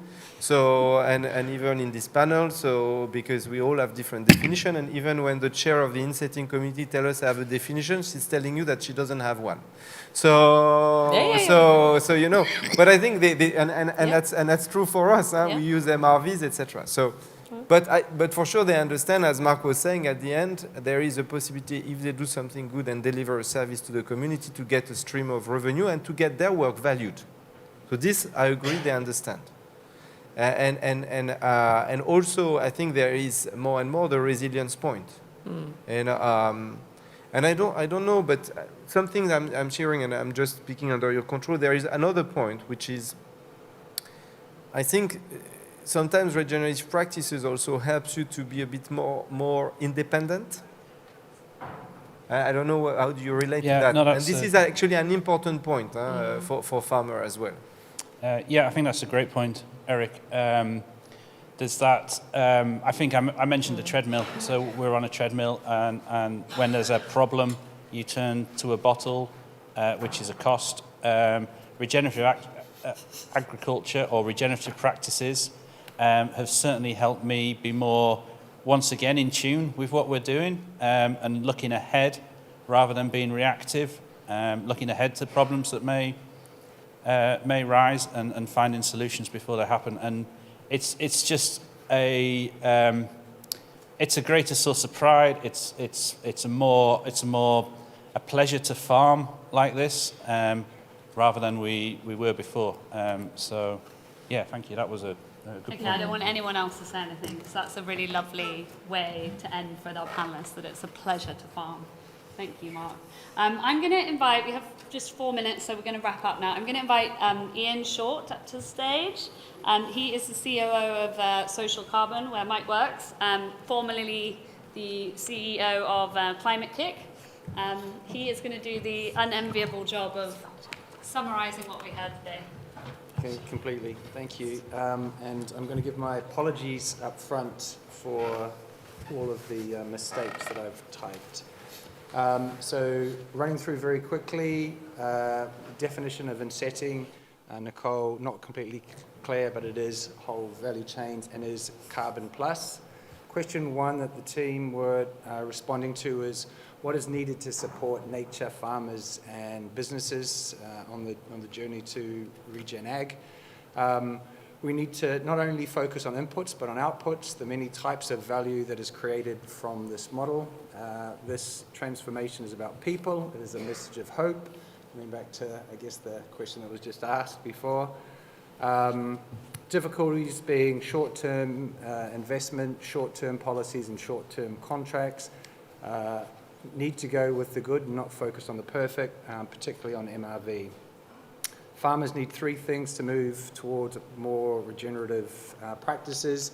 One, money. They need to be paid for the change to regen. They cannot take most or all of the risk of the conversion. It's a leap of faith to move into something very different. Second is technical advice and support, and the importance of farmers learning from farmers. And the third is a mindset change. We then were told we need long-term policy and investment, so long-term versus short-term on many fronts, clearer, faster approaches to payments for agricultural transition, and looking at risk mitigation and risk sharing for farmers in all organisations across the value chain. The second, said it was going to be fast, the second question was around innovative financing for sustainable agriculture. And here there was a conversation around the role of blended finance models, public-private partnerships, to help scale regenerative agriculture in Europe. The need for both increasing the value and gain and reducing the risk on the 2 sides. Political support is needed to ensure that sustainable practices are supported and unsustainable practices are penalised. The need for to create outcome-based incentive systems, the need for creating new markets based on the value that is created. This can be global or very focused on small geographies with their own ecosystems and local markets. The importance of an holistic approach and not a narrow focus on carbon, and it leads to short-term decisions and investments. When we do look narrowly, it leads to short-term decisions and investments and far worse long-term outcomes. And the last one on that is the importance of agile and dynamic approaches, because setting the rules or the approaches at one time and not being able to evolve over time doesn't deliver. And then the last question was around strengthening monitoring, reporting and verification. The need for independent certification to ensure external checks of the claims made by programs, consistent need for interoperability with offsetting, to de-risk and improve accessibility, got that one. Need to digitize certification processes to reduce time and achieve scale, use of technology in supporting high integrity markets, and we should not mix integrity and complexity. We can have the former, integrity, without the latter, complexity. Carbon financing is a means, not the end, and the markets are there for moving capital to do good.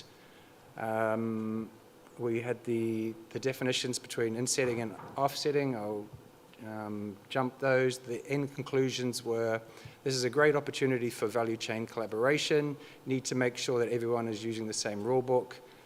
MAGA, the new MAGA, Making Agriculture Great Again, carbon markets as a means than an end, and get out on the farm and talk to farmers and understand their issues if you're in this space.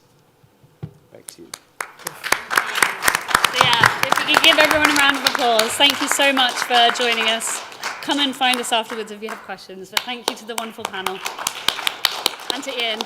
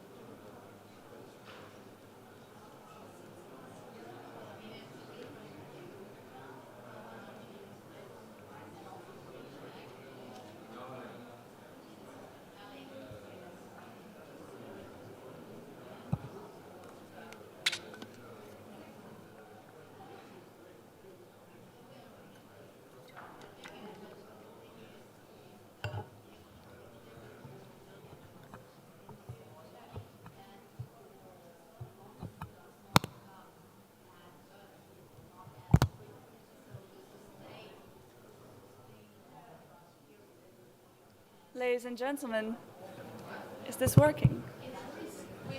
I'll move them forward. Okay.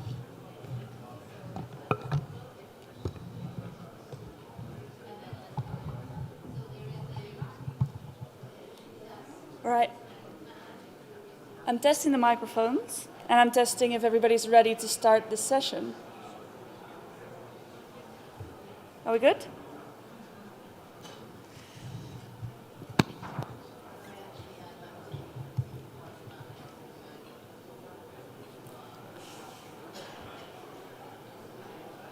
All right. If you could all sit down, and then we'd like to start the session, because I'm already behind schedule. This is great. Now I can't see if you're sitting down.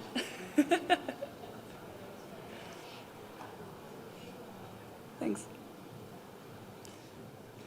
All right, welcome everybody.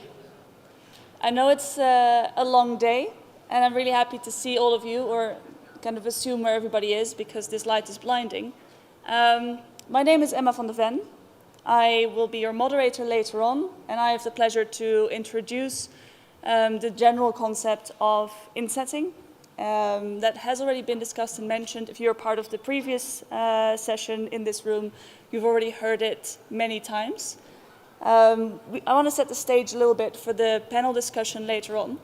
And so I'll run you through that in 10 minutes. But welcome to this session. It's a collaboration of MRV for SOC, Marvik, Credible, Rabobank, ZLTO, Friesland, Campina, and Soil Capital, who we have a specific representative of. And so I represent Rabobank in this session. I won't talk too much about banking, more so about insetting. Later on, I will also present and introduce all of the panelists, but first let's dive into some general topics so we know what we're talking about. The reason that I'm standing here is because within Rabobank we've done a lot of carbon farming projects, because we are a international bank specializing in agriculture and food production. And so, of course, we face very many of the same problems that agricultural producers and food companies face, which is why we stepped into the space of helping carbon farming projects along in their process. So there are many challenges in the agricultural sector. I listed a few of them, but I want to focus on the bottom one, especially the high emissions associated with food production, which is, of course, why we need carbon farming. And then there are many ways to achieve that. I listed a few methodologies here to reduce our existing emissions and then to add removals in the future to stay below 1.5 degrees Celsius. I don't have to explain this to you. What I do want to focus on is the instruments to achieve these interventions. The bottom two, voluntary carbon markets and insetting. And I want to dive into a bit more detail on the difference between the two of those and how they could be complementary. So looking at the intervention side, there are many things a farmer could do. These are a few examples. All of them have different effects on the greenhouse gas inventory of the farm, and they have different price tags. So how do we group all of them in one intervention? The question is, who can pay for all these different interventions? Because we've established, at least over the last 1.5 days, that it's not the farmers themselves who can pay for all of the interventions you just saw on the previous slide. So the question is, in private sector action, which we are talking about today, what are the options to finance that transition to carbon farming type agriculture? And I'm showed the previous slides to say I am pretty much intervention agnostic. I don't mind what you implement on your farm. I acknowledge that most of that will cost money. And so we want to know in general which tools are there available in the private sector. And then the first one, of course, is to inset within the value chain, to say we want to see the impact of these interventions and we want to account for them within the value chain. The second is to offset your unavoidable emissions as a private sector actor, which is to say we cannot solve this in the value chain, so we go outside of it and we find ways to offset our residual emissions, those that are not part of our targets, so to say. So, some accounting differences, because I do want the conversation to also make sense in terms of carbon accounting. I ended up on the technical working group for the Greenhouse Gas Protocol for land sector removals guidance, and then the actions and market instruments. I work with the Verra Scope 3 standard, both as a technical working group member and as a pilot tester. Worked with greenhouse gas, with SBTI on their flag standard. I'm very much in favor of proper accounting, and that's why I'm going to run you through this. It's going to be high over, but I want you to know the terminology so that our panelists later can refer to what I'm introducing now.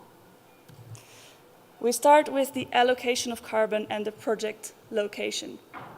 Now, I know that in the previous panel, the Conservation International definition of insetting was used, and I want to go into a bit more detail. You can split insetting versus offsetting off into two categories. The first one is, where is your project located? Is it located within your supply chain or outside of your supply chain? And then the second question is, how do you account for the carbon? Where do you allocate the carbon reduction and or removal? You can take a picture if you want to, because I'm not going to go through every single example. All I'm trying to say is, if you use carbon reductions and removals in a project-based system to offset your corporate emissions, that means that the carbon leaves the value chain and is not tied anymore to the product. If you keep it on a product level, then it can be insetting if indeed the carbon is originated within your own value chain. So it's a little distinction between corporate offsetting compensation and product level carbon inventory. And the difference between here in more detail, you're talking about the difference between supply chain carbon accounting and intervention carbon accounting. Intervention and inventory, two different things. An intervention says, this is what's happening now, but if I do X, Y, or Z, something will change in the future, so the difference between now and the future is what I can monetize. The inventory says, I don't care what other people are doing, I only want to know what your entire inventory of greenhouse gas emissions is. And so that's a big difference in carbon accounting. The third one is about land use change. That's probably not going to be too relevant here. And then carbon allocation, of course, either to compensate for corporate emissions or on a product level. Please keep that in mind. You can imagine, I'm going really fast now because we started a little later. The buyers also differ. So for offsetting, we have a voluntary carbon market where all your offsets are interchangeable. And then for insetting, the buyers or the investors into your intervention are also your off-takers as a farmer. Those are the supply chain actors. So the liquidity of your intervention's impact is very different between the two of them. That leads us to the farmer's choice. Which of the two is a good choice for the farmer? I'm not going to advise any farmers today, I just want to explain the difference so you can make your own choices, because as a bank we are notorious for not advising but giving options. This is a bit of an overview of what it looks like. On the bottom part you can see carbon removals as an example, which can either be allocated in an offsetting system where they literally balance a corporate emission, or in an insetting system following the SBTI flag guidance, where they are part of the inventory of a cup of coffee at the end of the value chain. We've developed projects with many farmers in global south countries that are part of coffee supply chains, and so I use coffee as an example, but this can be done for any commodity. And so a bit of detail on the difference between the two of them for the farmer.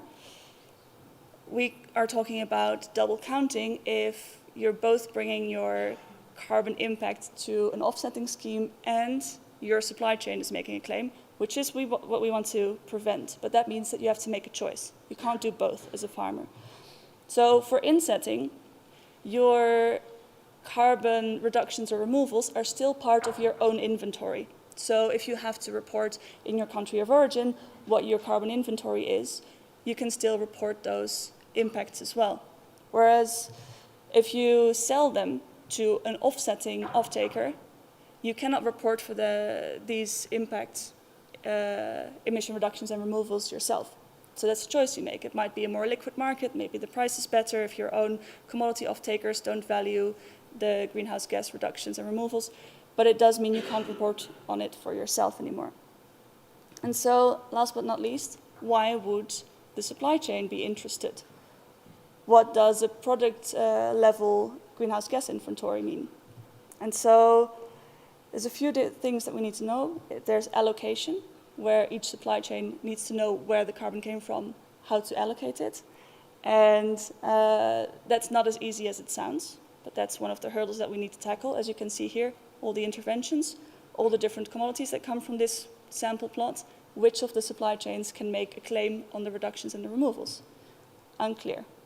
Then second, if there's a rotational system, then year on year, maybe your carbon in your soil, for example, increases. But how do you allocate that to the different commodities that are grown on the different years? Is the year that you don't grow anything the year that you sequester most carbon? In which, for which other commodity do you then allocate the carbon that is removed in the soil in this example? And then last but not least, if you talk about supply sheds and you make a generalized claim for a region, but maybe this region produces many different commodities and you don't know what the other supply chains are saying about that same region, there's again a big risk of double counting or triple counting in the case of the supply chains that I listed on the side of this slide. And so these are all more complex topics that need to be hashed out before we can make insetting a completely generalized standard. And I would like to hear the thoughts of my panelists about this as well today. Then to wrap it up, these are all of the organizations that I already mentioned and focus on carbon quantification. The question is, does CRCF fit in there? Would there be a role for CRCF to be part of the ecosystem that allows for insetting? I'd like to hear your thoughts, but when it comes to actually measuring the carbon before we make any quantified claims, my colleague Lisa is here to talk about an MRV system. Thank you very much for your attention.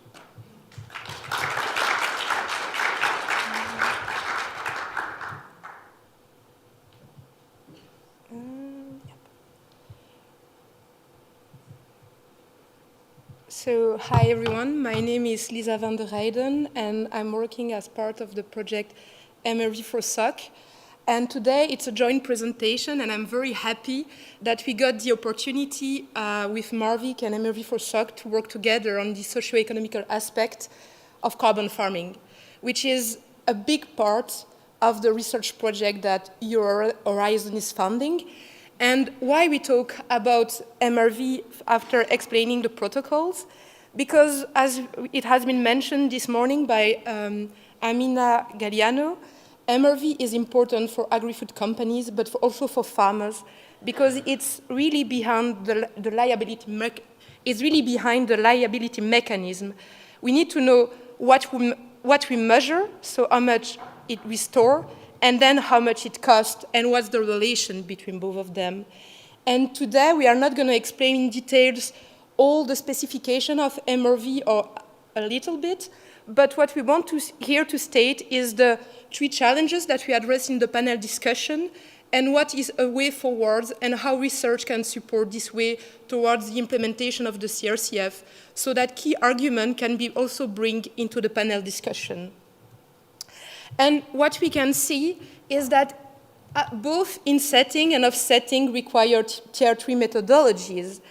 And the CRCF want to promote tier 3 methodologies such as measure, remeasure, and model, remeasure.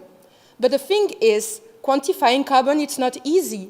Direct soil measurement is very expensive at large scale. And emission factor or simply models on themselves and remote sensing are way too inaccurate. And there is a call toward a model and measure, but we don't know how much it's cost effective. It has been highlighted by Smith in 2020 as one of the conclusions. Then, what are the challenges? You probably all know them. There is the value for farmers. It has been often shown that emission reduction on the market, the project does not represent real emission reduction. We talk about Vera and rainforest credit, but it's also general across all the sector. It represents that's like a recent study showing a review that 16% of the project cover real emission reduction. And with soil sampling, with carbon storage is very important, as we saw that there is a trade-off between cost and accuracy. So it creates uncertainty on the value for farmers on how much is stored, but also how much money would it get, because price on the market are around 30 ton CO2 equivalent, 40. Those are results from 2022 in a French study. But we talked yesterday about 100 ton carbon CO2, and we calculate also some cost and carbon storage revenue. And in our study, we also come to that 100. But are buyers ready to pay for? So it's a balance between what we measure and what we pay and what farmers get. Then there is the lack of regulation that strengthens the uncertainty because multiple actors in the market, no standardized approach in the project implementation, no standardized protocol create problems of reliability and credibility, but also cost variability, so cost uncertainty, and additional administrative burden. If you want to know more about that, I could, after the panel session, discuss about that. And then that's why research project comes and the socioeconomic impact comes, because part of those projects is to quantify what is the administrative and financial burden of MRVs at farm scale. In this study, we compared 3 MRV systems, so decision support tool, process-based, and direct soil measurement, on a specific study case in Wallonia, where we consider, in this case, a project of 20 farms, and it's one offset project, and we consider both the intermediary and the farmers working together to quantify carbon. And what we can see, I won't go into detail, we have every time a base scenario, a cost reduction scenario, so assuming an innovation that would reduce the cost, and then an innovation that would reduce the uncertainty. I would show, but I would speak very loud. What you could see is that there is a huge cost variability going from 2,000 to 42,000. And this is a magnitude there. It's an economic cost that accounts for both the opportunity cost, the labor cost, and the direct cost that you pay. And most importantly, what you can see is, beside the importance of soil sampling, is the cost of activity data collection. And this represents a real factor and burden both for farmers and intermediary, but also on the total cost over 5 years, as you can see, both for decision support tool and process-based model. And in this case, for decision support tool, we compare a case where farmers have a platform but not optimized, and a platform where it is encoding data are optimized. And this is a real study case. Soil Capital has observed that that optimizing the decision support tools. I'll explain that here. So what you can see on the last part, if you optimize the platform where the farmer enter the data, you can, by connecting the farm information system, other existing database, you can really reduce the time by 50%. And what you can see here, it represents that you can reduce the cost by 40% over 5 years. So there is innovation, there is possibility to reduce cost, but there is also a question that process-based model and decision support that are tier 3 methodologies are expensive. And the CRCF wants to promote this innovation and and decision support tool is going to disappear because they are being replaced by process-based model. But the CRCF is also an opportunity. Why? Because the CRCF proposed an harmonized framework for different initiatives, offsetting, insetting, and CAPE instruments. They would allow to go leverage private and public funding, or private and public, and you could then think about maybe the private sector could compensate the carbon credit by implementing practices, and the public sector could pay the transaction costs. And this could also play on the trade-off between cost and and revenue, but also they would provide standardized protocols using tier 3 approach. Of course, nothing is perfect, but there is a working group working on how to trade with those questions, how to deal with. And MRV for SOC and Marvik, they are part of this expert carbon removal. So it's just to say that we work on what would be the impact of the CRCF and how we could reduce costs, what could be the impact of the CRCF on those costs for farmers. And then, of course, research can help to address policy questions. And so there is different projects. There is Marvik and MRV for SOC that are sister projects. There is Credible that allow to connect people as we are here, EGP Sol and OCASA, of course. Thank you.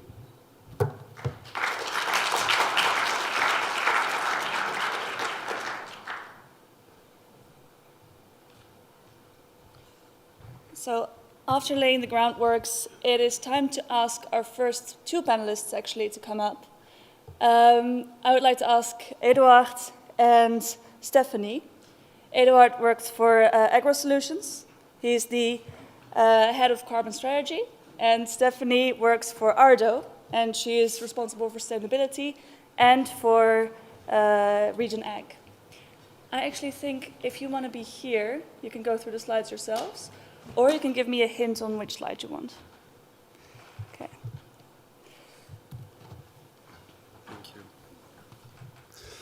Hi all, I hope you can hear me well.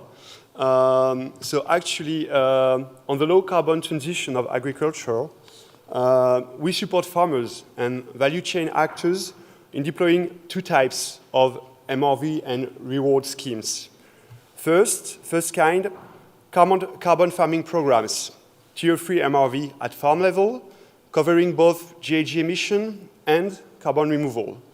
And the second kind, which is actually more older, scope 3 reporting programs, mainly for agro-food companies, willing to be compliant with voluntary standards such as SBTi flag, GHG protocol, and tomorrow, the European and CRCF standards for scope 3, I hope. We have been supporting scope 3 reporting programs for agro-food companies for about 10 years now, and we monitor a whole series of environmental indicators, including greenhouse gas emissions, and more recently, carbon removals at the plot level. The agro-food companies we support face the following challenges: achieving SBTi flag objectives without the risk of double counting, and through an affordable and scalable business model. We're here with Ardo, one of the companies we work with, and they will speak after to explain their experience. But I explain a bit more what we do in general. To support a company in planning its transition, we define first the transition strategy and the objectives. So we first carry out a series of simulations to assess the transition potential and compare the different options. To do this, we work on both emission reductions and carbon removal levels by carrying out two types of simulations. First one, simulation of practice changes restricted to the culture concerned by the scope 3 of our clients. And second one, simulating practice changes at the scale of a whole crop rotation. For each simulation, we can calculate the cost of the transition for the farmer and the cost of the MRV, according to different scales of application. This is a necessary basis to set the economic model and the sizing of the reward mechanism. In general, we found that about 60% of the potential to improve the farm global climate balance comes from carbon removal as compared to GHG. And this is achieved by mobilizing carbon farming practices that cover the scale of the entire crop rotation. Such a transition, ambitious, covering both greenhouse gases emission reduction and carbon removal, is definitely the best suited to achieve scope 3 climate objectives. But it represents three challenges for actors willing to launch scope 3 reporting programs under such an ambitious transition. First is financing the cost. carbon transition program, carbon farming type, sorry, is the one that costs the more, both in terms of cost at farm level, but also of MRV. Second, the allocation of climate benefit among crops and what falls within versus outside scope 3. In a crop rotation, the one who finances practice changes at the scale of the whole rotation is not necessarily the one who can claim the climate benefits on its scope 3. And third, lack of clarity on the claims out of scope 3. Is it an offset claim, a contribution claim, a net zero claim? Who can claim what is not clear in a rotation. In any of the international standards, you would find a clear definition for this. And maybe CRCF can provide clarification on this matter. To overcome these obstacles in our project, we define allocation rules for carbon removals and greenhouse gases emissions, and we do so with a scientific committee linked to the French Label Bas Carbone certification framework. We also provide full transparency on the methodological choices and the results of the calculation. So we define and use these rules in our calculators, in our works, but for the moment, there is no common consensus on this matter, no common rules. That is why our recommendation is to set EU-wide common rules for what falls within versus outside scope 3, allocation rule for carbon removals, and what can be claimed for whatever falls out of scope 3 calculations. And if possible, have SBTi flag and GHG protocol aligned with this proposition at European level. This will make the economic model of the transition more fluid. This will make it possible for the same farm to stack revenue from scope 3 premiums and offset carbon credits without risk of double countings. And now, I let the micro to Ardo. I don't know if you want to speak there or there, as you wish.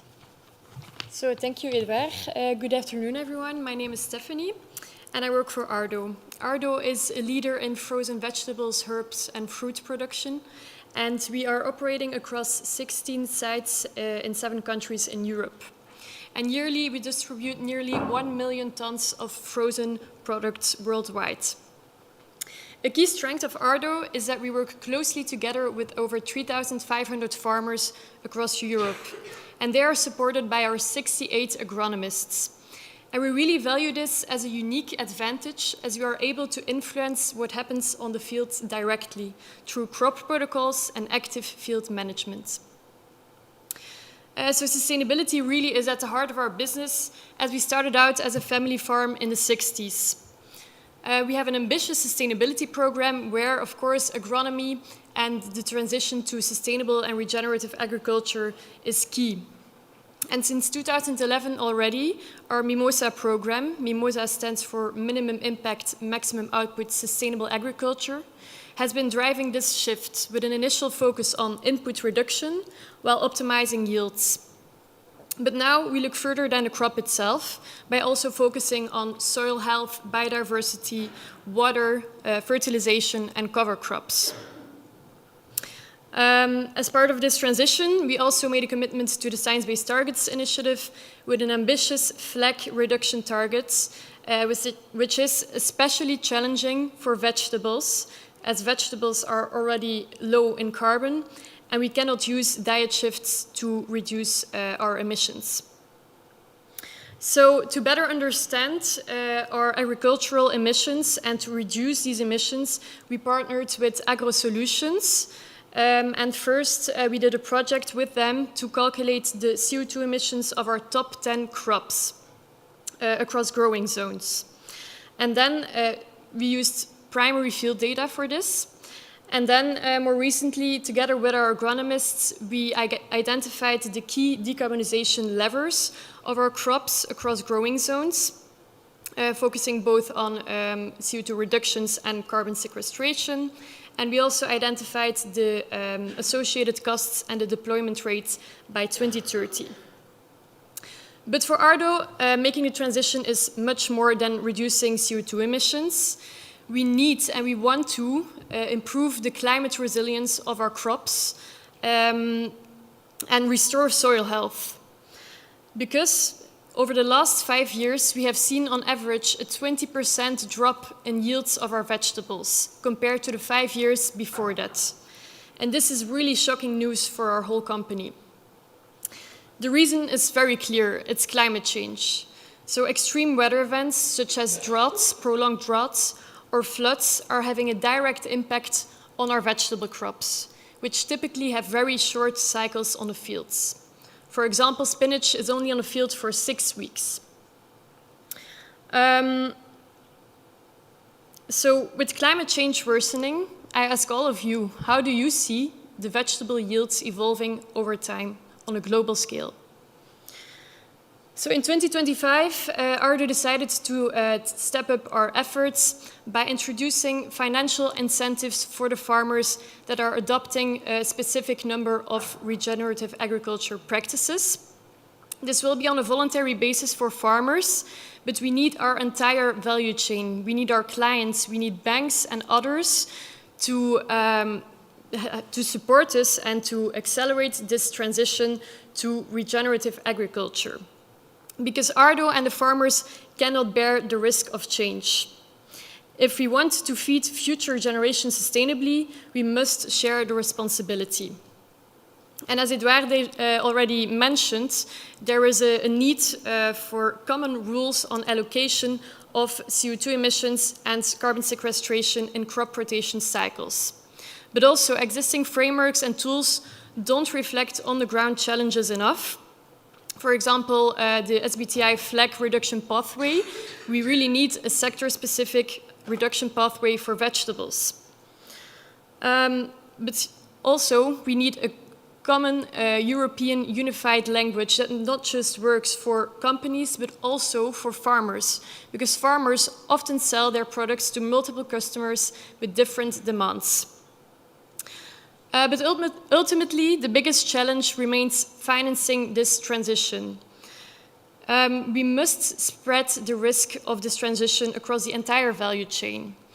And only by working together, we can ensure a resilient and a more sustainable food system for the future. Thank you.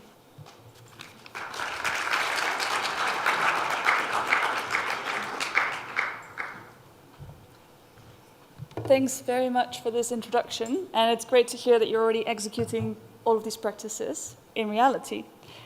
I would like to welcome our other panelists on stage, one by one. Let's start with Sam Wisse from ZLTO. He is a carbon farming project expert. Please take a seat, and then we do a quick round of introductions afterwards. Next up is Paul Bos. He works for Friesland Campina as the corporate sustainability manager. And then we have Valeria Forlin, from DG Climate. She is a CRCF expert. And then last but not least, we have Andrew Voicey. He is the Chief Impact Officer at Soil Capital. Let's give them a warm welcome all together now.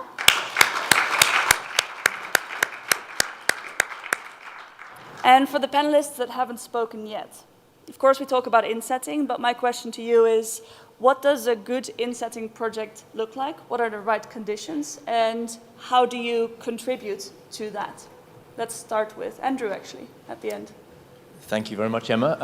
Good afternoon, everyone. So, Soil Capital started life in 2013 as an independent agronomy firm, helping farmers to transition to regenerative practices and improve their farm profitability. And in 2019, we launched a large-scale program to generate new financial revenue for those farmers, to reward them for taking that risk.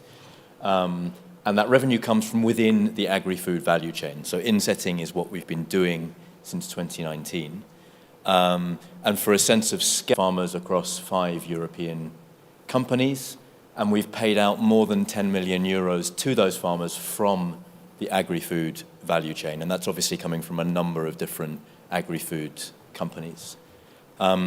So to answer the question, the kind of conditions, I mean, there are plenty, because it's a complex space, I think, as Edouard eloquently set out, but maybe 3 or 4 quick ones. I think the value chain buyers need to already be seeing the return on an investment case.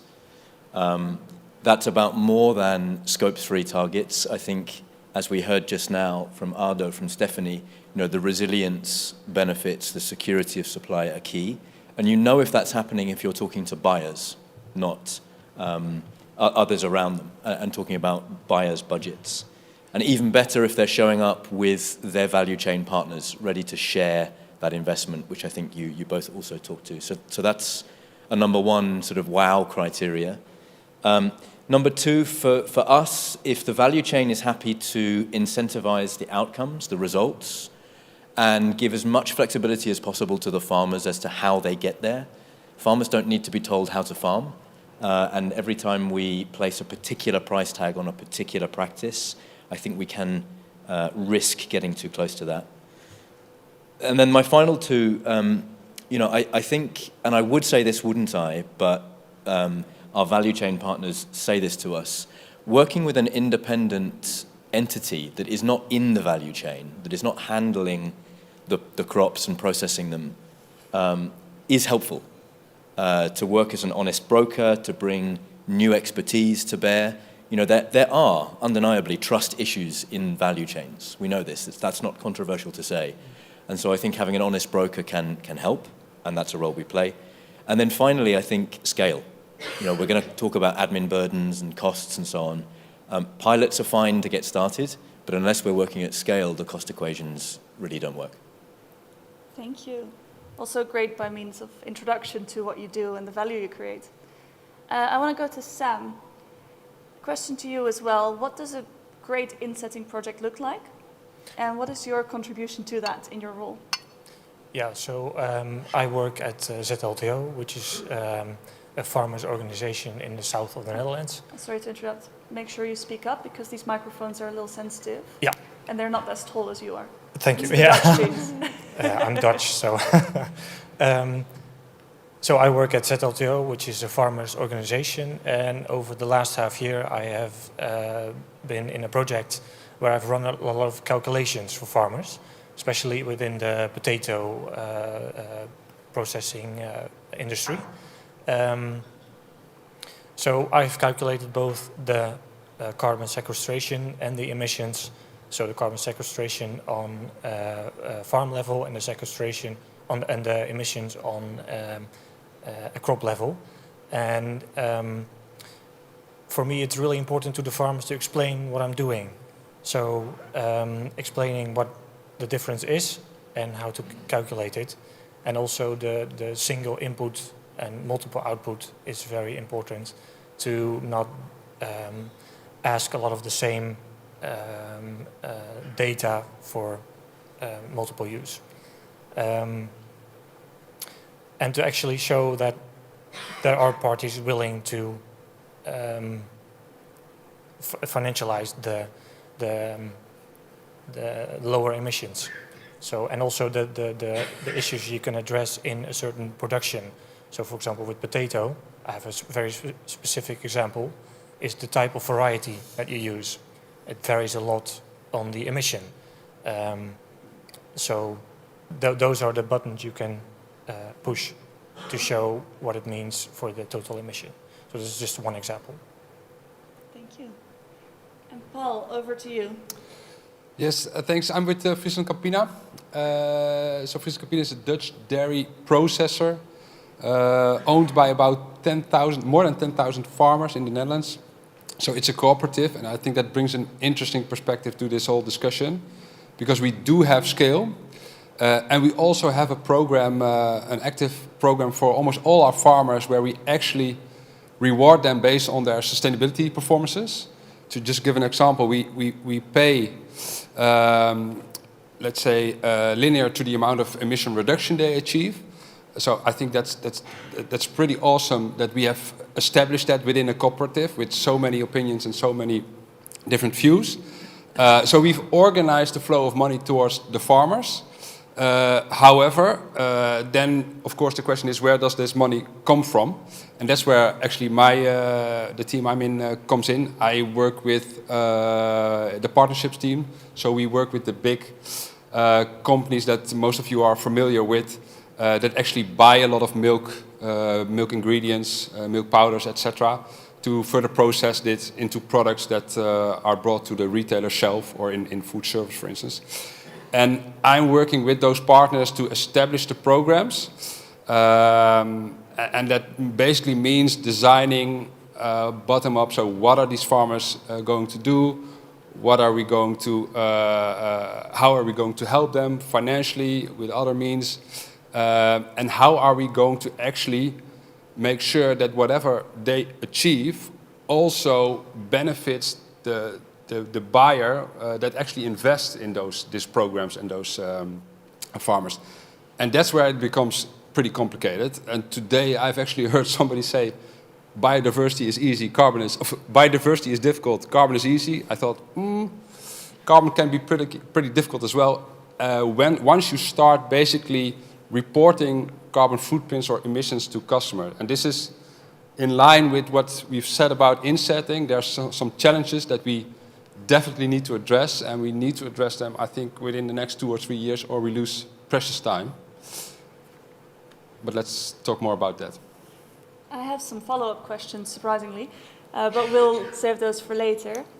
Valeria, I would like to go to you. Of course, you are not an insetting practitioner, but I'd love to hear a bit about the work that you do and how you see your role potentially also for insetting, if any. Yes. Yeah, thank you, and thank you for the panelists for the very good insights so far. I'm looking forward to more. So the CRCF from the start had the goal of being a harmonized set of rules for measuring and reporting climate impacts, but also sustainability impacts of carbon farming practices.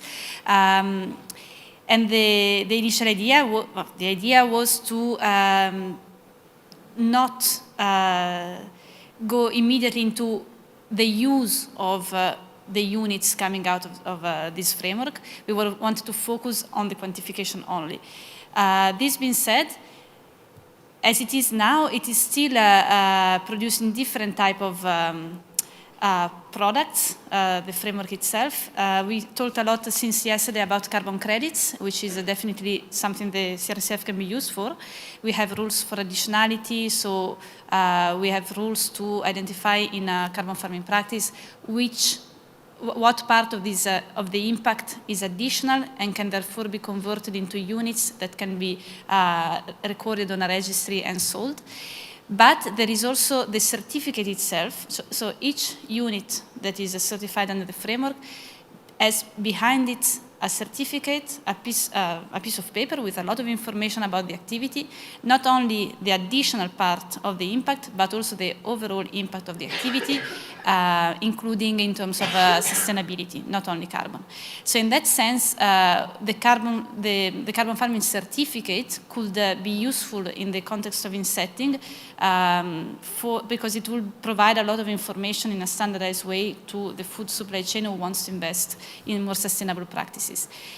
I liked very much what Sam said, single input, multiple output, which is a way to say what we are focusing a lot right now, that farmers have to provide this sustainability data only once. This is the idea behind the benchmarking system, which was one of the main recommendations from the strategic dialogue, this group of stakeholders that last year met and provided recommendations to the Commission about the future of the agriculture and food sectors.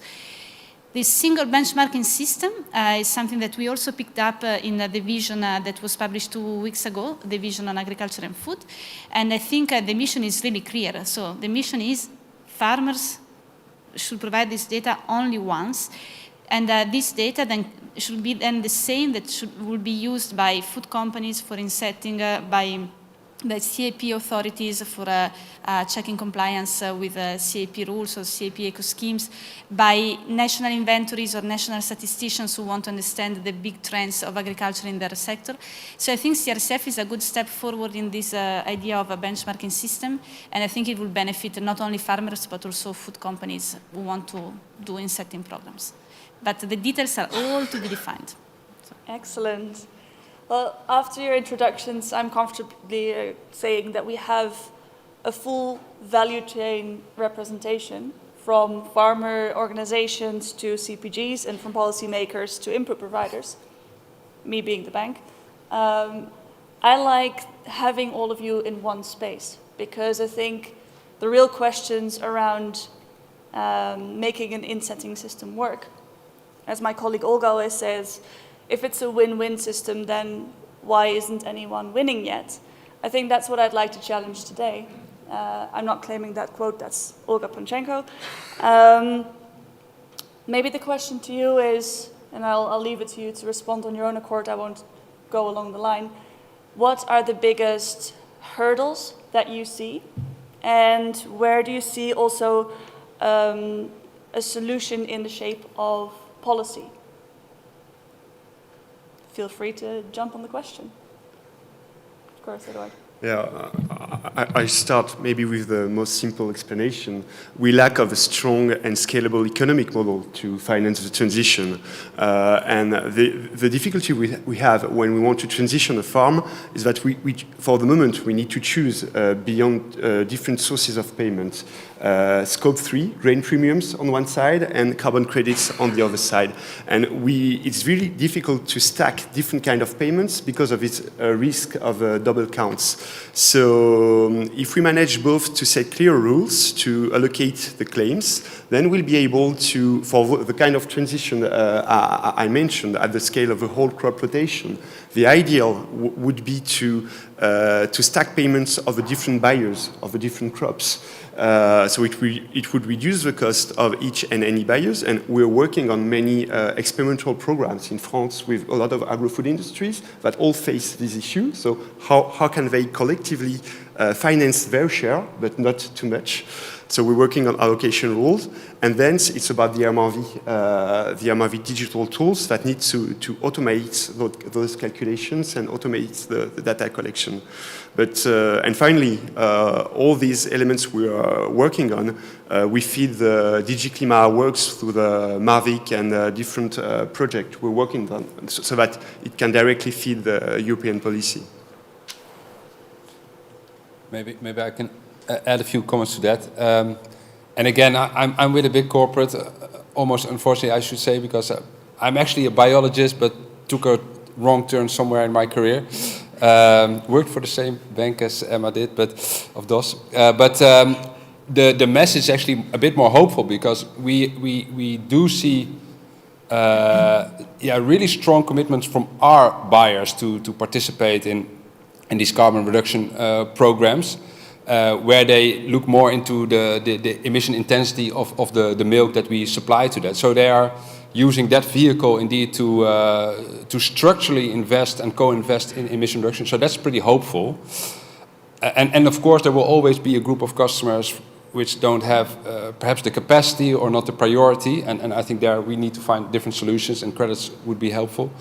But for us at the moment, the issue is now more that as Eduard was also saying already, that there's lack of guidance on how to actually allocate the performances of the farmers to your customers. And that's a pity, because we have been on this roadmap with certain customers already for 5 years. And now there are guidelines actually being developed and produced that prevent these partnerships to continue. So this is where we struggle with, where I'm spending like 4 days a week on this topic, to actually make sure that the companies that invest also get the full reward of their investment. Otherwise you get this pretty destructive free rider effect. And that's also a reality, that we do see a lot of, well, we do see some customers that also understand that if I don't do anything, I'll just wait for Friesland Campina to meet its SBTI goal, because then I also reach my 30% target. And that's, I think, a destructive attitude. So we need to prevent that. Yeah, maybe I could come in on that, because I have something quite similar to say from our experience. I mean, if you talk about why isn't the win-win happening, I think, you know, we could start to talk about the admin burden for the farmer and the costs and so on. And there are real issues there, but they are overcomable, which is not a word, but I think you know what I mean. And you know, our journey working with 2,000 farmers, we have, as Lisa showed earlier, massively reduced the time needed, the cost of obtaining activity data from farmers. And actually, we had an audio recording circulating internally this morning from a phone call with a farmer who's absolutely delighted using our platform. So these things, we've got a long way to go, but those things I think can be overcome. It's the free rider effect, which I think is the biggest sort of elephant in the room here. You know, we've dispersed, as I said earlier, 10 million euros to farmers from the value chain, but that's coming from the leading players, the Friesland, it's not Friesland Campina, but like you, companies who are willing to put your money where your mouth is and take a leadership step. And increasingly, they're turning to us privately and saying, you know, we need a level playing field here throughout the value chain for our customers and suppliers and peers to do the same thing, because we talk about resilience as a driver of return on investment, but in a commodity value chain that can be complicated to link the actual value at farm level to the actual company who's investing. But that case makes sense if everybody is rising the tide at the same level, at the same rate. So, you know, very often I find in conversations around CRCF, you know, CRCF is about the supply of units into the market, and we're not talking much at all about the demand from within, in this case, the agri-food value chain, and I think there needs to be much richer conversation there. However, last point, I do think, to your point, Edouard, that for the first time, actually, we have an opportunity where one of the other things that holds all of this back is too many conflicting standards. You know, GHG protocol for insetting or scope 3, a whole bunch of voluntary carbon market standards for offsetting, then a whole bunch of stuff around public sector funding, which is somehow finding its way to the farm level as well. And the poor farmer, of course, is in the middle of all of this saying, what on earth do I do with all of this? For the first time, we have an opportunity to have a government-backed quality standard that could, details to be resolved, speak to all sources of funding and offer a harmonized quality stamp. And I think that can at least, you know, it won't solve all of the issues. I'd be amazed if it solves the allocation issue, frankly. But it can solve a lot before getting to there, and I think that can help. I would like to add something from Ardo's perspective. I feel like that the biggest challenge is convincing farmers that this is the way forward, because we can collect all the money and the financial incentives, but if we don't have any farmers to give the incentives to, and if they are not convinced that regenerative agriculture is the way forward, then yeah, I think we should start at the bottom and really facilitate this knowledge exchange and create an ecosystem for farmers to learn from each other and to speed up the transition. And then all these tools and frameworks and regulations can help. I have some ideas as well. Please share. When you look at arable farming, and I'll make it specific in the southern part of the Netherlands, clay soil, I also have a project where I work together with arable farmers and dairy farmers. And for the dairy farmers, the emission calculation is very easy. So that's something we draw a lot of inspiration from Friesland Campina. But when you look at an arable farm, you have different crops and different suppliers of the crops. So let's say you have a farm and half of the farm is wheat and the rest is potatoes and beets, for example, sugar beets. Then you generate a certain amount of sequestration or lower emissions. So where are you going to allocate the emission? That's a very big question for farmers that I often have to explain. So that's, in terms of hurdles, one of the things that I've seen. Maybe one last word, that the CRCF, the way it is going, could be a marvelous solution to harmonize all the kind of reporting, and could be a solution to all the challenges we've mentioned that for the moment agri-food companies face. So that's why we need to work together towards this harmonized framework. Yeah, and I appreciate that many of you mentioned allocation as an issue. That is very recognized. I like that between Ardo and Agro Solutions, you made your own solution for that. The same for Friesland Campina, of course. You started years ago already, and then you saw the policies change. I think summarizing what you're saying is you want to move so fast that the policy is lagging behind, and then you run the risk of making an assumption that turns out wrong. But I have to appreciate the work that you've already done in that policy void without knowing exactly what's going to happen in the end. Same goes for Soul Capital. You've really moved beyond what you already saw out there in the market. So from that perspective, maybe you've all been part of projects that started before there was an established framework. How do you look at value creation and value capture of those projects? And what do you think are more the best practices? And how should we reward this? What are systems that work? What hasn't worked yet for you?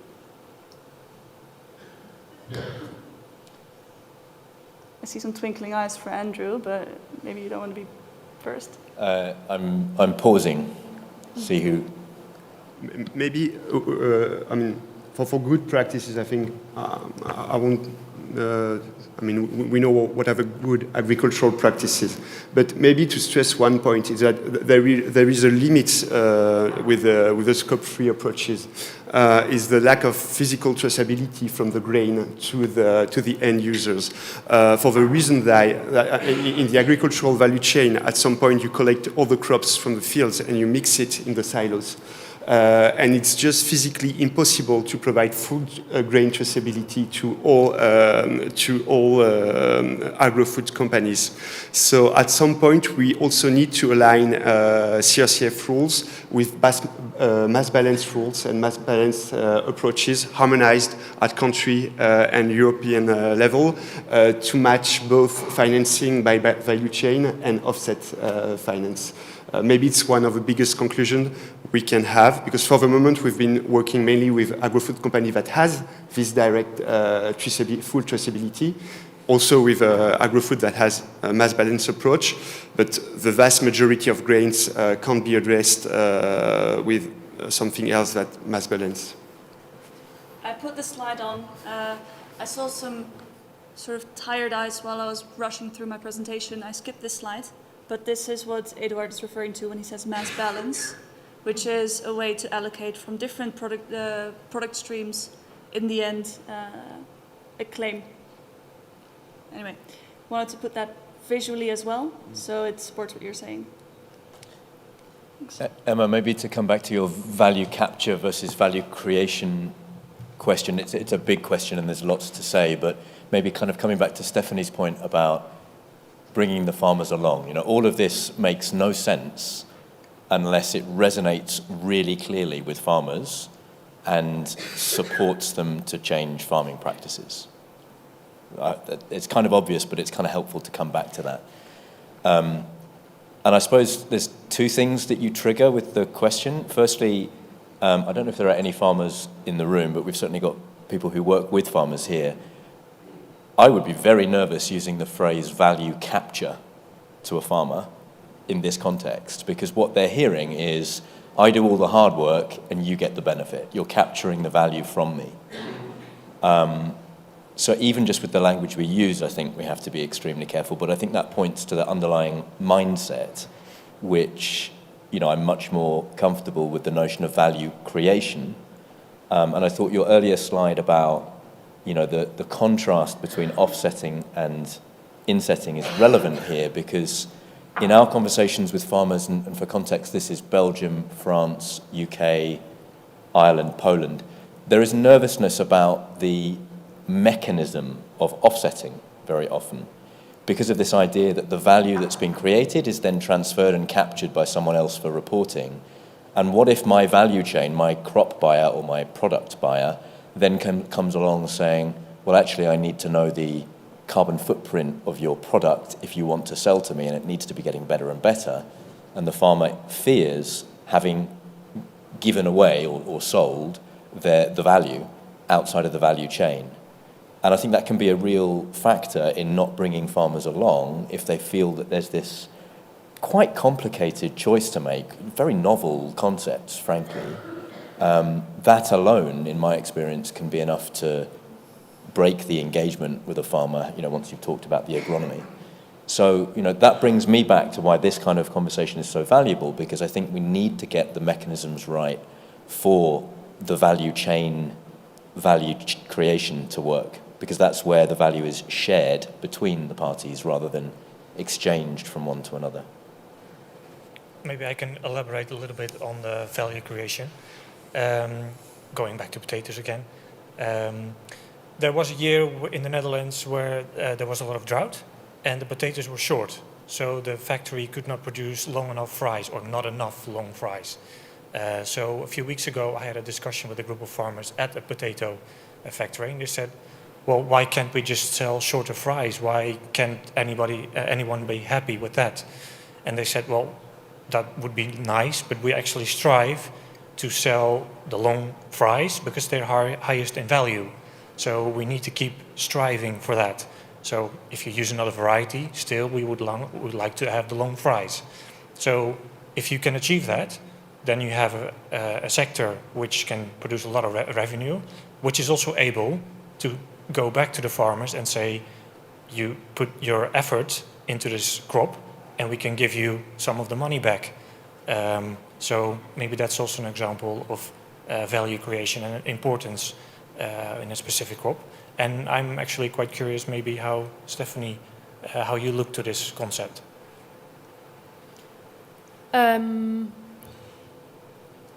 So creating high value from the crops that you produce. You could say, I can sell the potato, but I can also make French fries out of them and they're higher in value. Yeah, for us it all depends on the customer requirements as well. But we feel that often our customers, they don't know the challenges, first of all, of the farmers, but also, for example, they say we want indeed a fries that is this long, or like a pea that is this small, not bigger, so we have to discard a lot of food because our customers just have very different specifications. But yeah, the biggest value is in selling as much products as possible, also for the farmers, for the inputs that have been put into growing the crops, but also in freezing the products.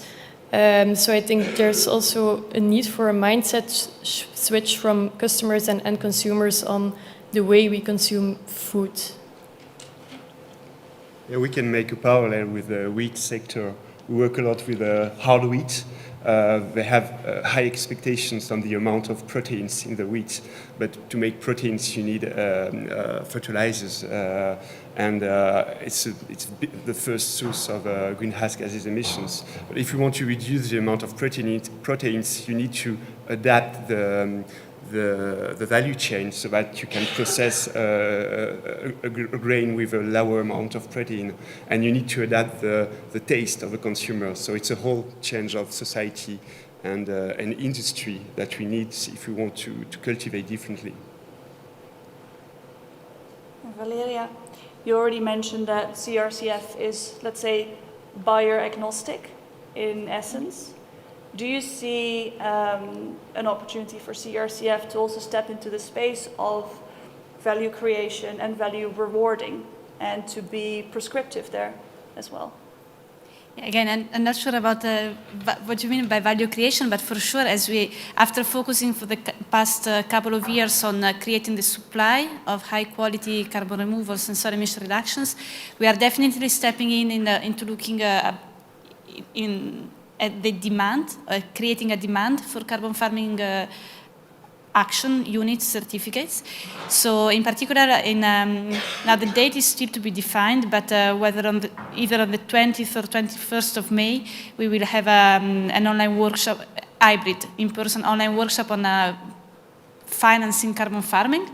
where we look into innovative approaches for that. And for 2 years now, we have been also doing studies, workshops, interviews, a lot of thinking about how to create policies for the next decade, so after 2030, to incentivize climate action in the agri-food value chain in its entirety through market-based approaches, so not only national targets, but also something that engages with the agri-food value chain to contribute to the reduction of emissions and carbon removals in the agricultural sector. So we have a lot of ideas there, but again, we find the same struggles, difficulties that were already discussed in this panel, including the relationship between a food producer and its suppliers when it comes to buying food and when it comes to rewarding carbon farming.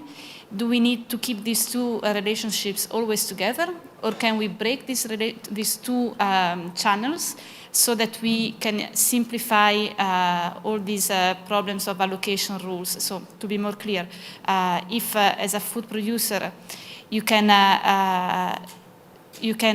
claim that you have reduced your Scope 3 value chain emissions, not because you have paid your own supplier for reducing emissions, but because you have paid some supplier of the same type of food in the same region, but not necessarily the one who sold you the food. This could simplify a lot these allocation problems. But what you were saying before, Andrew, and many others have said, that what a buyer is interested in is the return of investment in terms of the resilience of its supply chain, reducing risks in its supply chains. This is something that requires a strong link between the money you put on the table and the resilience of your own supply chain. So from that perspective, this link cannot be broken. So I think we still have a lot of thinking to do, how policies can best incentivize and simplify these approaches. But what is clear is that we need the private sector to be engaged, like you were saying, the pioneers are very much appreciated, but now it's time for the whole sector to reach the same level playing field if we want the transition to have the scale that we require. Because yes, there is a common agricultural policy, of course, which is there and which can help a lot, but I think we can all agree that we need both public and private finance, considering also the limitations of public budgets in the current situation. So we are thinking a lot about these things, yes. Excellent. Maybe that's... Emma, yeah. can I add one point or a small challenge to that? Because I think this is exactly what needs to happen. Mm-hmm. The only thing is that in the meantime, we want to continue with our customers, and we want to make sure that whatever money they put in also is sort of has a value in the future. So I think the request here is basically to make sure that in the meantime, we allow companies to set up partnerships and to set up projects that still have a value in 3 years' time when the final guidelines perhaps are there, or when the final system is there. And I can think of a sort of grandfathering system or something, but for us that's really critical. And to be honest and be transparent, like I think we have seen quite significant interest in soil carbon projects, in reduction projects. But now really companies are questioning, should we take the next step, or should we pause here for the next 2 years and then continue? And that's, I think, lost time that we cannot afford in this world. So a small request to also consider that potential risk of and maybe introducing some elements that could help that risk. I think you perfectly answered the question I wanted to ask to all of you, which is, if you have the opportunity to give advice, maybe for CRCF, how can we amend what's already there? How can we make it better for the purpose of insetting? What would you say, not just to Valeria, but also to all the other people in her team, in ideally 1 sentence, 2 if you must, because I want to save space for the audience to ask questions as well. Paul, you already had your turn. grandfathered the answer. Sorry, yeah. I'll have a go. I'm not sure about 1 or 2 sentences, so maybe this will leave more questions in your mind than answers, but... That was one. That's the preamble in policy speak. I do not think the current CRCF methodology is as explicit as it needs to be to tell the agri-value chain that the units and the data associated with it can be used in inventory accounting. And if we get that wrong, I fear that we switch off a major source of potential investment for this transition. And I think that was one sentence because I added an "and" in the middle. You can do another if you have to. So inventory versus intervention is what you're saying. I'm not allowed to say any more.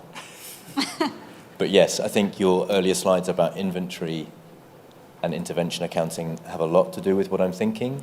I think there is a lot in the design already that works, but it's a bit hidden for a company to have to know that you can go to the certificate behind the unit and so on. Yeah. And I think unless you make things explicit in this day and age of so much complexity, the very big risk is that the market won't see that signal. Yeah, and I think we can, easily include some sort of explainer or something in the delegated act that can help with that.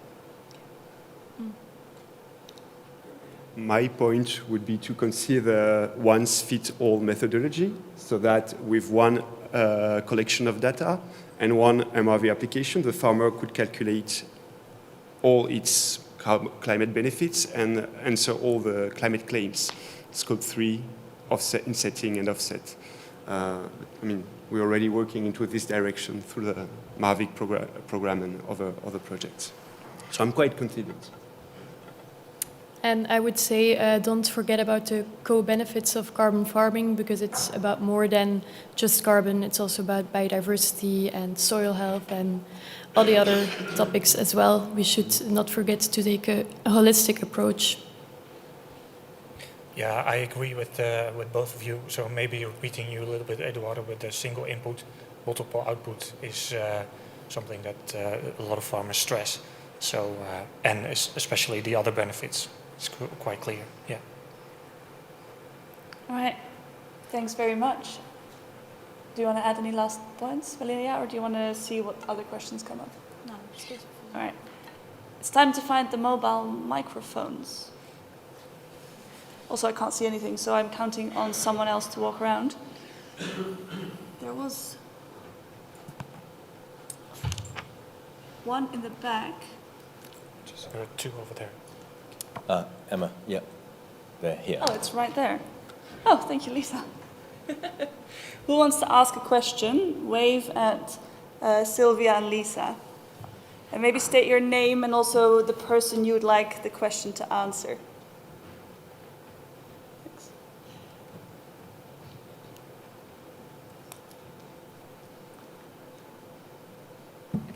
Thank you. Rachel, I'm from the UK Levy Board, AHDB. This question's probably more for the panellists that representing the sort of the downstream element of the supply chain. And I'm just interested to know what your thoughts are in terms of the backdrop of actually climate adaptation and the fact that our changing climate is really it's really challenging at farm level, and actually what you're doing within your projects, within your schemes, that builds in climate adaptation strategies within Insetting. Thank you.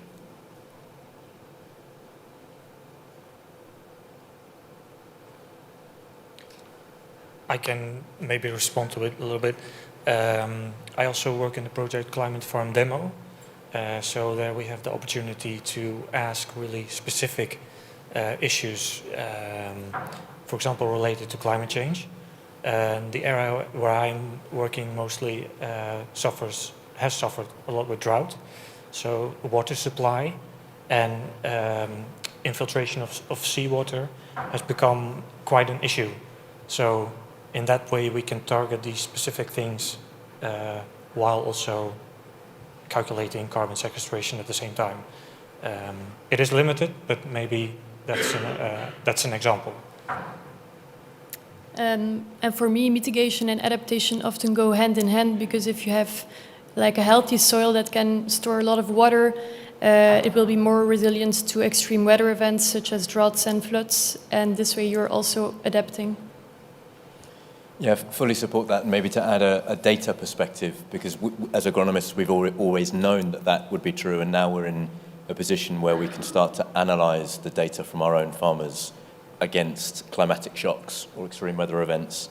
And this is only for one harvest and one region in France, the Charente region. So I'm not saying this is a universal trend, although it aligns with the agronomic experience. But we looked at a cluster of our farmers in that region where there were very clear prolonged drought events, and we categorized the farmers into those who had done the most to improve their soil health and those who had not. So a bit crude, but a broad categorization. And what we saw was that the volatility of yield was 50% less in that region for the farmers with the presumed better soil health compared to the farmers who were earlier in their transition with less healthy soil. And actually, when you look at not just their output volatility, but their profitability as well, it's an even bigger resilience factor. And that's, I think, what we're talking about when we're talking about resilience and the return on investment. A more stable output during these shocks means that off-takers don't have to go somewhere else when everyone else is going somewhere else to buy on the spot market. But linking buyer and supplier to that ROI is the challenge. But I fully agree. It's all part of the same.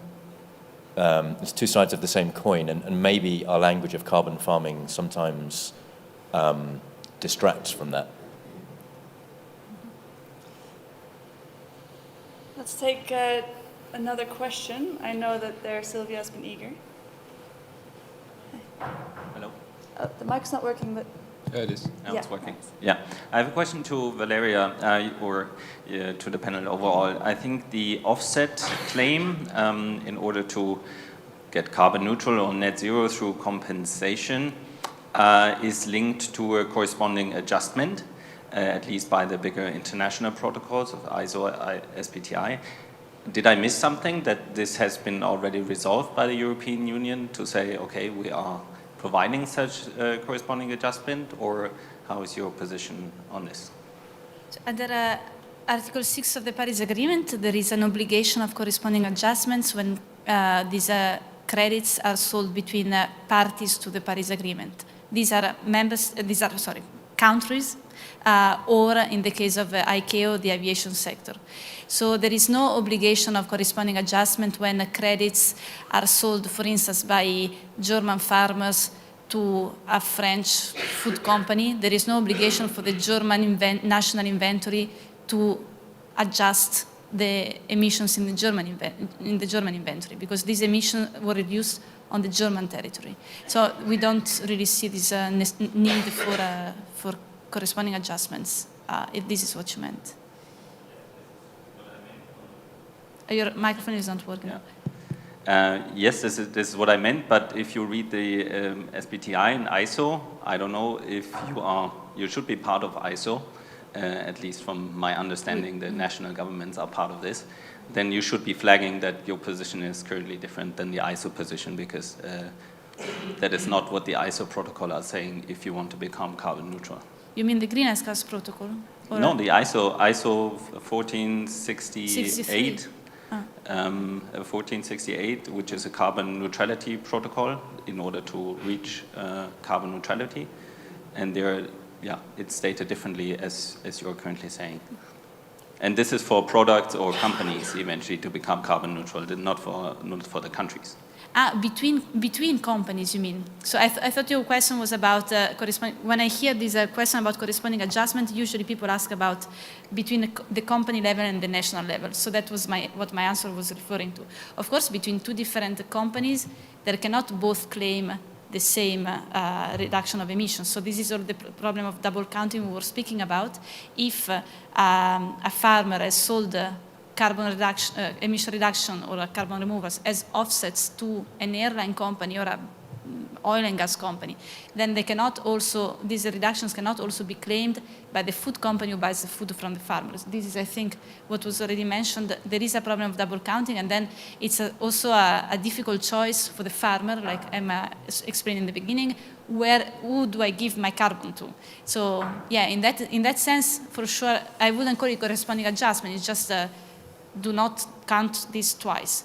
So in the CRCF regulation, we intend to address this risk with an EU-wide registry of carbon farming units, so that we know that a farmer has produced these units once, and they can only be bought once, cannot be bought by different entities.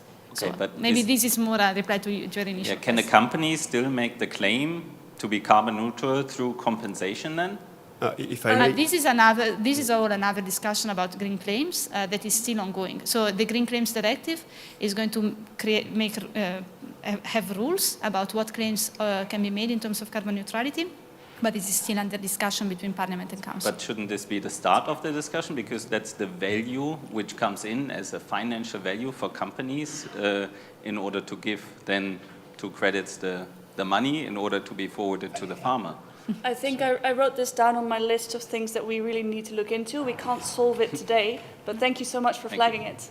Just to conclude, that was also one of the reasons why we couldn't talk about uses of the units so much until now, because we are waiting for the end of the trialogues of the Green Claims Directive. And just a word, there is no single proposition in any international standard on the claim from offset, what is outside the scope 3 in the carbon farming, in agriculture. This is a problem we face with Label Bas Carbone in France, so it's not only a European question, but this needs to be solved at international level. So this was part of a recommendation to provide a clear claim for whatever falls out of scope 3. Are there any other questions? There's a very eager one over there. Hi. Afternoon, and thank you everybody for your very interesting and stimulating talk. My name is Carl Richards. I'm head of the Teagasc Climate Centre. So within our organisation we have a virtual centre where we manage all of our climate related research. I have a question for you around early adopters. So when we look at emissions from farmers, I'm assuming there's a bit of a bell-shaped curve there. Some farmers are already very efficient. Everything that's been talked about here is about reducing emissions, but we can select to take supplies of milk, for example, or beef from farmers that already have very low footprints. So how are early adopters going to be treated, or is it all going to be about, I suppose, how much more CO2 can I reduce now? So if I'm already very efficient, reducing that further becomes incredibly difficult, but I'm already very efficient compared to the average. So how is that going to be handled within the systems that you're talking about? Because, sorry, the reason I ask this is we get asked by farmers, should I go now? Should I sell my carbon now, or should I wait? So do I implement the measures now, or do I wait for a few years when the price of carbon is higher, the payments are more certain, and I will get more money for whatever actions I carry out on my farm? So, thank you.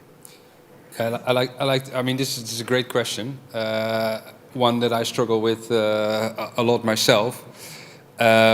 And we have this bell curve. We have a footprint from every farmer that supplies to us. So it's a great data set.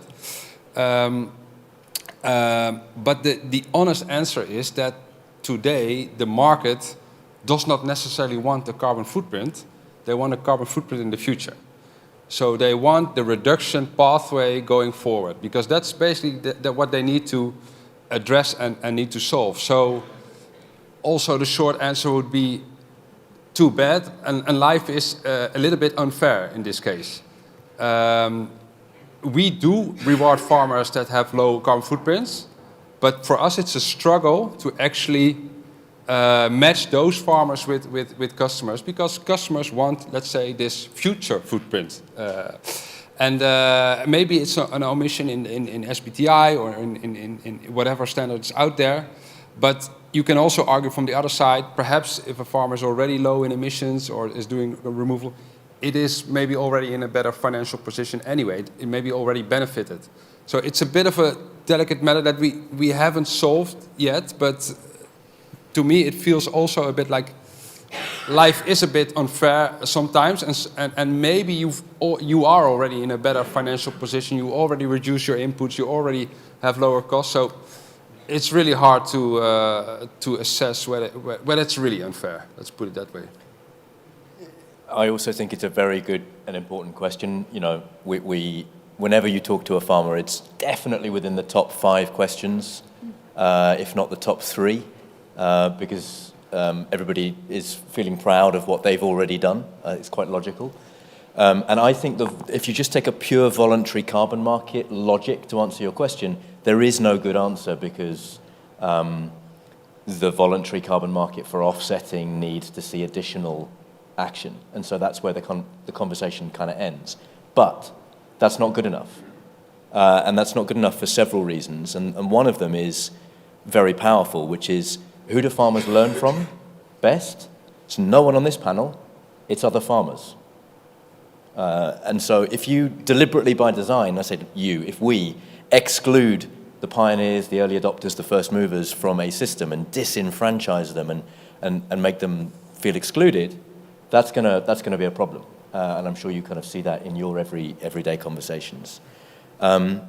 We actually do see that agri-food value chain companies that we're working with do value the better carbon footprints now, because it does help them advance on their target trajectories.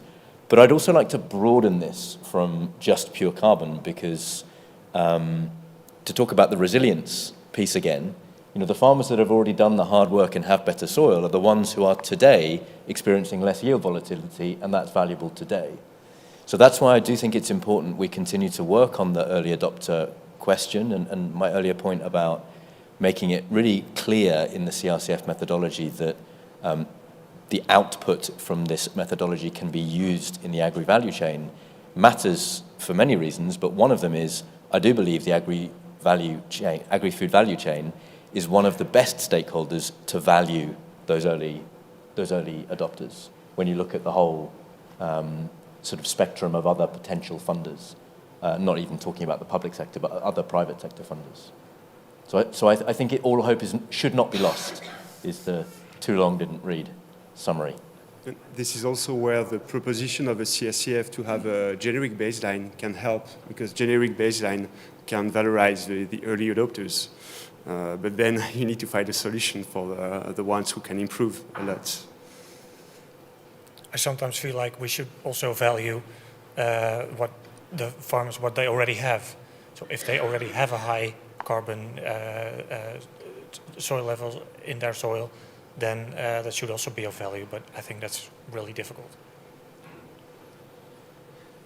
And Stephanie, you mentioned earlier that you're dealing with crops that are already very low in their carbon emissions levels, and you still set ambitious targets for those crops and also for the farmers.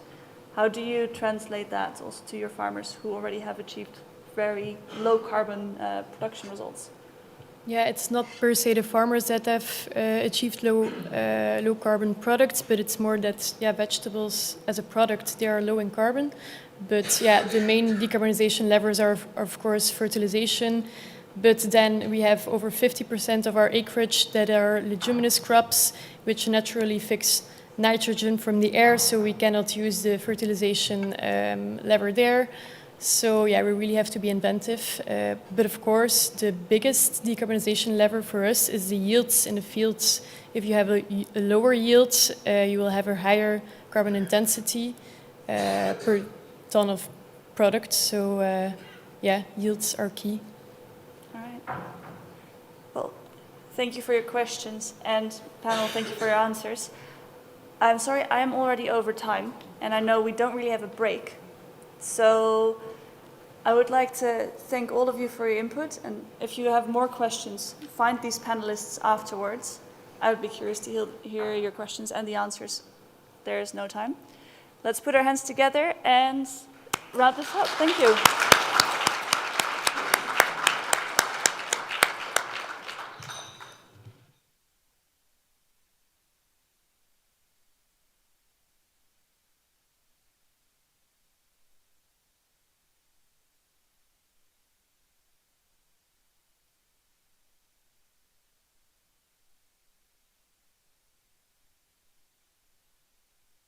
Still working? Yes, it's still working. So we are going to have the wrap-up session in this room.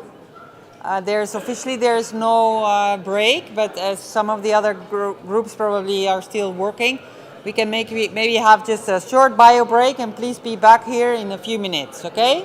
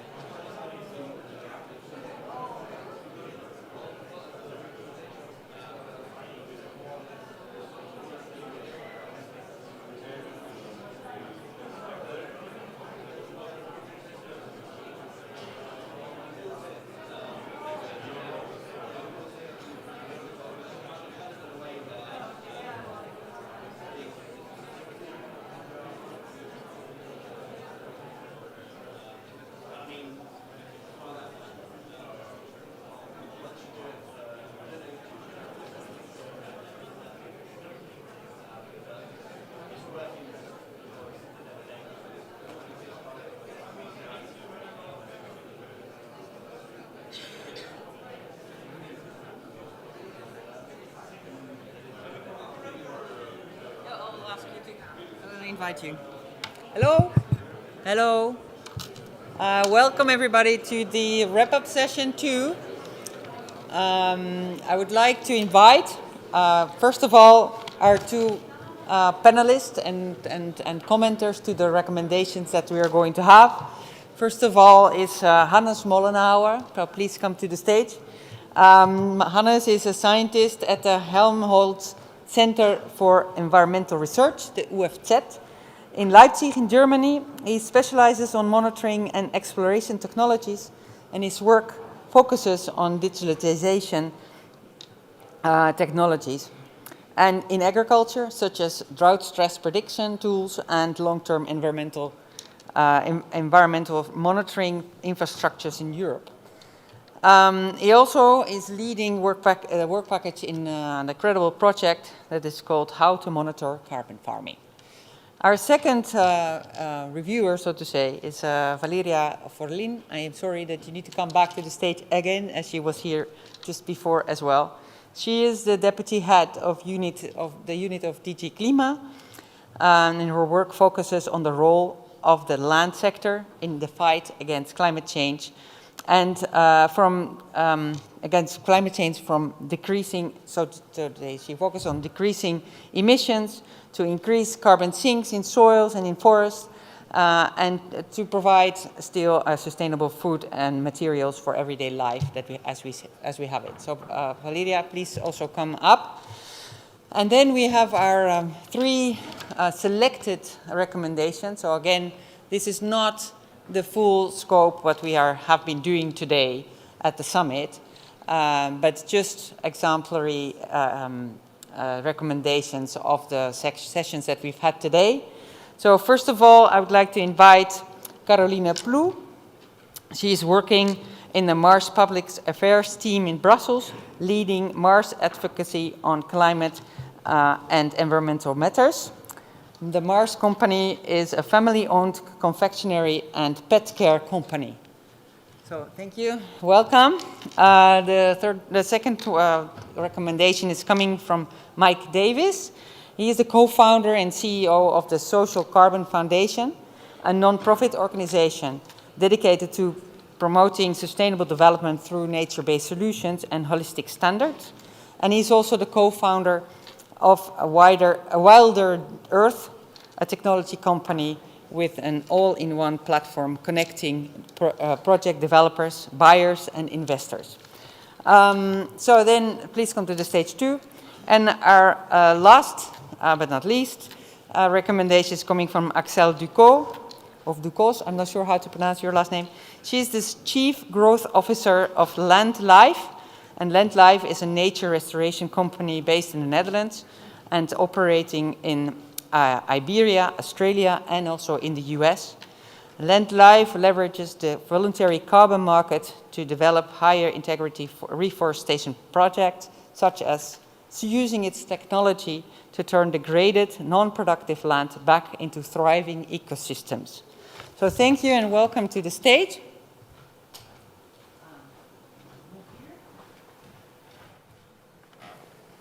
So, first of all, I would like to invite Caroline to explain what you had originally come up with and how you developed that over the session today and the new insights that you may have generated. Thank you, Saskia. So, I mean, we had a really rich conversation, so I'm not going to wrap up on everything.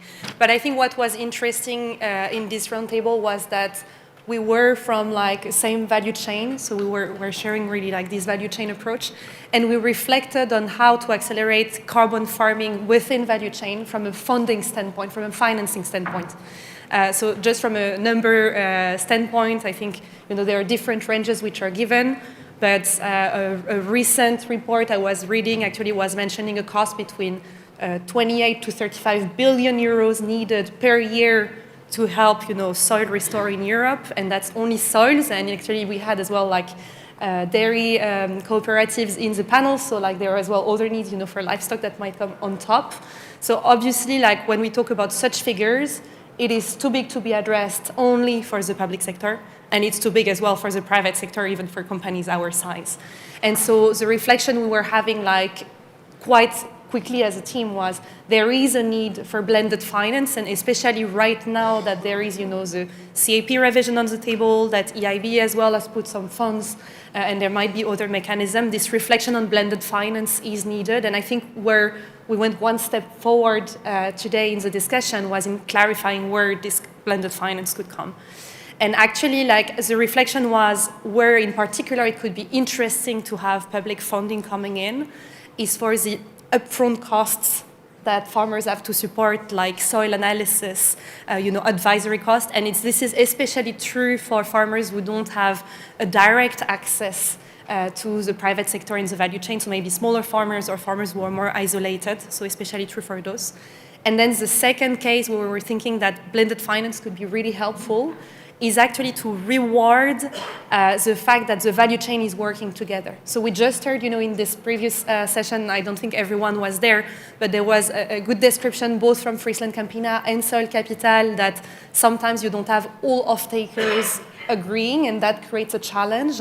So how could, for instance, public funding incentivize off-takers to work together so that really you have then farmers who have a real business case with all their crops, if it's crop rotation we're speaking of, or all, the dairy they're providing, which is valued from a money standpoint. Thank you very much. We were also would be wondering what the audience thinks of this recommendation. So for this, we have made a Mentimeter. So I would like to ask the booth in the back to put up the first Menti question. So the question is on funding mechanisms for Scope 3 solutions. So please put in you can see the QR code with the code also in the top is 77747532. And while you are putting in your questions towards Axel, to Carolina, sorry, maybe I could ask for a reflection from first Hannes. Okay, from me first.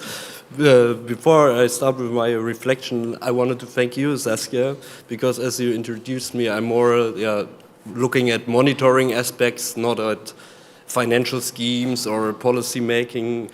And that's why I spent the day to join your sessions to learn more about how value chains are working and to getting a bigger picture of all of that. So thank you that you motivated me to learn more about carbon farming, and next time I have to read the emails more carefully what you are asking me to reflect on. Anyways, I think from my point of view, since we are at the Carbon Farming Summit, I think we have to highlight again that the Scope 3 indicators are beyond the CRCF scheme. I think this is something important to highlight.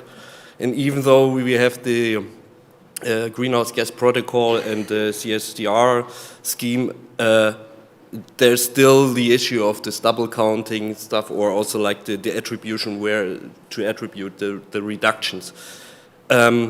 But as I told, I want to highlight a bit more the monitoring aspects. I think the crucial point when we are talking about how to monitor these indicators is how we get transparency access to this value chain data for all the people involved there. So some farmers, even though it are not even possible to make a good calculation, is it the structure of the farm or also aspects of time and costs, and so there's a variation between the data-driven approaches, which we should be more precise than the modeling approaches, and so this will also end in difference in between at the end in the calculations, how to for the Scope 3 indicators, and then how to put a credit on it.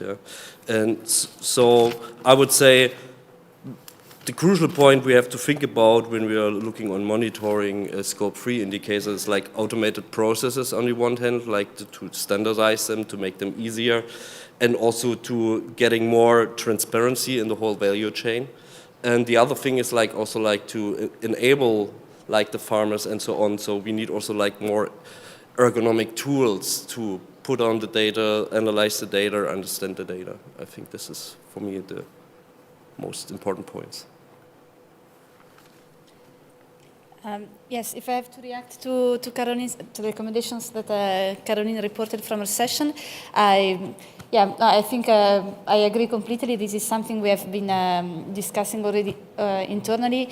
For sure, if we want a market to function well, it's not for the public sector to put a heavy hand on the market itself, but the role is to decrease transaction costs, because when transaction costs are low, that's when a market can work better and be liquid and have less distortions. So what we can do is indeed help farmers access these markets, and the CAP can do that, the Horizon program can do that with projects like the Living Labs approach, where you help really these bottom-up approaches for farmers so that they learn from each other and from the example of the Living Labs.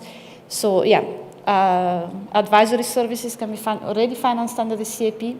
The thing is, they're not used so much until now for carbon farming, this cap budget for advisory services.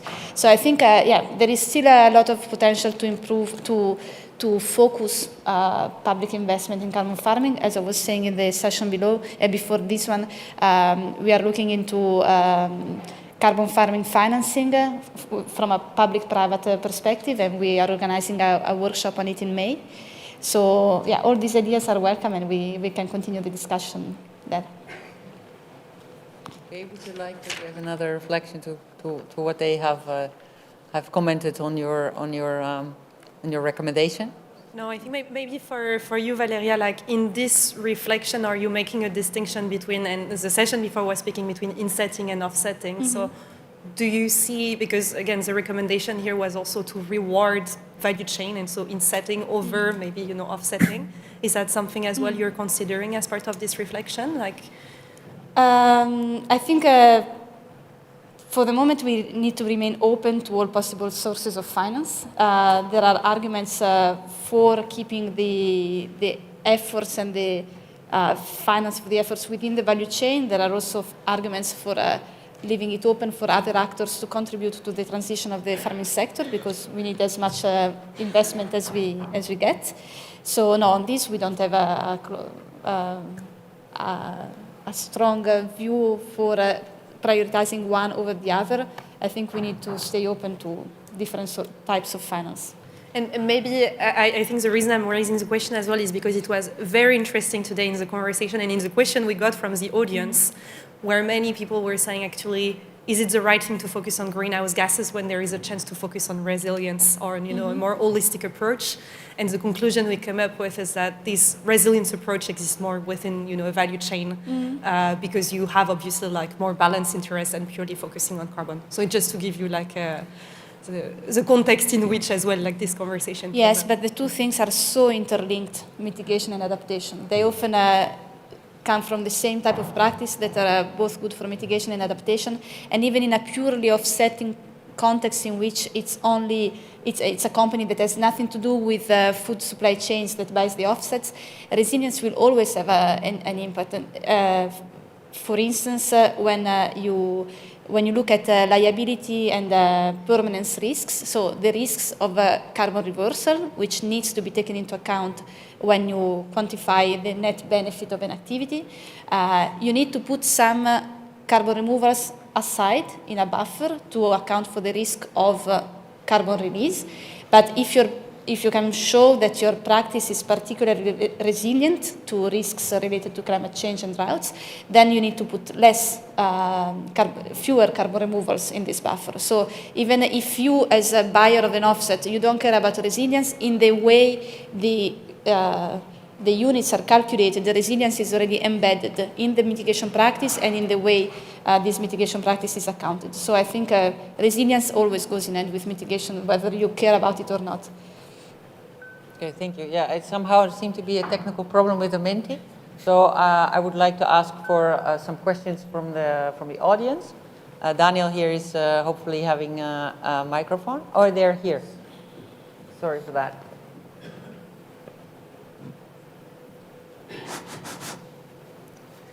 Yeah, thank you very much. I think when we think about this discussion between public-private financing and partnerships, the question that comes up for me is, how do we differentiate also between the public and private goods? We have, of course, public benefits in terms of carbon sequestration and also building up resilience. But a lot of part of that is also on the agri-food corporates with their supply chains, building up that resilience. This is what they are profiting also from with less, reduced harvests and things like that. So I think when we talk about cost sharing, we also need to think about benefit sharing in that sense. Yeah, I don't think they oppose themselves. Like, I think the goal, I think, is common to like decrease greenhouse gas emission overall, and that's why, you know, today you have like accounting system for member states and for corporations. So I think the benefit is for like the overall good. I understand your question of whether we would want to clarify this, but I'm thinking among all the debates that are open, potentially this one is like a bit less relevant if you think about an asset which is benefiting overall. I'm very curious to hear like your view, Valeria, on this actually. I'm not sure I understand the opposition of the two things either. There is a public good in the moment when the benefit is enjoyed by the larger society and not only by the provider of this good. But if providing this good is a cost that for the provider, then it needs to be also supported with public money.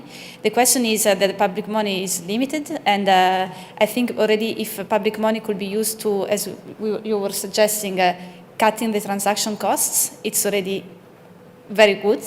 If it can also be used, you can also use CAP money for, your CAP money is already used through eco schemes to pay for carbon farming practices, but there maybe the thing that is different is that you cannot make very long-term commitments with the CAP.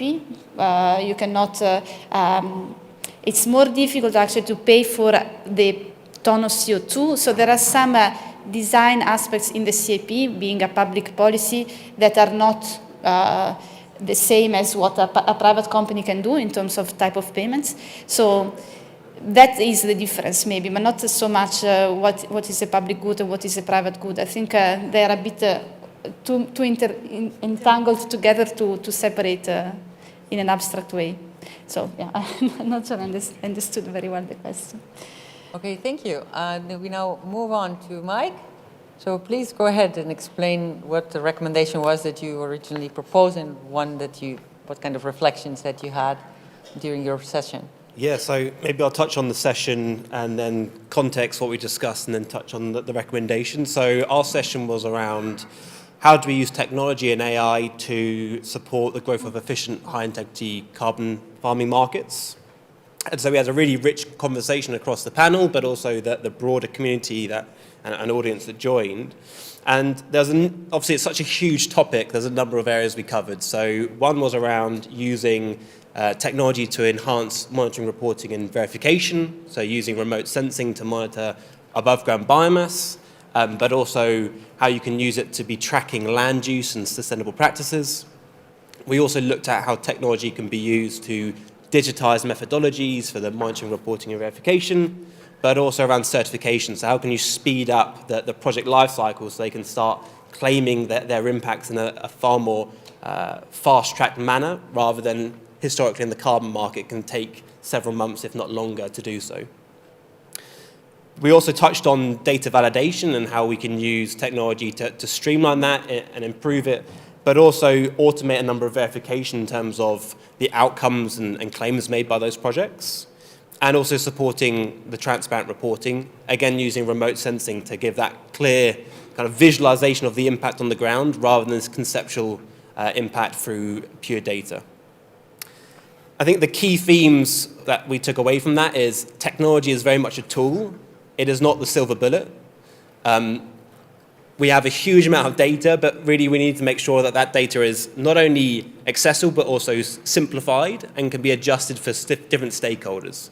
So one of the key findings we had is that for farmers, what is really important for them and is going to really support adoption is that it needs to actually be tangible for them. There needs to be some real insights which they can implement on the ground.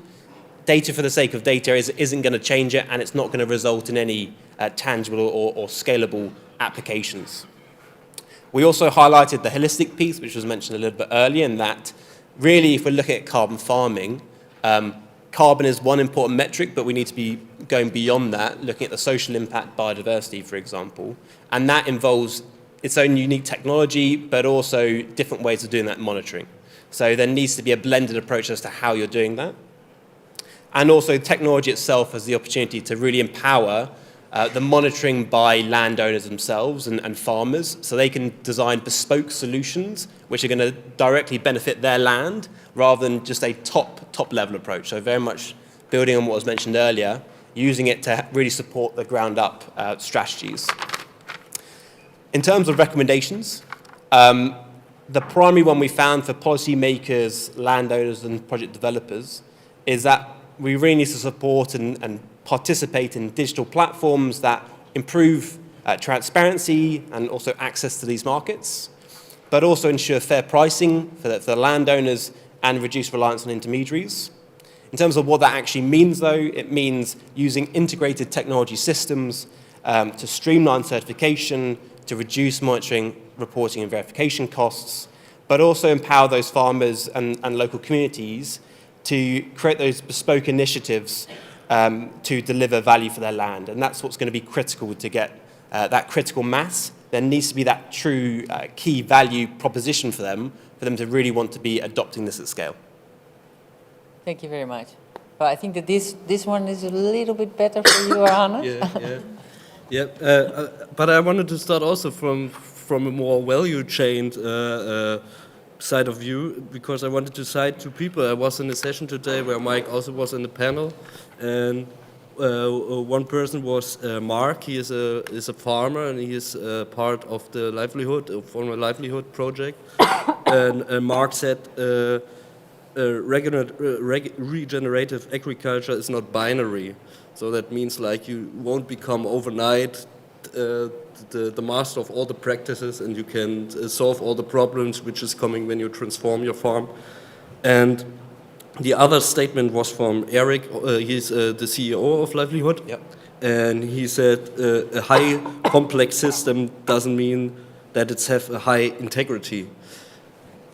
And these two statements were running through my mind a couple of hours, and yeah, for me it was like to see the parallelism between these two transformation processes. Like it's for an MRV, it's somehow the same like for a farm.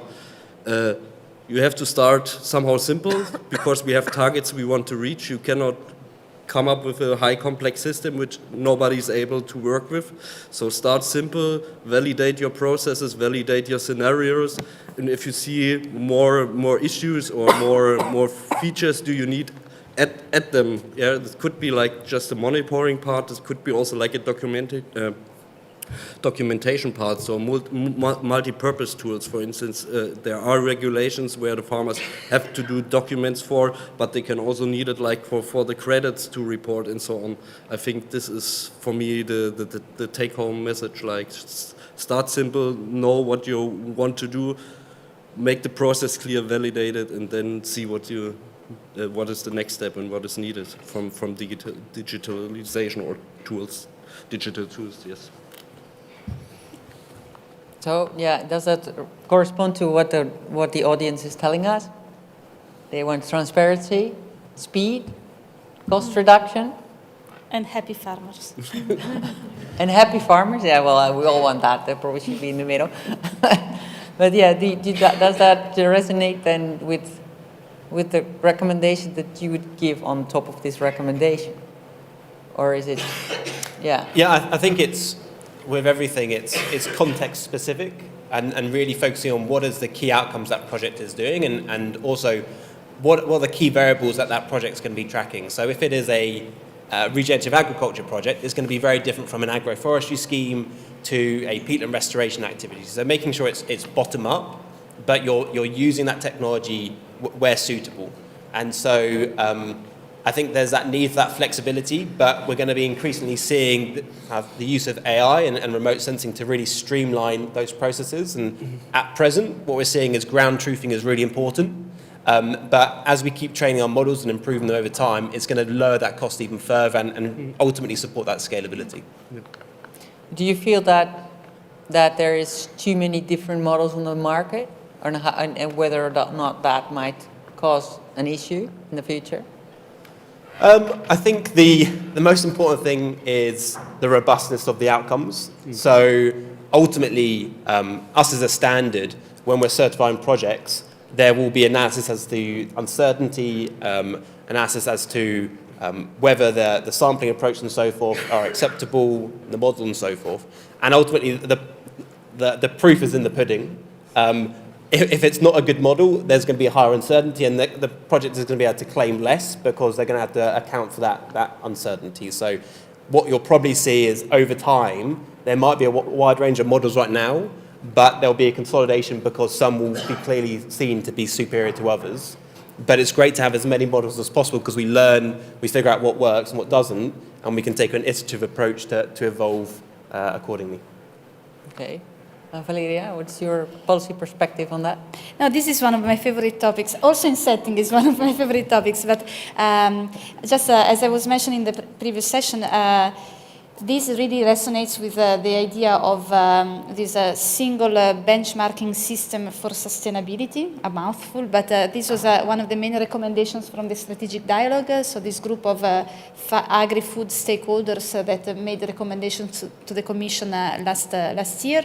And it's one of those recommendations that is clearly taken up in the communication, in the Commission's vision for the future of agriculture and food that was published two weeks ago.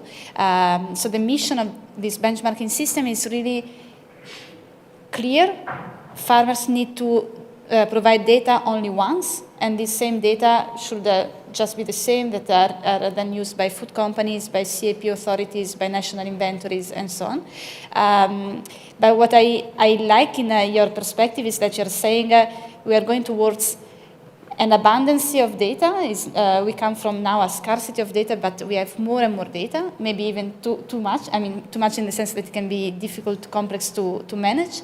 But if with these new digital technologies and artificial intelligence, you manage to reduce this complexity, and especially, like you said, maybe farmers eventually will need to provide data 0 times instead of just once, because you have machine learning, you have remote sensing. So really if you could even minimize the amount of data points you asked for the farmers, because I think in the previous session, Lisa was showing that the huge share of MRV costs comes from activity data. So the farmers have to say what they are doing. If some of these things they don't even need to report, and you can see from remote sensing images, it all becomes much simpler. And this is a huge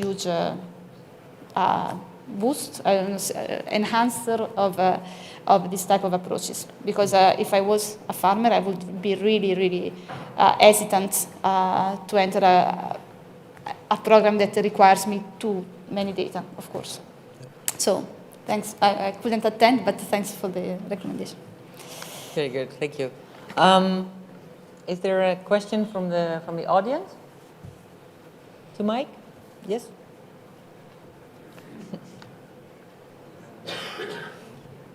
So, hi, my name is Lisa, and I'm part of the project MRV for SUC.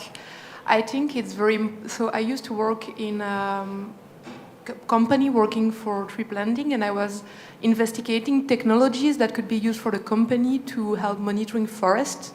And one of the big things we have been saying first is how we use those data. Because there is an incredible tool called Restore.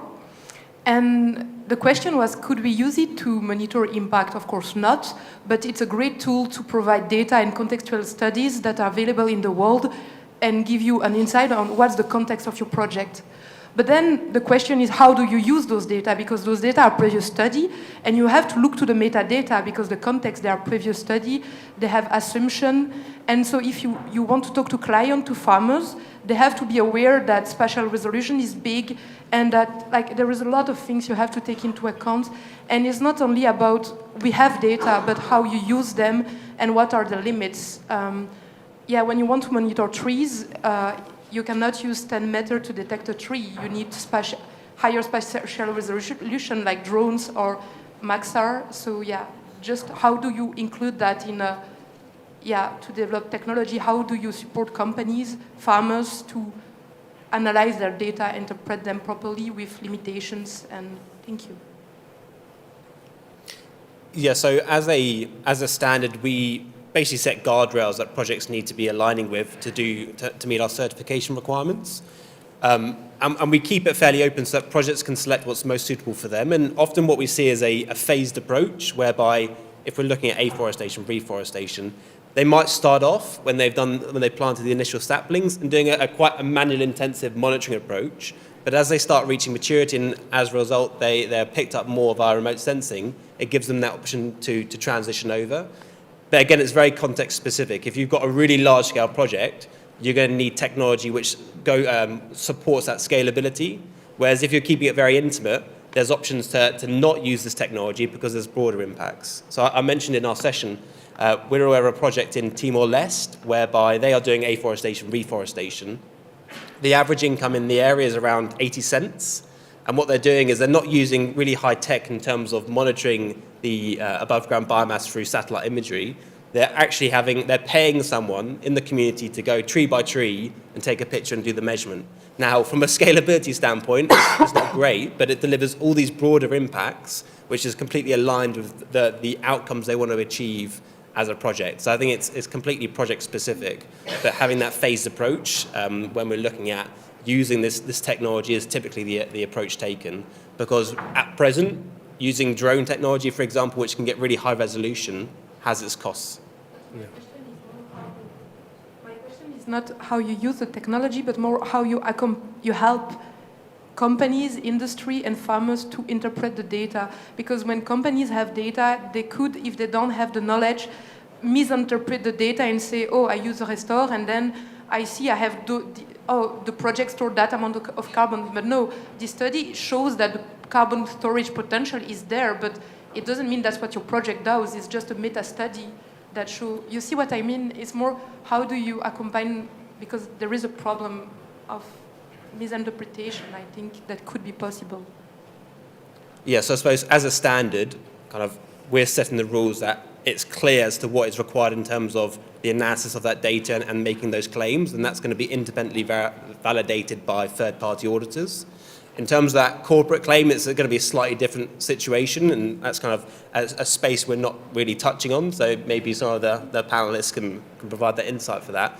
But I suppose when we're looking at that meta-studies, obviously you can use that to provide guidance as to what could be done, but if you're actually looking at specific farm scenarios and so forth, that's the role of some of the platforms we had on our panel earlier. Is they make that so much easier because you don't need to be an expert in analysing this data. They collect it, they formalise it in a way where, from a user interface perspective, it's really easy to understand and it's also robust as well.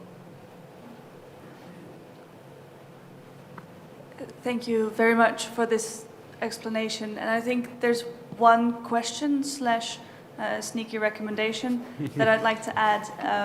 After developing projects, especially with smallholder farmers in countries like Timor-Leste, we've learned that there's a big difference between data value creation and value capture. And you have very elaborate and very progressive systems for value capture, but make sure that there is no discrepancy between the person who created the value and those who benefit from that value after value capture. And especially by using remote sensing systems, you lose that connection between the farmers who created the value and those who have captured it, and then apply it in any of the claims that you've already referenced to. So if it simplifies the value capture, make sure that the farmers are still in charge of that value in the end. Thank you. Yeah, I think it was a good recommendation. Yeah, very good. So thanks for that. We must move on to our last speaker. So please, Axel, tell us what your recommendation was and what you learned during your meeting of today. Thanks, Saskia.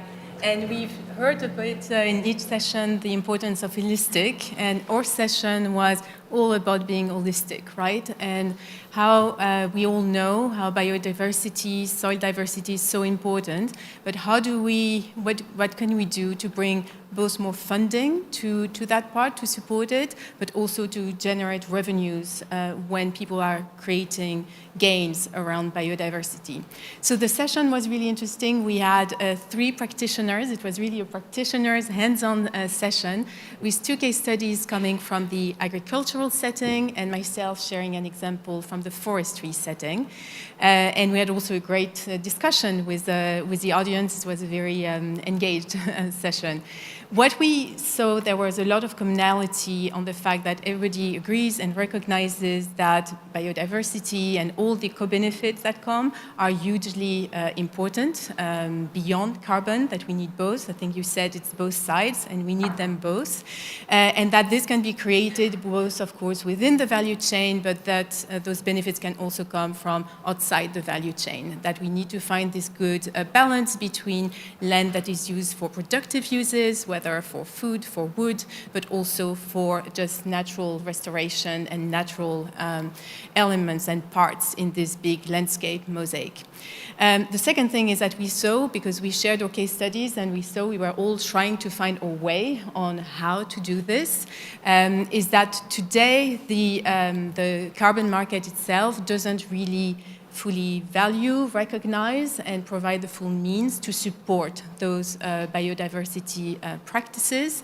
And that on the other hand, you have a lot of new frameworks coming up on biodiversity, which is great. There is a lot of, I would say, scientific advances in terms of how to quantify. You also have technology improvements with eDNA, bioacoustics. So all of that's come together. There is a plethora of frameworks, which also makes it a little bit confusing to find your way as a practitioner, but also probably as a buyer.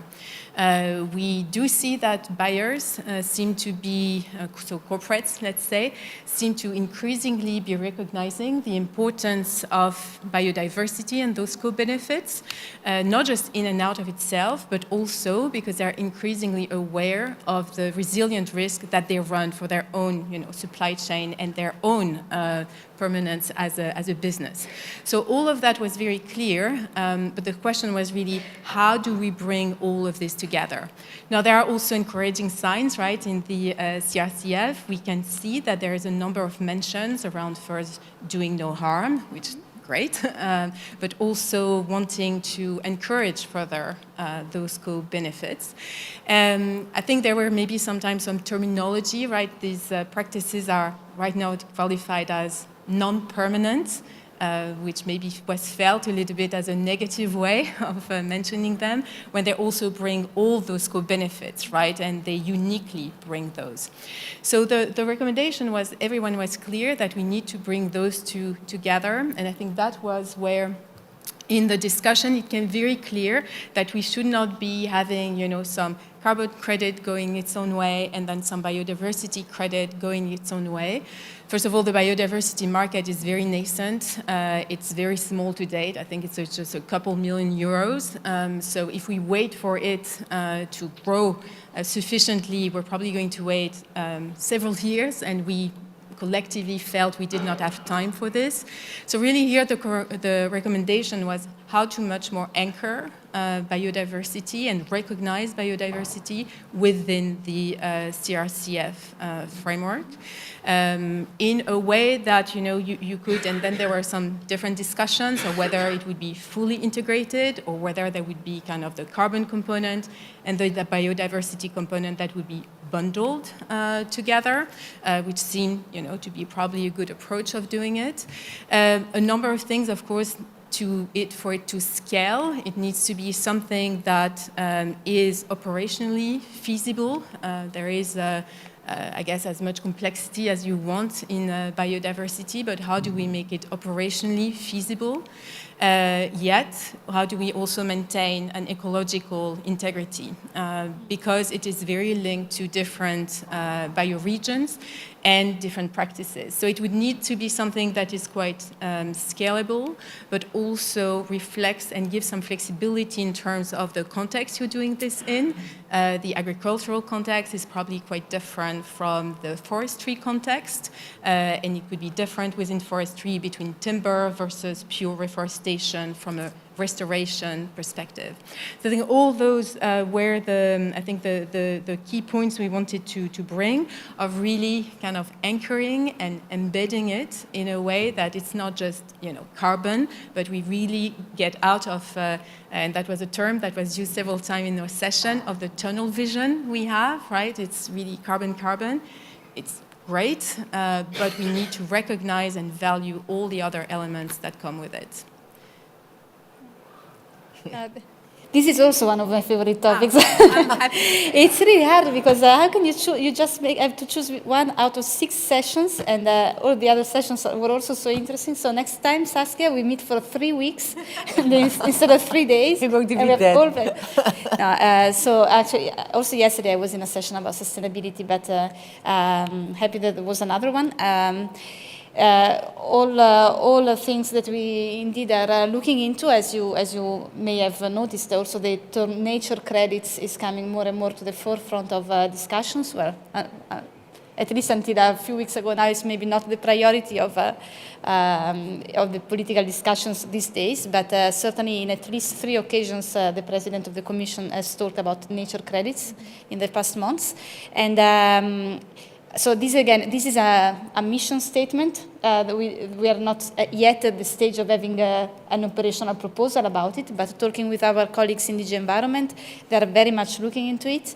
They're very much looking at the CRCF as the common ground where we can build in nature credits. So certainly from the perspective of the farmer, of the forester, you don't want to apply to 2 different frameworks, 2 different certification schemes with 2 different methodologies, one for carbon, one for biodiversity. That would be absolutely ridiculous. So we can do this together, also building on the learnings from the development of CRCF. This being said, it will not be easy, because as you have noticed in your discussion, some questions quickly come to mind, especially how you bundle the 2, when the 2 are so much, the 2 dimensions, carbon and biodiversity, are so much interlinked. But okay, for the moment, step by step, what we have, as you mentioned, we have the rules that a carbon farming activity cannot harm biodiversity objectives, nature, environmental objectives. For that, in the case of forestry and peatland, we can rely on the do no significant harm criteria under the taxonomy. For agriculture, it's more difficult because we don't have taxonomy criteria for agriculture, but we can rely on the currently very well-developed environmental legislation that applies to farmers in the EU. And then there is the mandatory co-benefit for all carbon farming activities for biodiversity. And this relates a bit to what you said. We say non-permanent activities for carbon farming. This is a pejorative statement. But indeed, these are the only activities that are also good for biodiversity, which you cannot say about ducks, BECs, which have other advantages, but not the advantage of co-benefits for nature. So this is really a selling point for these units compared to the permanent removal units, depending on, like Ian was saying before, the taste or the needs or of the buyer. So if you're interested in nature, you should buy carbon farming credits and not a DAX credit. So it is part of the selling point of carbon farming credits, but it's not yet as easy to quantify as carbon, and really carbon is not easy. So we also leave a space for a voluntary reporting of co-benefits for all environmental objectives that goes beyond a mandatory check that the activity is good for biodiversity. It can go beyond and be really about quantifying something that is only related to biodiversity, maybe not so much to carbon. We don't have a methodology for that yet, and we won't have it in a few months. So what we're currently thinking about, maybe you can give me feedback on this, is to leave it open to certification schemes if they also have a proposal how to quantify nature indicators. They can mention this on the certificate that accompanies carbon units. It doesn't become a unit, but it's an information that you can put on the certificate, and perhaps if they communicate transparently about their methodology their method to quantify these indicators, we can all learn from this database methodologies, and in a few years maybe we have enough information to put this more to the forefront and become a basis for nature credits. So it's where carbon was a few years ago, and now we are here. So I'm sure that very quickly we will get there also for nature.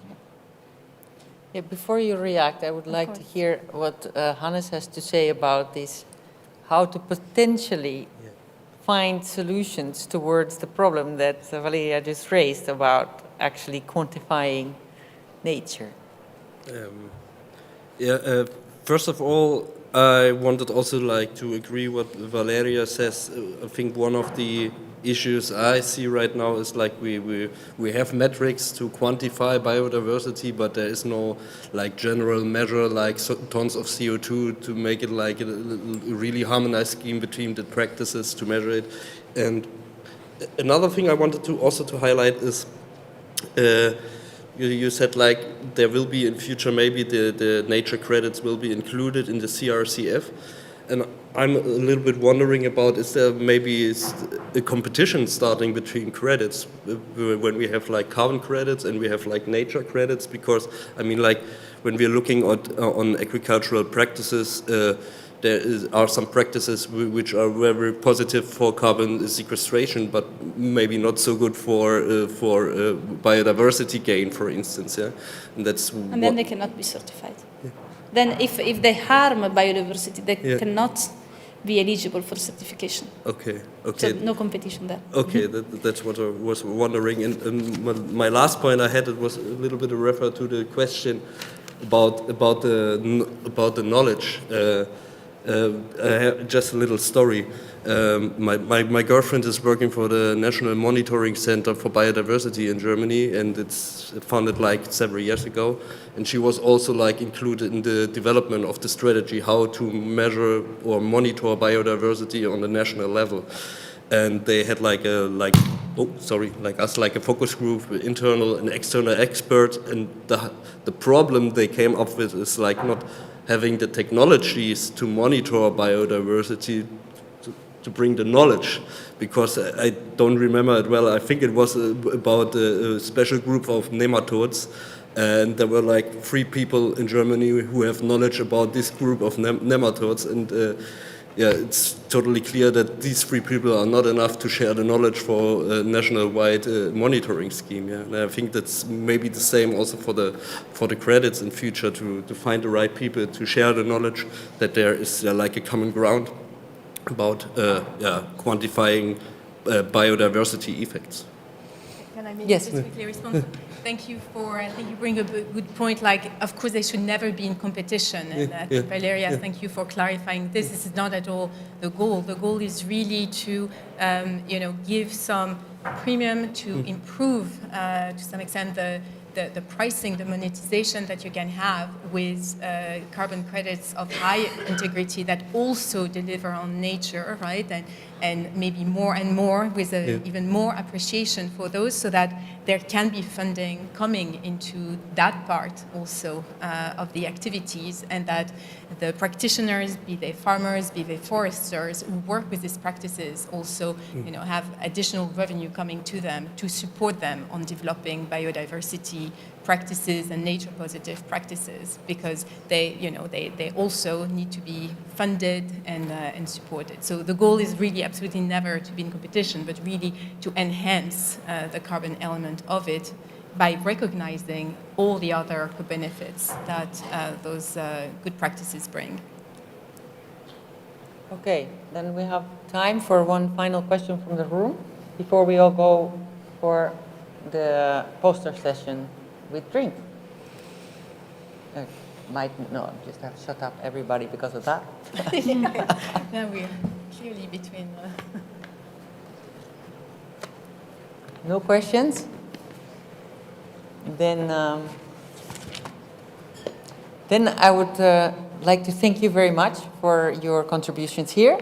And I just have one last technical message after we finish our session here about the dinner tonight for those who are going to be coming. So the dinner starts at 7:30.